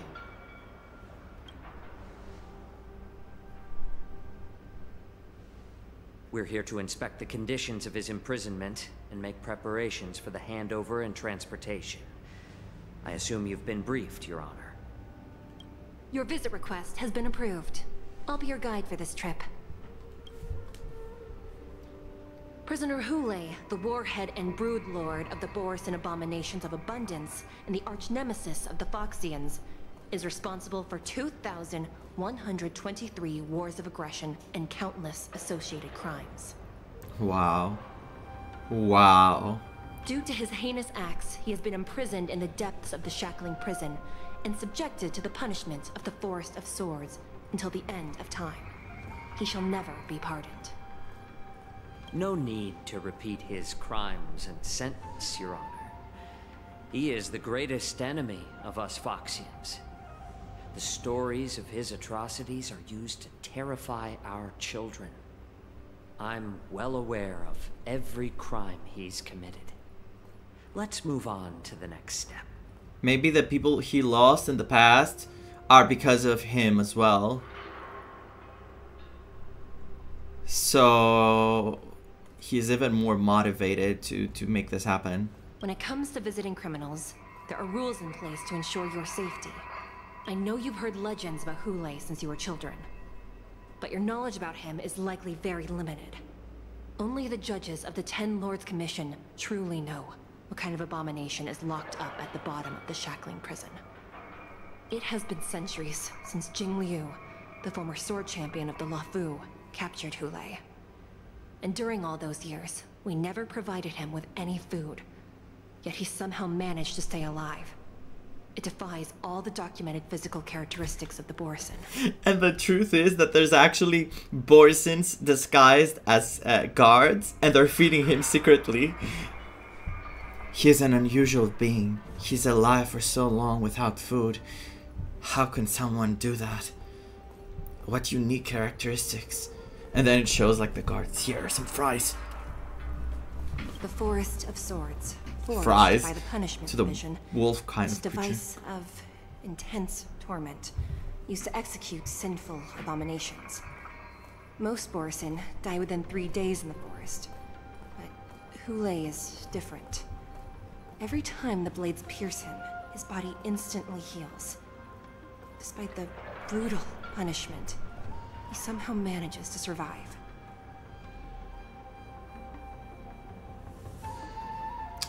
How, though? The complex rules are there because of his abnormal characteristics. Okay, I trust her then. Do you understand now? Fine, I understand now. Yes, I'm sorry for making fun of you. Well, not of you specifically, but... I apologize for any offense caused. I'm sorry. Please continue, Your Honor.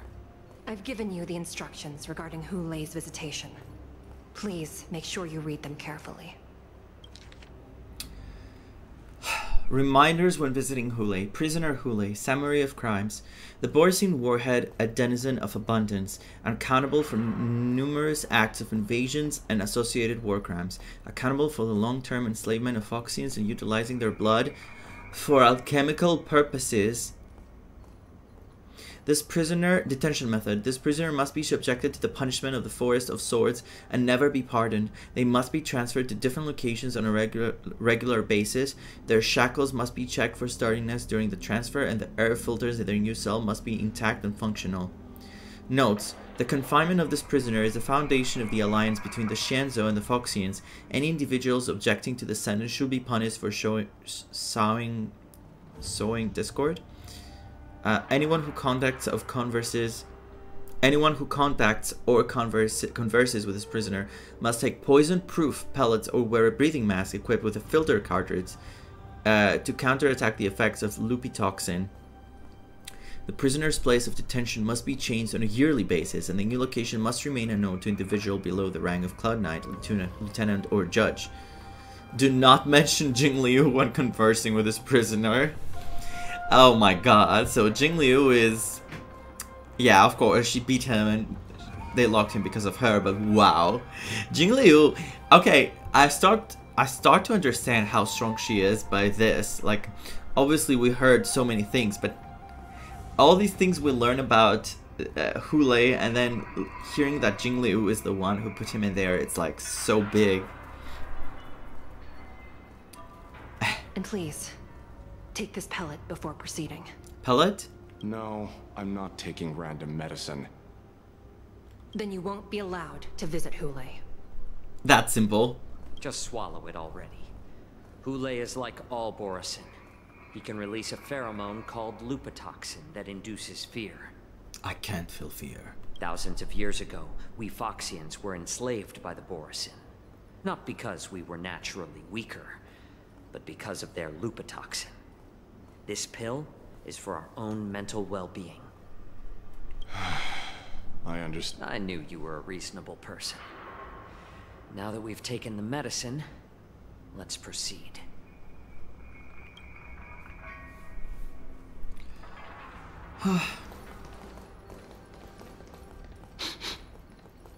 He smelled Borisin from the guards. Your Honor. What is it? No. Never mind. Maybe I'm just imagining things. Let's keep moving. No. Tell her. Save her life. Wait, she kind of bad though. Sorry. A joke. Here we are. Her Honor hasn't arrived yet. Please wait a moment. Okay. Take a walk around and wait for the escorting judge's arrival. This place... it's still as cold as it used to be. My god, my heart aches when he talks. Are you okay? Sorry. I was just reminiscing about some unpleasant memories.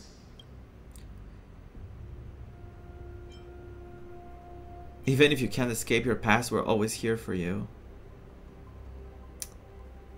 I don't like that, even if you can't escape your past. Once we're done with the testimony, we'll leave immediately. Thank you. It's all my fault that you were involved in the Xianzhou's Please, problems. please. You shouldn't have to see the inside of the shackling prison. I'm so sorry. I wanna give him a hug. I wish I could show you the real sights of the Luofu. Dan Heng gently pats your hand.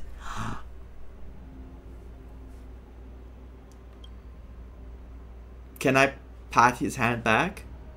Why can't they record our testimony outside the shackling prison? The 6 charioteers might have more power over the rest of this Xianzhou ship. But here, in the shackling prison, is the judges of the 10 Lords Commission who call the shots. The judges will use a complicated interrogation device called the Karmic Mirror. It accurately tracks every physiological change during questioning and records it. Therefore, the judgment made here will be sufficient to convince the other administrators of the Xianzhou. At least they won't attempt to challenge the conclusions.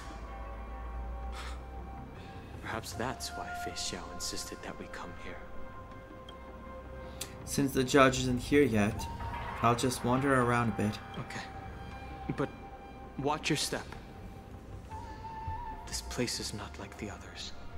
The voice actors are cooking so good on this version. Well, on every version, but this version now I'm like, I keep hearing their emotions and like, I get so affected. Like his tone and the conversations between Yanqing and Yunli, like everything is like so good. I'm very pleased with this version. Let's see here.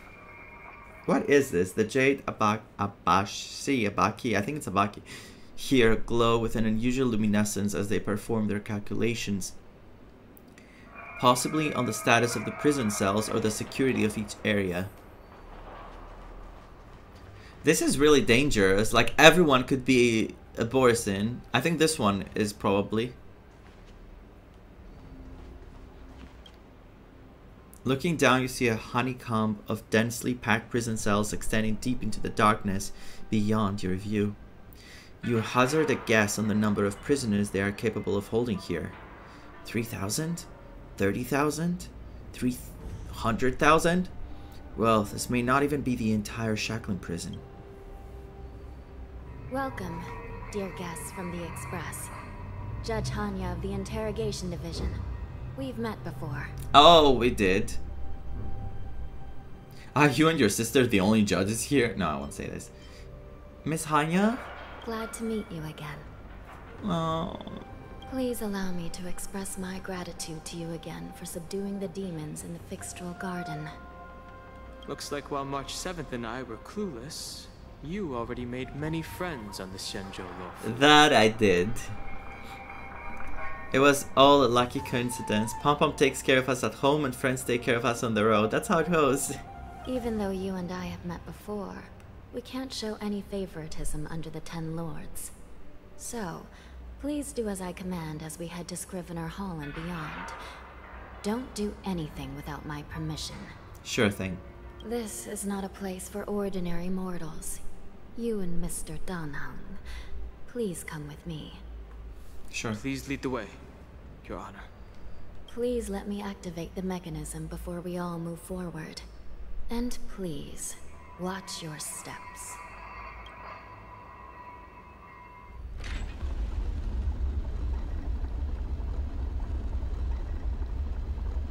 No wonder she's so gloomy. Not only her sister has been turned into an android. She's working in here. Be very careful and watch your step as you make your way through. The terrain inside the Shackling prison is treacherous. One wrong move, and you could end up plunging into the depths. And if you're really unlucky, you might be frozen solid or burned to a crisp before anyone can help you. Okay. Gee. But with your skills, I don't think you need to worry about that. She saw us worrying and then she threw the compliment to make us feel better. So are there really 18 floors here? Why keep the terrain so dangerous? Probably for the prisoners if they attempt to escape to at least have, like, obstacles. You're funny. This prison does contain many layers. We even brought in Vidyadhara Ichor line craftsmen to introduce the ingenuity of Delve enchantment. What you're seeing now is just one part of the Shackling prison. Is that true, Danheng? Really? You're questioning her honesty? Perhaps. Judging from the appearance, much of the architecture in this prison has a Vidyadharan style. So, perhaps they did have a hand in building this place back then. As for how many floors there are, well, not even us judges know for sure. But there's a legend among us judges that a short-life prisoner once tried to escape, but ended up falling into the depths. He survived? And when we found him at the bottom, he was already an old man on the brink of death. What? How's that possible? Also, hi there. Did he spend his whole life falling? Or did some long-life prisoner drain his life essence? Probably. We'll never know. Anyway, please don't try anything like that. This place is really dangerous. I really need to be done with this and get out. Please, come this way. But I want to take a picture of Hanya. Where did she go? I should have taken the picture first before I spoke to her. Oh my god, the equipment. They're in here? I heard the war dance is about to be held in the mortal world. I remember watching a sword duel at the war dance with my sister when we were young. The Cloud Knight, who was the Luofu's ringmaster, was an amazing swordsman, and their sword flashed like lightning. The Outworld Challenger had fiery red hair and a hand made of steel, which roared like thunder. They battled for a long time before a winner could be declared. Time sure flies. Now, both my sister and I are residents of the Netherworld, and we will never again feel the thrill of a competition. I gotta... all the feels from those characters. Are there a lot of people in Starskiff Haven due to the war dance? Yeah, it's bustling. Sounds amazing. It's a shame I'm too busy to attend. But even if I could, I'd probably just scare people off with my current appearance. Give me a 5-star Hanya. Please, give me a 5-star Hanya. With a completely different playstyle, because I don't like the one she has right now. And I love the character. Like, after I got Kafka, she and Wan Mei were the ones I was anticipating the most. Because of the Lycons. I saw them on the Lycons and I was like, please make those characters playable. And I was waiting for Hanya and Wan Mei. And I was so disappointed by Hanya, but I was so hyped for Wan Mei. I'm so happy for Wan Mei being a strong character. But like Hanya, compared to the other harmonies, she's so underwhelming. Let's get going then. I hope she gets a chance to shine.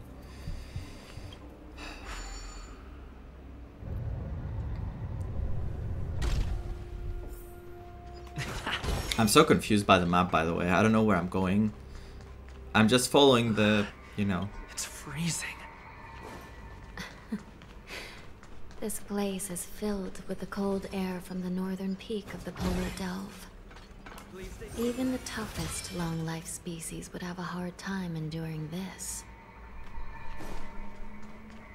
Is that a cell? No way. Did you hear something just now? Let me check it out. Oh, I heard something. Sound lingers. Ugh, what an eyesore. This place is packed with boxes and crates. I'm breaking them, don't worry. And picking up the crates too. No need to worry about it. Is that all? These crates, they look oddly familiar. A few days ago, the Spiritfarers received reports about an IPC transport ship that was attacked by Borison. Then, a bunch of those abominations were dumped into this place. I had a feeling there would be trouble during the war dance. But throwing both the pirates and the cargo in jail? That's a new one. Yeah, it's those machines. Looks like the IPC has caught the attention of the Borison. I heard the Intelligentsia Guild crafted something dangerous. We have many records in the Hall of Karma about these wise ones. They love to tinker with forbidden technologies, always trying to push the limits of Ingenia. I caught a glimpse of the mechs in those crates, and they bear a striking resemblance to Borison. I wonder what they're planning this time. Is it again like the IPC trying to like... They're making them for a good reason, but it's actually, you know, doing the opposite? Like, are they made to fight the Borison, but they also have the DNA, so why? What was the point? Hi there. I'm doing great. How are you doing? I'm loving the story. It's so much better than I expected, because I thought it would be like a filler patch. Like, you know, more laid back, like, oh, there's a festival and stuff like that. Of course, the trailer was kind of like scary, but at the same time, you know, trailers can be misleading. But this is really good. I'm very happy with it. Well, business first. Let's keep moving. And I'm simping so bad for Fei Xiao. Hello? Strange. I don't remember checking the containment facilities a second time. Hanya, careful.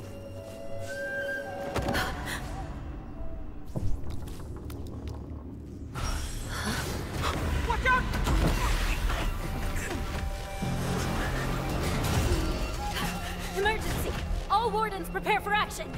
Emergency! All wardens prepare for action! Oh no! Oh no! He has the bat. What's happening here? Why are these things moving on their own? Something is wrong. The guards aren't responding. I got chills! I got chills! I got chills! That was so good! Oh my god, they're cooking so much with the story. Petal in life's garden. All will be swept away. They're cooking so much with the story. What am I attacking? I don't know what I'm doing with my life right now. I could break the other one, but it's fine. Let Firefly take care of it. This thing is going wild, just like a Borisin. Looks like we're on our own for this one. Oops.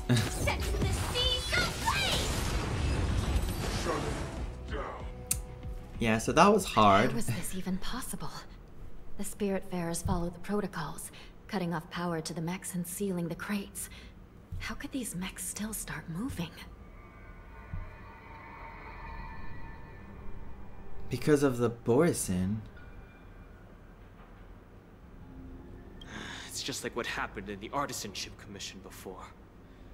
These goods The went DNA. haywire and attacked everyone in sight. Lingsha mentioned there was some kind of biological tissue inside the mechs. The Alchemy Commission members examined them and found some unusual structures within. These things showing up in the Shackling prison can only mean one thing. A prison break. Yes. Yes. And whoever delivered these goods clearly wanted them to go through the Xianzhou's strict inspection process to show the Skyfaring Commission and Cloud Knights how dangerous they were. They wanted these mechs to end up right here in the Shackling prison. Oh my god, oh my god, oh my god. That was the plan from the very start. If these things already started taking action while nobody was paying attention, then the whole prison is in trouble, I'm afraid. And to make things worse, another group of visitors just entered the depths of the Shackling prison. The messengers from the Xianzhou Yaoqing. And the prisoner they came to visit might be the target whom these wolf-shaped mechs were delivered here for. If that vicious beast manages to break free, it will be a catastrophe for the Xianzhou Luofu.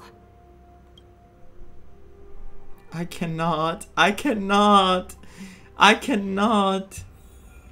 Zhuo Yi leads the Yaoqing messengers to the bottom of the prisons. I cannot. I'm so stressed out. Here we are.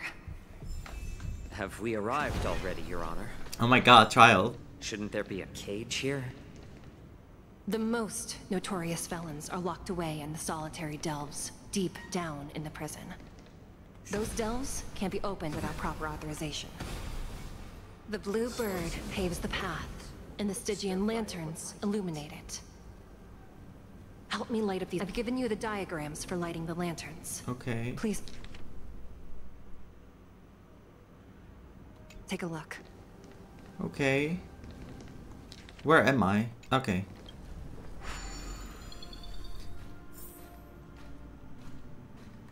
Oh wait, I'm doing it the right way, right?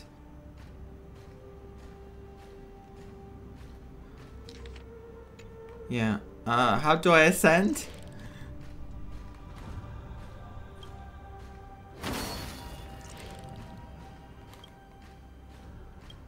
Ascend, bird. Yeah, probably do it right. Wait, I want to ascend. Let's go. Nice! Avian vision. See? Too easy.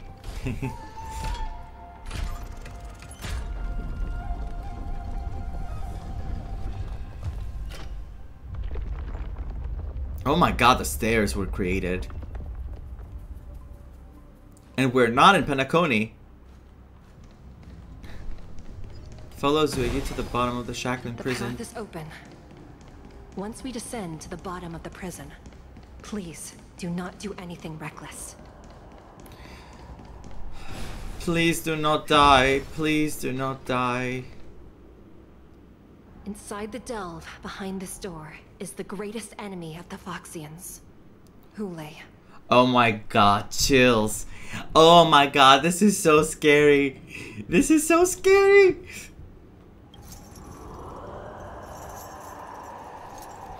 Why is the door open? Is the door open? It's open!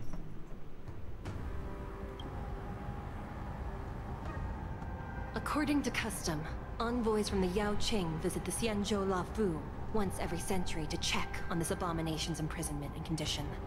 Even though the Ten Lords Commission sentenced Hoolay to the Forest of Swords, suffering every day for the rest of his life, I understand that the Yaoqing messengers want to see him dead. Unfortunately, for the past 7 centuries, they've had to return disappointed. Because this beast simply can't be killed. He's trying to find a way to kill that beast, isn't he? He's holding a grudge, like a huge grudge.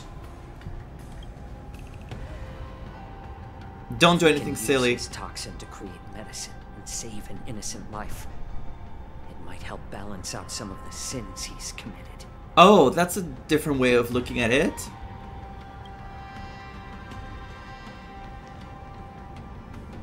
Jinglu. Could you be the key to a cure for the general? Hoolay. That would be... Oh, that was his goal. No. No. It's him. And once again, the envoys of the Yaoqing will leave disappointed. However, I won't say the same for me and my brothers. Who's there? I'm just a humble counselor of the Rhino Hound Pack. Mock talk. You can call me Mock Talk. Wardens, intruders on the lowest level. Send reinforcements. Nobody will hear you here. At the bottom of the shackling prison. It's not just that. Everyone is down. You already killed them. Thank you for opening up the prison for us, Your Honor. We'll take it from here. No, please don't hurt her. Please don't hurt Zuyi. No wonder I kept smelling that familiar stench. So it wasn't just my imagination. Do your thing, Morsa. We mustn't let these abominations get any closer. Detestable things. There are too many of them. What? Once we were inside the shack. What is that team? We found soldiers available for us everywhere. Existence is unity.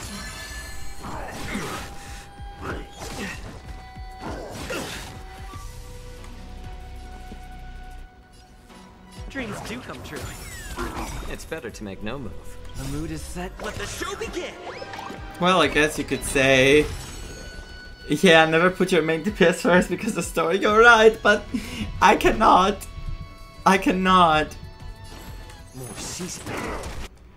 I have what do you call it when you want everything to be specific order, like everything, like I want first Firefly because I love her too much, and then next to her of course the Trailblazer. I wouldn't put Duran main next to Firefly for obvious reasons, but I would put her next to him. If not, I'll catch my breath for a while. And then, you know, Gallagher is just Gallagher.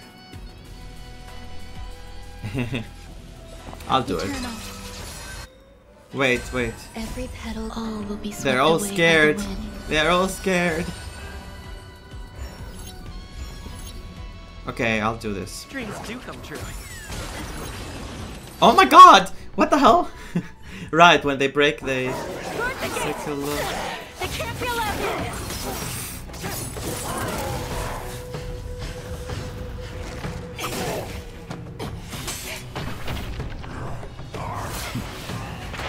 Whoa.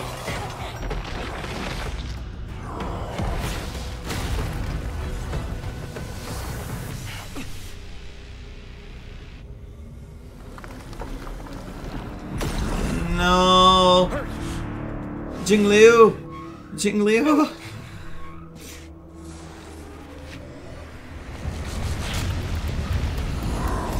Wait, I shouldn't say her name now.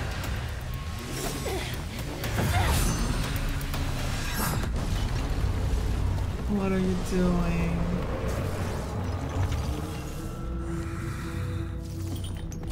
No. I've waited for too long. No, no. First meal after regaining my No, no, no. It's the flesh and blood of my fellow kindred. No, no, no, no, no. It's been a long time. Boy, welcome back.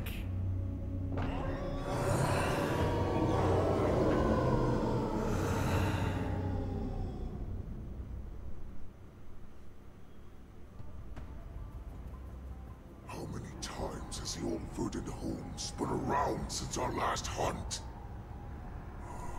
Duran's whelp, tell me your name.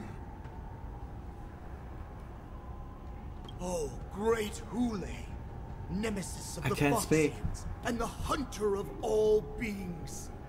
I'm Moktok, a humble counselor of the Rhino Hound Pack. I am only one insignificant heir spawned from your bloodline. Listen, maybe she's not fully dead, you know? Maybe they can still transfer her life to another body, you know? Even though this looked really bad. But if it was a real person, you know, if it was an actual person, then yes, they die. They squish them so hard, they die. But if it's like an android, she has a chance.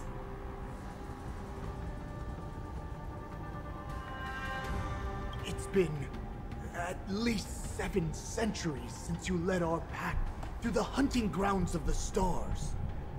I'm thrilled to see that you are as cunning and skillful as ever. 7 centuries. 7 centuries have passed. But why have Duran's whelps grown to Oh God. like this? Tell me, Moktok, why have you grown to resemble our most despicable slaves and enemies? The freaking Foxians. racist. My God. Why do you look like them? I've been commanded to release you from this cursed prison. It is Senjaya's will. That's why Senjaya's I take a fate. magic pill, don the skin of a lowly beast, and play along with their hypocrisy. Since you have an escape plan, tell me, what's our next move to get off of this ridiculously large ship? My brothers and I will lock down this prison, trapping the prison guards inside. This will buy us some time. The rest of my crew, who are undercover like me, will secure the vessels for our escape. According to the plan, we only have a tight 2-hour window to get out of here. 2 hours. Who can take him down? Jing Yuan with Jing Liu with Fei Xiao with Imbibidor? Are these 4 going to be the new heroes, or like the new quintet? But like, I don't know who can take him down. Originally, I intended Firefly. to carry out the plan tomorrow, but they're planning to transfer you to the Xianzhou Yaoqing now. So I seized this opportunity to set you free. What a reckless plan, you idiot! Even if we manage to get the ships, our chances of escaping are slimmer than a Foxian slipping through my claws. But we have no other choice. The angel serving under the Master of Immortality sent me with a message. Oh. Only your return will end the prolonged divisions among the Borisin. Fandilia? Every one of my crew is ready to lay down their lives if it means setting you free.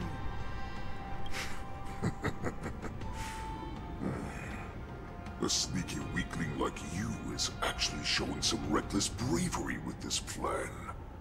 Fine. You'll get what you want.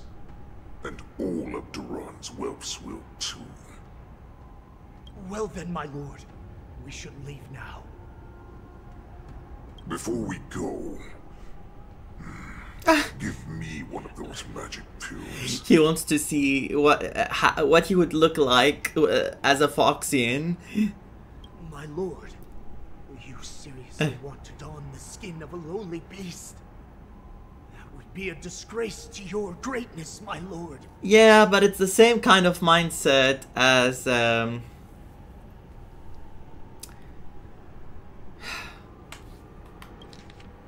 I don't remember how to pronounce his name. I keep getting stuck. See? Not Jiao Shou. Jiao Q. I forget how to pronounce his name. Can you spell it for me? I have to see. I keep failing. I keep calling him Jiao, but it's not the right name. Yeah, I need to hear it more often.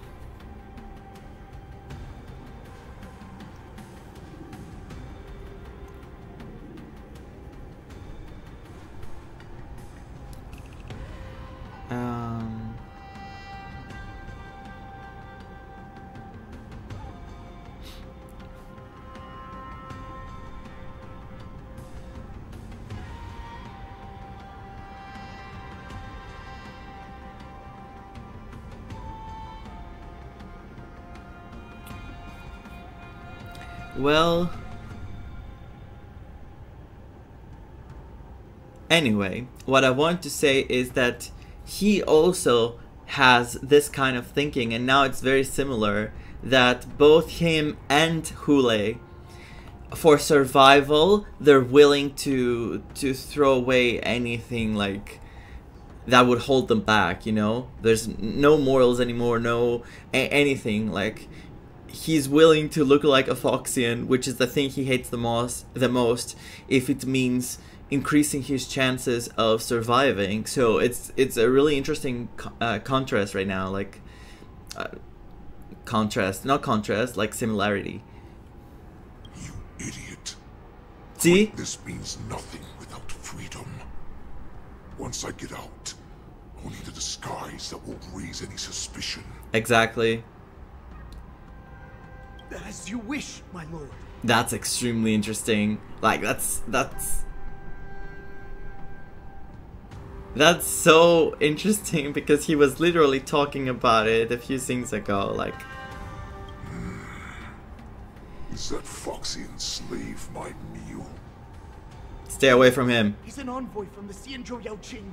I plead you to endure him a bit, my lord, as he's more valuable as a hostage. Take him, guys. Time to move out.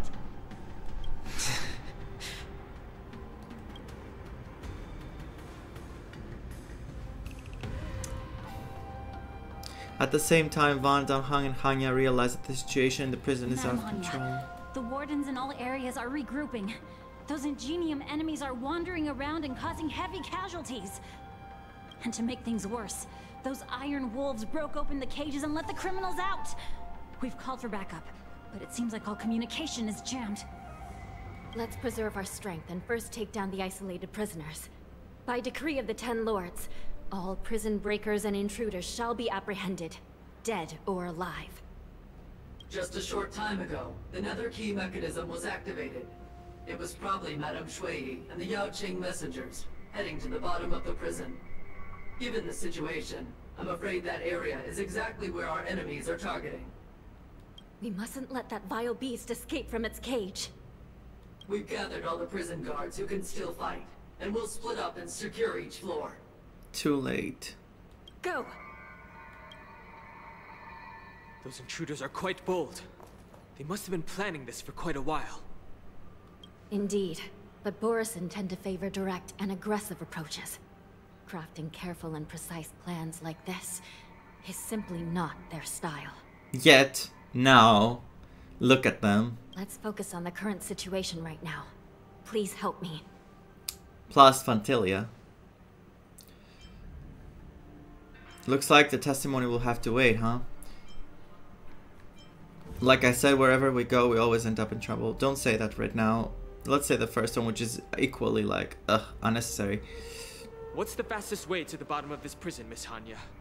If we don't get there quickly, we'll soon be outnumbered by all the enemies inside. We'll have to bend the rules. Please, follow me. 5-star version of Hanya, the rule bender. By decree of the Ten Lords, all prison breakers and intruders shall be apprehended, dead or alive. Yes, ma'am. I'm going to keep the DPS again first. Hopefully it's not going to ruin me again. Because I don't know who else I could get as a trial.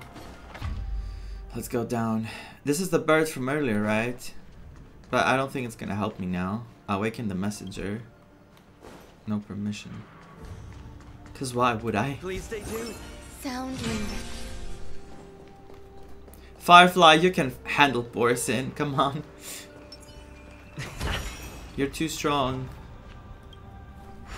Or let's bring Acheron. Some Spiritfarers occasionally use Ingenia from the Artisanship Commission to navigate the treacherous terrain here. Normally, using devices like the shifting screen is strictly forbidden, as they could help prisoners escape. Exactly. But, given the urgency of the situation, let's just ignore the usual regulations. Please, please, please, please tell me Zueyi can be saved. Please, please. I don't want to see the siblings like, you know, separated. The nether key has been activated. I hope we're not too late. Hang in there, sister.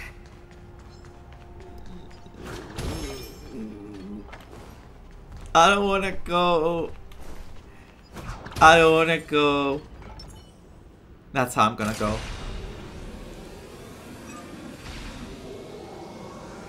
Oh my god. Oh shit. Where's Mose? I think he escaped. He probably escaped, or he stayed with... No, why would he? Maybe he saved her life. He took her with him.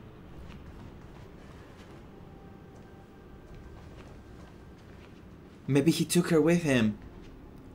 Looks like there was a fierce battle here not long ago. And they escaped. The gate to the prison delve is wide open. Hule has managed to break free. Where are the Yaoqing messengers? And where's my sister? Are they still alive? Let's look around. Maybe we'll find some clues. If Moja escaped and he left Zueyi's body behind, oh my god, I'll be furious. There she is! Wait. But before we talk to her, let's see if Moses around. He's not here, so he did escape. And he left her like this? I'm not taking a picture of her being in pain. I just want to see closer what's happening to her. Okay, she's a bit broken. She's a bit broken, that's it. Xueyi is here.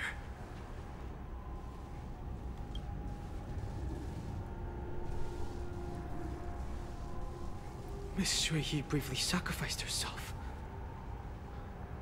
My condolences, Miss Hanya.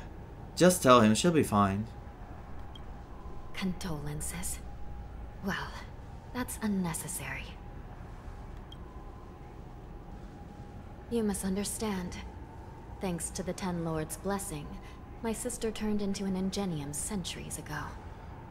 Dying and returning as just a soul to the Hall of Karma's document office has become a routine for her.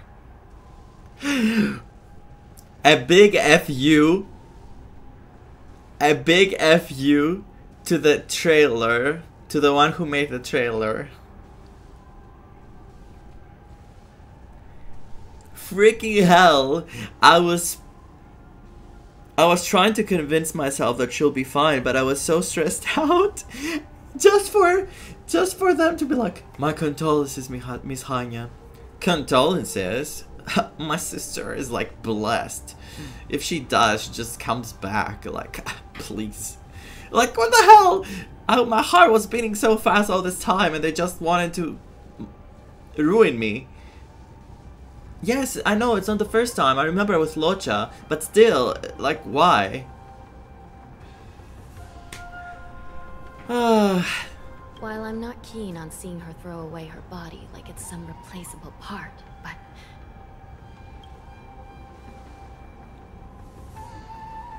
By the way, have you seen bodies that might be the Yaoqing messengers?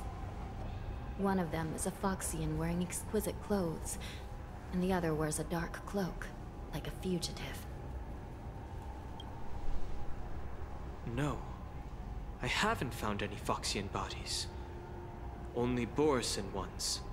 So, the intruders and Hule are holding the Yaoqing messengers hostage. This is the worst situation. With hostages in their grasp, the prison guards can't do anything about the prisoners. If anything happens to the messengers, the relationship between the Yaoqing and the Luofu could be irreversibly damaged. We must rescue the messengers, get out of here, and spread the news. We mustn't give up as long as there's a glimmer of hope. Exactly. But it will cause panic. If everyone finds out, I mean. What have you found, Miss Hanya? A messenger?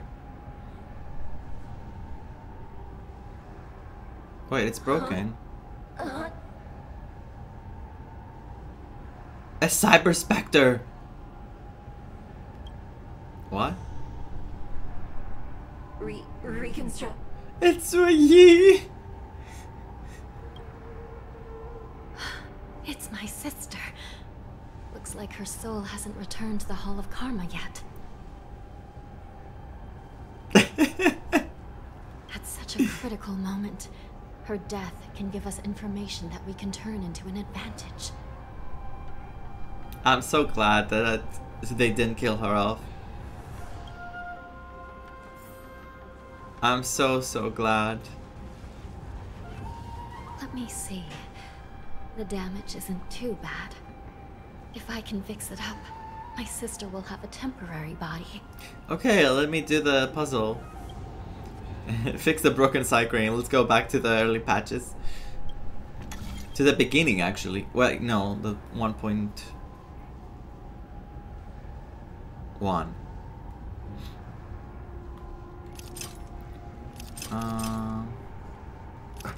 Wait, I can't concentrate. It's been so long that I'm overthinking now. How does this work?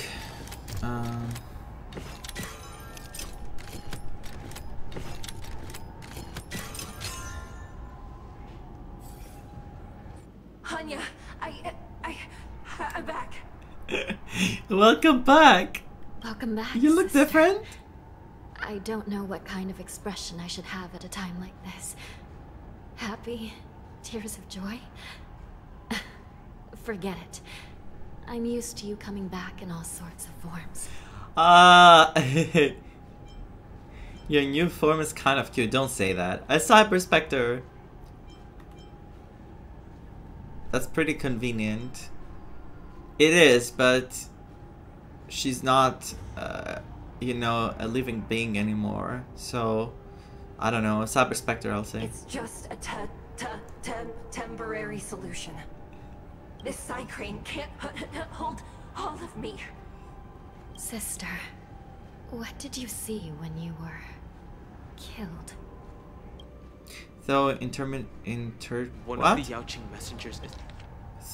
Though intermittent in its delivery, the Cycrane provides you with Sakint and essential intelligence. One of the Yaoqing messengers escaped? And the other one was taken hostage and brought upwards? Yeah, I wouldn't say that. Yeah, it was unnecessary. Okay, one of the Yaoqing messengers escaped. Moza escaped. Of course he did. That was his thing, they said. Besides the Borisin, there were other intruders. Invisible. Invisible. Invisible intruders? What does that even mean? How many conspiracies are tangled up in this mess? Literally, they have one character that cannot be killed and they're like, Who's gonna die this patch? Okay, let's kill Zueyu again. Yeah. Freaking ruined me when I watched that trailer. I was terrified. Do me a favor, sister. The intruders have cut off all communication between inside and outside the prison. And now you're the only person. The only bird. The bird who can slip out undetected. Are we gonna play as Bird Yi? Make sure you deliver the news to the outside world. Zue Crane. I understand. Please be careful, sister. You are different from me. This is a really special moment. Zueyi Cycrane version. The Cycrane flaps its wings and unsteadily flies out of the lower levels of the Shackling prison, charging straight into the depths of the shadowy passage. Time is running out, Miss Hanya. If we keep delaying, those Borisin will escape from the prison. Alright. If we happen to come across that Yaoqing messenger who got away... Yeah. We need him. No. Stopping Hule should probably be our top priority. It should, but can we? The three of us? Like, Moze could definitely help. I really like Moze. He looks extremely good. As I said, I hope he's good, because I'm intending of building him, but I just hope he's good. Is that a freaking puzzle up there? It is. Wait, it's there too. Wait! Something feels off. What is? Something's approaching us. The invisible intruders? Oh my god! The jump scare. These abominations aren't prisoners from this prison.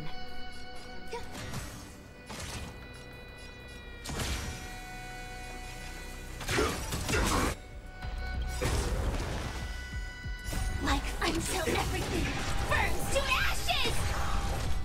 Fight to live! Okay, bring it. Set the seas ablaze! The prison management he's here. is truly concerning. He's here. Who are you? Aren't you looking for me?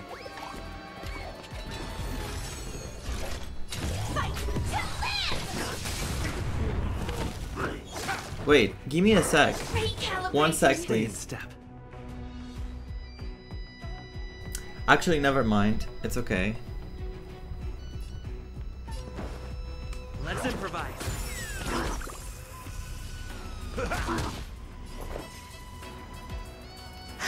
I'll do this. Every petal, all will be swept away by the wind. I will claim victory for myself. Set the seas ablaze!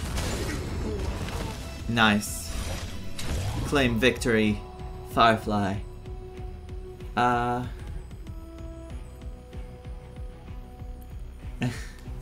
haven't seen anything of the characters, the leaked characters. I'm trying to stay so far away from the leaks, but Type 4, awaiting orders. of course there are things thrown on me on Twitter, but I'm still trying to like ignore everything because I really want to be surprised, but it's inevitable. It's really inevitable. Sometimes it's so hard to avoid stuff. I just want him to be a good character. He's like, just focus on the fight, stop talking about me. But also like, I'm planning on getting both Fei Xiao and Ling Xia, so you know.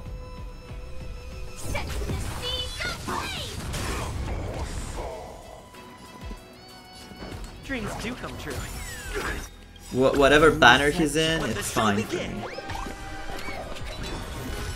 The thing is, I was planning on getting Yunli, and because of Fei Xiao, seeing Fei Xiao in the story, I was like, I cannot afford to. I cannot afford to. That's all you got? It ain't over. Eternal. This is more than fight.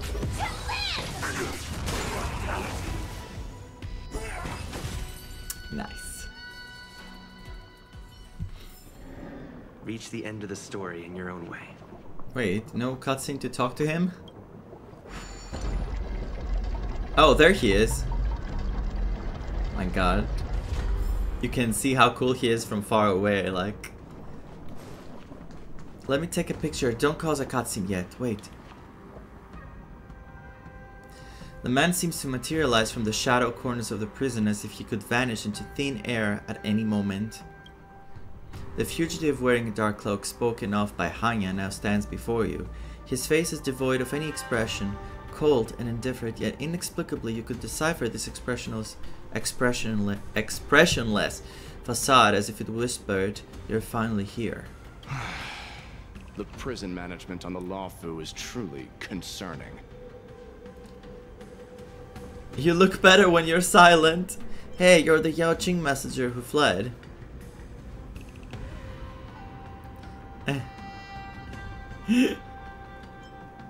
You look better when you're silent.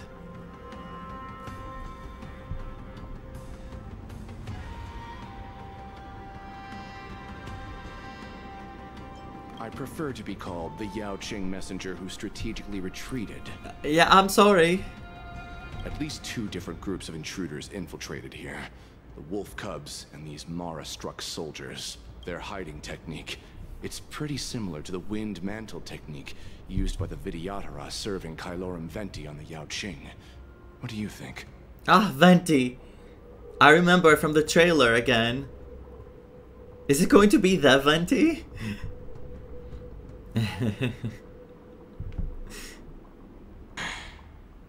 So they are like everywhere. They're everywhere. Well, never mind if you don't have any clues. Now is not the time to exchange assassination techniques. I'm Waza. My friend fell into the clutches of that wolf. I was planning to escape and report back as quickly as possible. But now it seems... the prison on the Luofu is a real maze, I must admit. Thank you for your help, Mr. Moza. We'll do our best to ensure your friend's safety. No. You can do nothing for him now. And you shouldn't be focusing on his safety at the moment. I agree. I agree. But isn't he your friend? Yeah, but there's other priorities. Your friend is in Hulei's clutches and you're just going to leave him behind? Look, I'm the Yaoqing General's guard, not his. I've seen how that giant wolf fights, and there's no way. Trying to save my friend will only get us killed. I don't know how you think, but I won't throw my life away for a lost cause. Listen up. I've been tracking these fugitives, and I know their next move. They're planning to seal off the entire prison to keep the outside world in the dark. The worst case scenario, we are all killed by that giant wolf, and the shackling prison is sealed off. No one will know about us or about their escape until it's too late. Unless someone comes and help us. And I agree, Gigi, yes. I remember them, the Invisible Mara-struck in the water scale... Oh my god, I can't say the name. You know what place. The one where we fought Phantilia. That they were all over the place. I'm having so much trouble pronouncing things. Scale Gorge Waterscape. I'm sorry. I'm struggling so much. And the best case scenario is we kick all those butt guys' butts. We trap them inside this prison.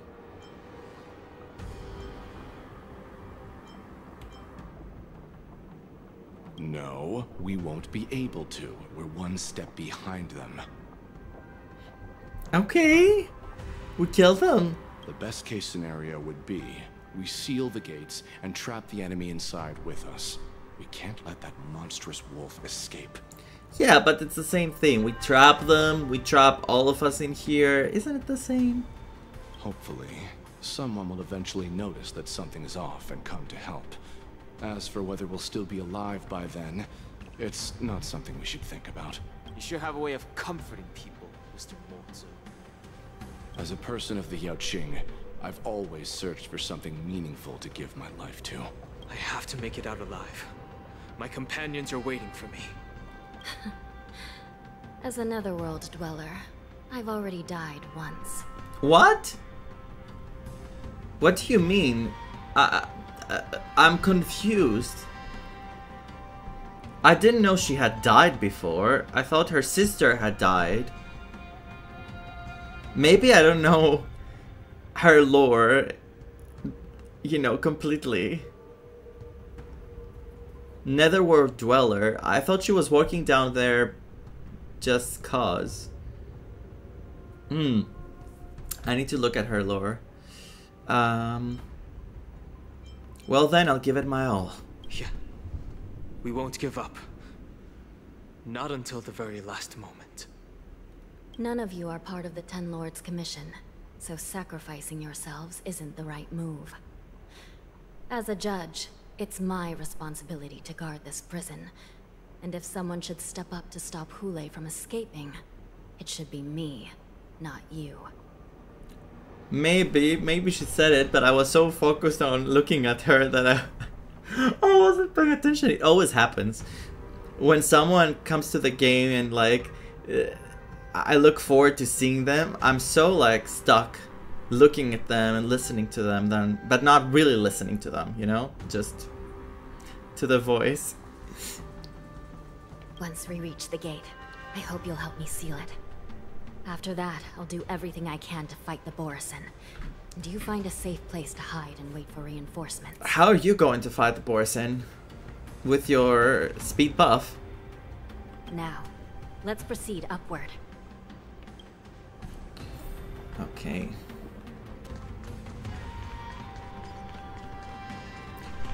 Treasure. Usually I don't pick up the treasures because I just want to like skip through and carry them when I have time. But there's so much treasure I left behind because I didn't loot it at that time. But I will go get them. You've lost the story many times. I want to do that too, but I don't find time. I will eventually do it. We must seal the entrance before the Borisin fugitives get out. It's good to remind yourself of things that happen, because it's so much information and we play so many games. Like, I play 4 different games. Prison wardens and mechanisms won't be able to hold them for long. Follow me. I play Genshin, I play Starrail, I play Zenless Zone Zero, I play Wuthering Waves. And I need to remember the story of all those games for so long, from like Genshin so many years, like so much information. I play Honkai Impact and it has so much story that I need to remember, and my poor head is like trying to hold all this information. Well, I also need to remember where I'm left at each game. Have I done the dailies of the game? Of the games? Like, where do I want to spend my resin? It's like so much. But, you know, it's even funnier because I had more accounts on Starrail. I still have one that I use sometimes because it's a very strong account. It has E2 Imbibitor and E2 Acheron. So I'm like, okay, I'm gonna be using this account on the side, but, you know.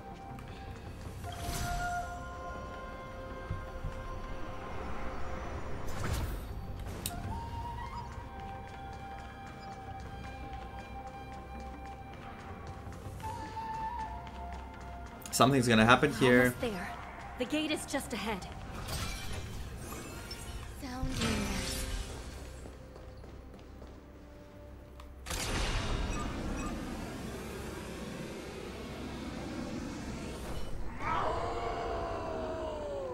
I will hold them back. Don't let Hoolay escape. How is she gonna hold them back? How?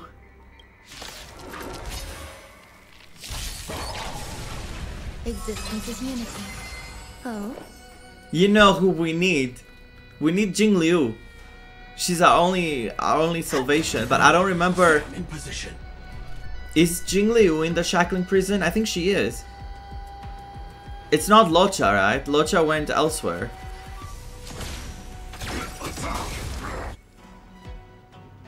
Wait. I can't remember which one of the two is in Shackling Prison. Let's improvise. The mood is set. Let the show begin. Like until everything burns to ashes! Well, I'll do this. This is more than a battle. Fight to live! Set the seas ablaze! Destroyed them. Ha. Every victory is hard won. Is it? For you, specifically? Are you okay? Mission accepted. Stop the fugitives. Oh. This is so sad.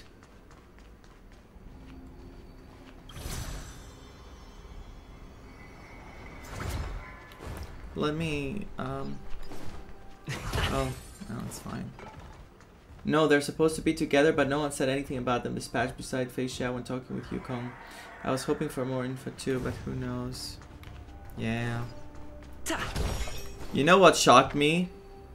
The information about Ting Yun. The Shackling prison has become a killing field. The prison guards tried to resist, but... Oh. This brings back such familiar memories. Memories of chasing, gnawing, and tearing.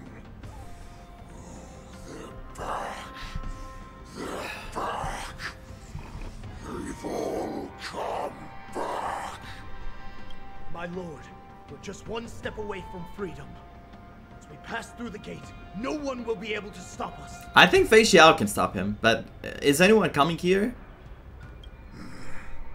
So this hostage is useless now.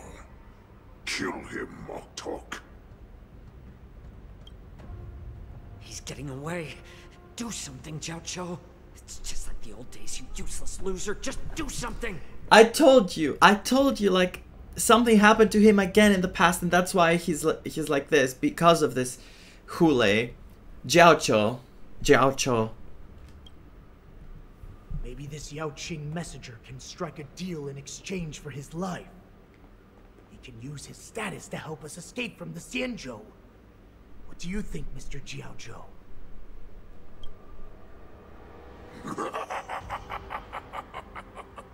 Oh, just look at you. Fallen so low during my absence. You're even negotiating with livestock.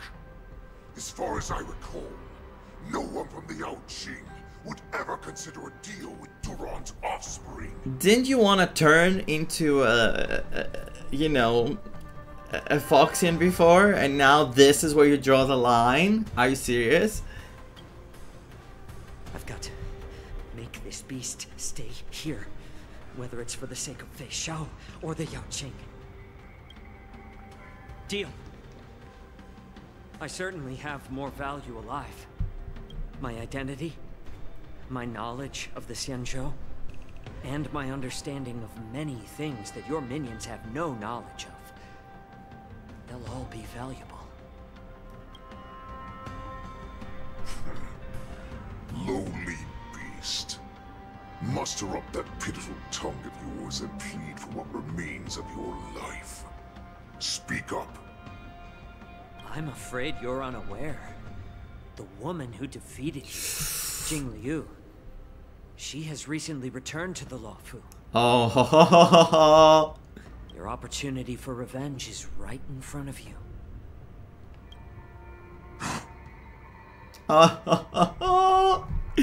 My lord, this slave is talking nonsense. I've never heard anything about this. May I just kill him now?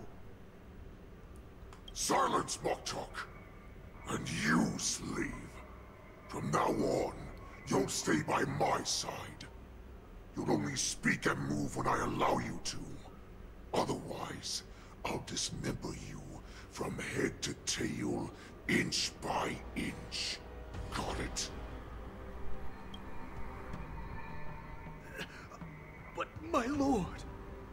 We must stay here for some time, Moktok. Fear not. Because once I step out of the prison, it's the people of the Xianzhou who should tremble in fear. I'll show them what true calamity means. He's very cunning, yes. He reminds me a lot of Yae, but in a... like, they're both really cunning with pink hair. Foxian. Well, I don't know if you call Yae Foxian. But... I think you do call Yae Foxian, don't you? The Foxian... What do they call her in Genshin? I can't remember what they call her specifically. But like, he has a whole different story. Like, he's a different character. He's not Yae. Not an XP as people like could say. It's not. It's not. Now, Duran's whelps, follow me. Unless. What can we do? What can we do?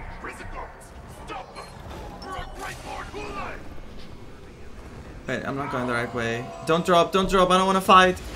Oops. Every victory is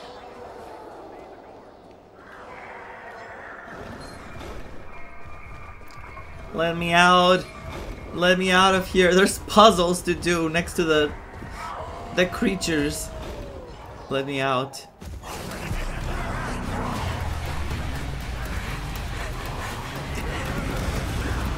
No, no, no, no.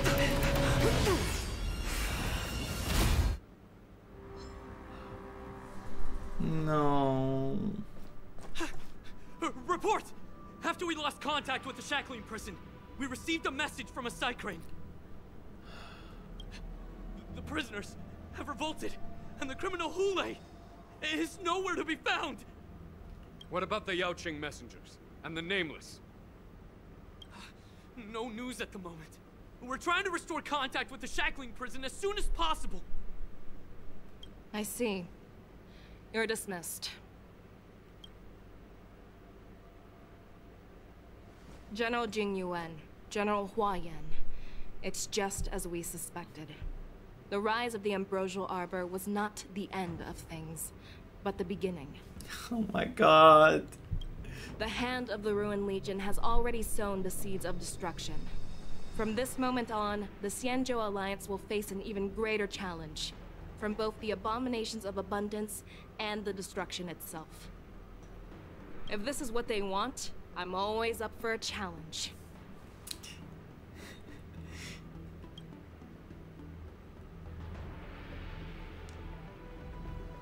As the Marshal Special Envoy, I'll dispatch the Luofu Cloud Knights to pursue Hule myself. Of course she would. I knew it that she's the one who's gonna go against him.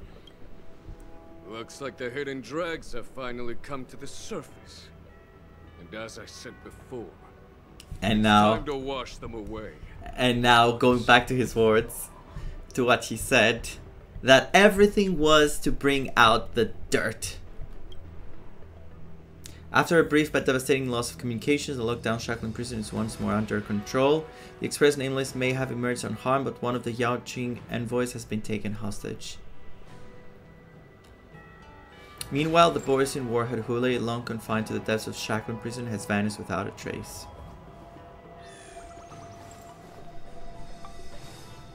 A pursuit between the hunter and the hunted will soon play out on the Xianzhou Luofu.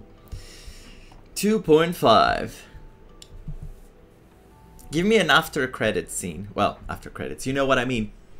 Let me stay here a little longer in this body. No, I wanted the tease. I wanted a tease, like, you know, showing like the foot of Jingliu like walking somewhere alone. Or something. I wanted to see Jingliu's feet. Anyway, the story was very, very good. as I said before, after Penacony, I expected like a filler patch, but they took us straight into a new storyline in a previous place we have visited with new characters and an actual threat. Like this is not a Sunday person, like a Sunday villain that's like they want to do good but they use wrong methods. This is an actual villain that wants to destroy everything and kill everything and feast on their bodies. And they had done so many terrible things and now they're out. And they can be anywhere. They can be anyone. They can have transformed into anyone. Well, I think Phoxians, but I don't know. I don't know at this point. I'm really curious to see how this is going to unfold. But I think they're setting up everything so that Fei Xiao is going to be the one who's going to be the hero. She's going to be the one who ends everything. And I think she might die or she might be gravely injured. And Jiao Cho is going to make something to help her. And I'm going too far now. I'm going too far now. I don't know what's going to happen, but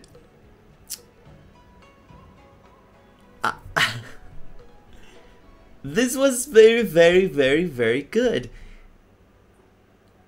Like, the whole time I was playing it, I was like waiting to see what happens next. And they really, really cooked with the story. I'm very, very hyped for the future of Star Rail. And I'll say this again because I think the direction they're going is getting better and better. And I'm so excited to see what's going to happen in the future. I can't wait to see the next storyline. I cannot wait to see the new characters coming, like the next planets. Let's keep trailblazing together, as I always say, and let's keep enjoying this wonderful game we have, because I love it from the bottom of my heart. This story pleased me so much. I laughed so much with Yunli and Yanqing. I think their interactions between each other were very funny, and I truly laughed from my heart. And also March getting what she deserves, because she was like, I would really like to see which one of the two is going to be victorious. And then they were like, you know what? You're going to be trained by both of them so that you participate. And she's like, what? Why me? And then she got what she deserved. And I'm glad, actually, because I heard she's a very strong unit. So here we go with a strong March. And outside of that, Lingsha and Fei Xiao. Lingsha, when I saw her artwork, I was 100% gonna go for her. But when I saw Fei Xiao, I wasn't that impressed, like crazily. She looked cool, but she wasn't like, wow. And then I saw her in the story and I'm like, wait a minute. What the hell is this character? So I'm going for her 1000%.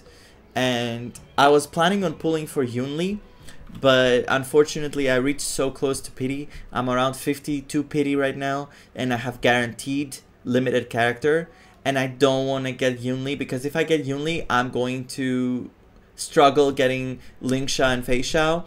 And if their light cones are good, I'm gonna also struggle to get light cones, so I don't want to put myself into that situation.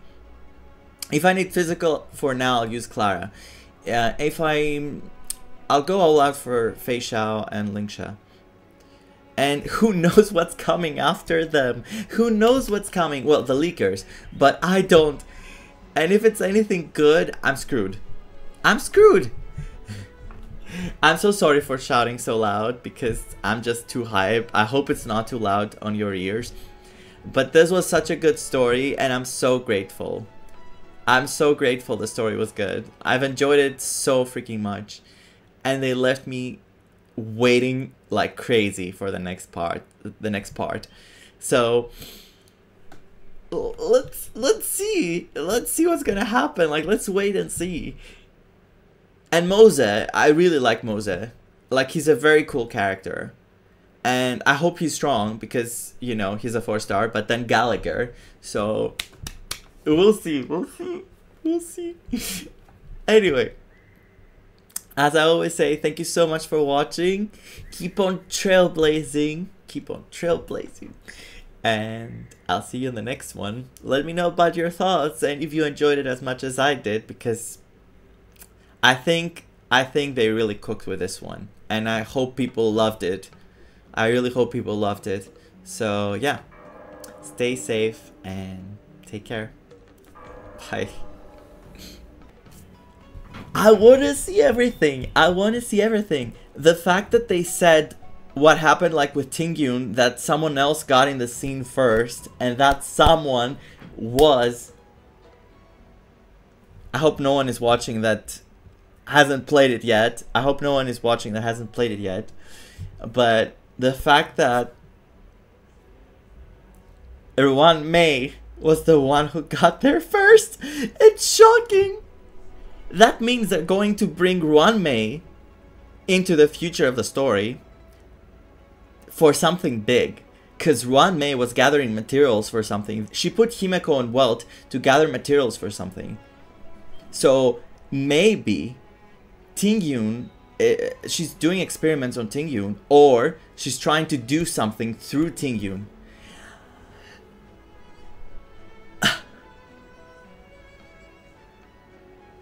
I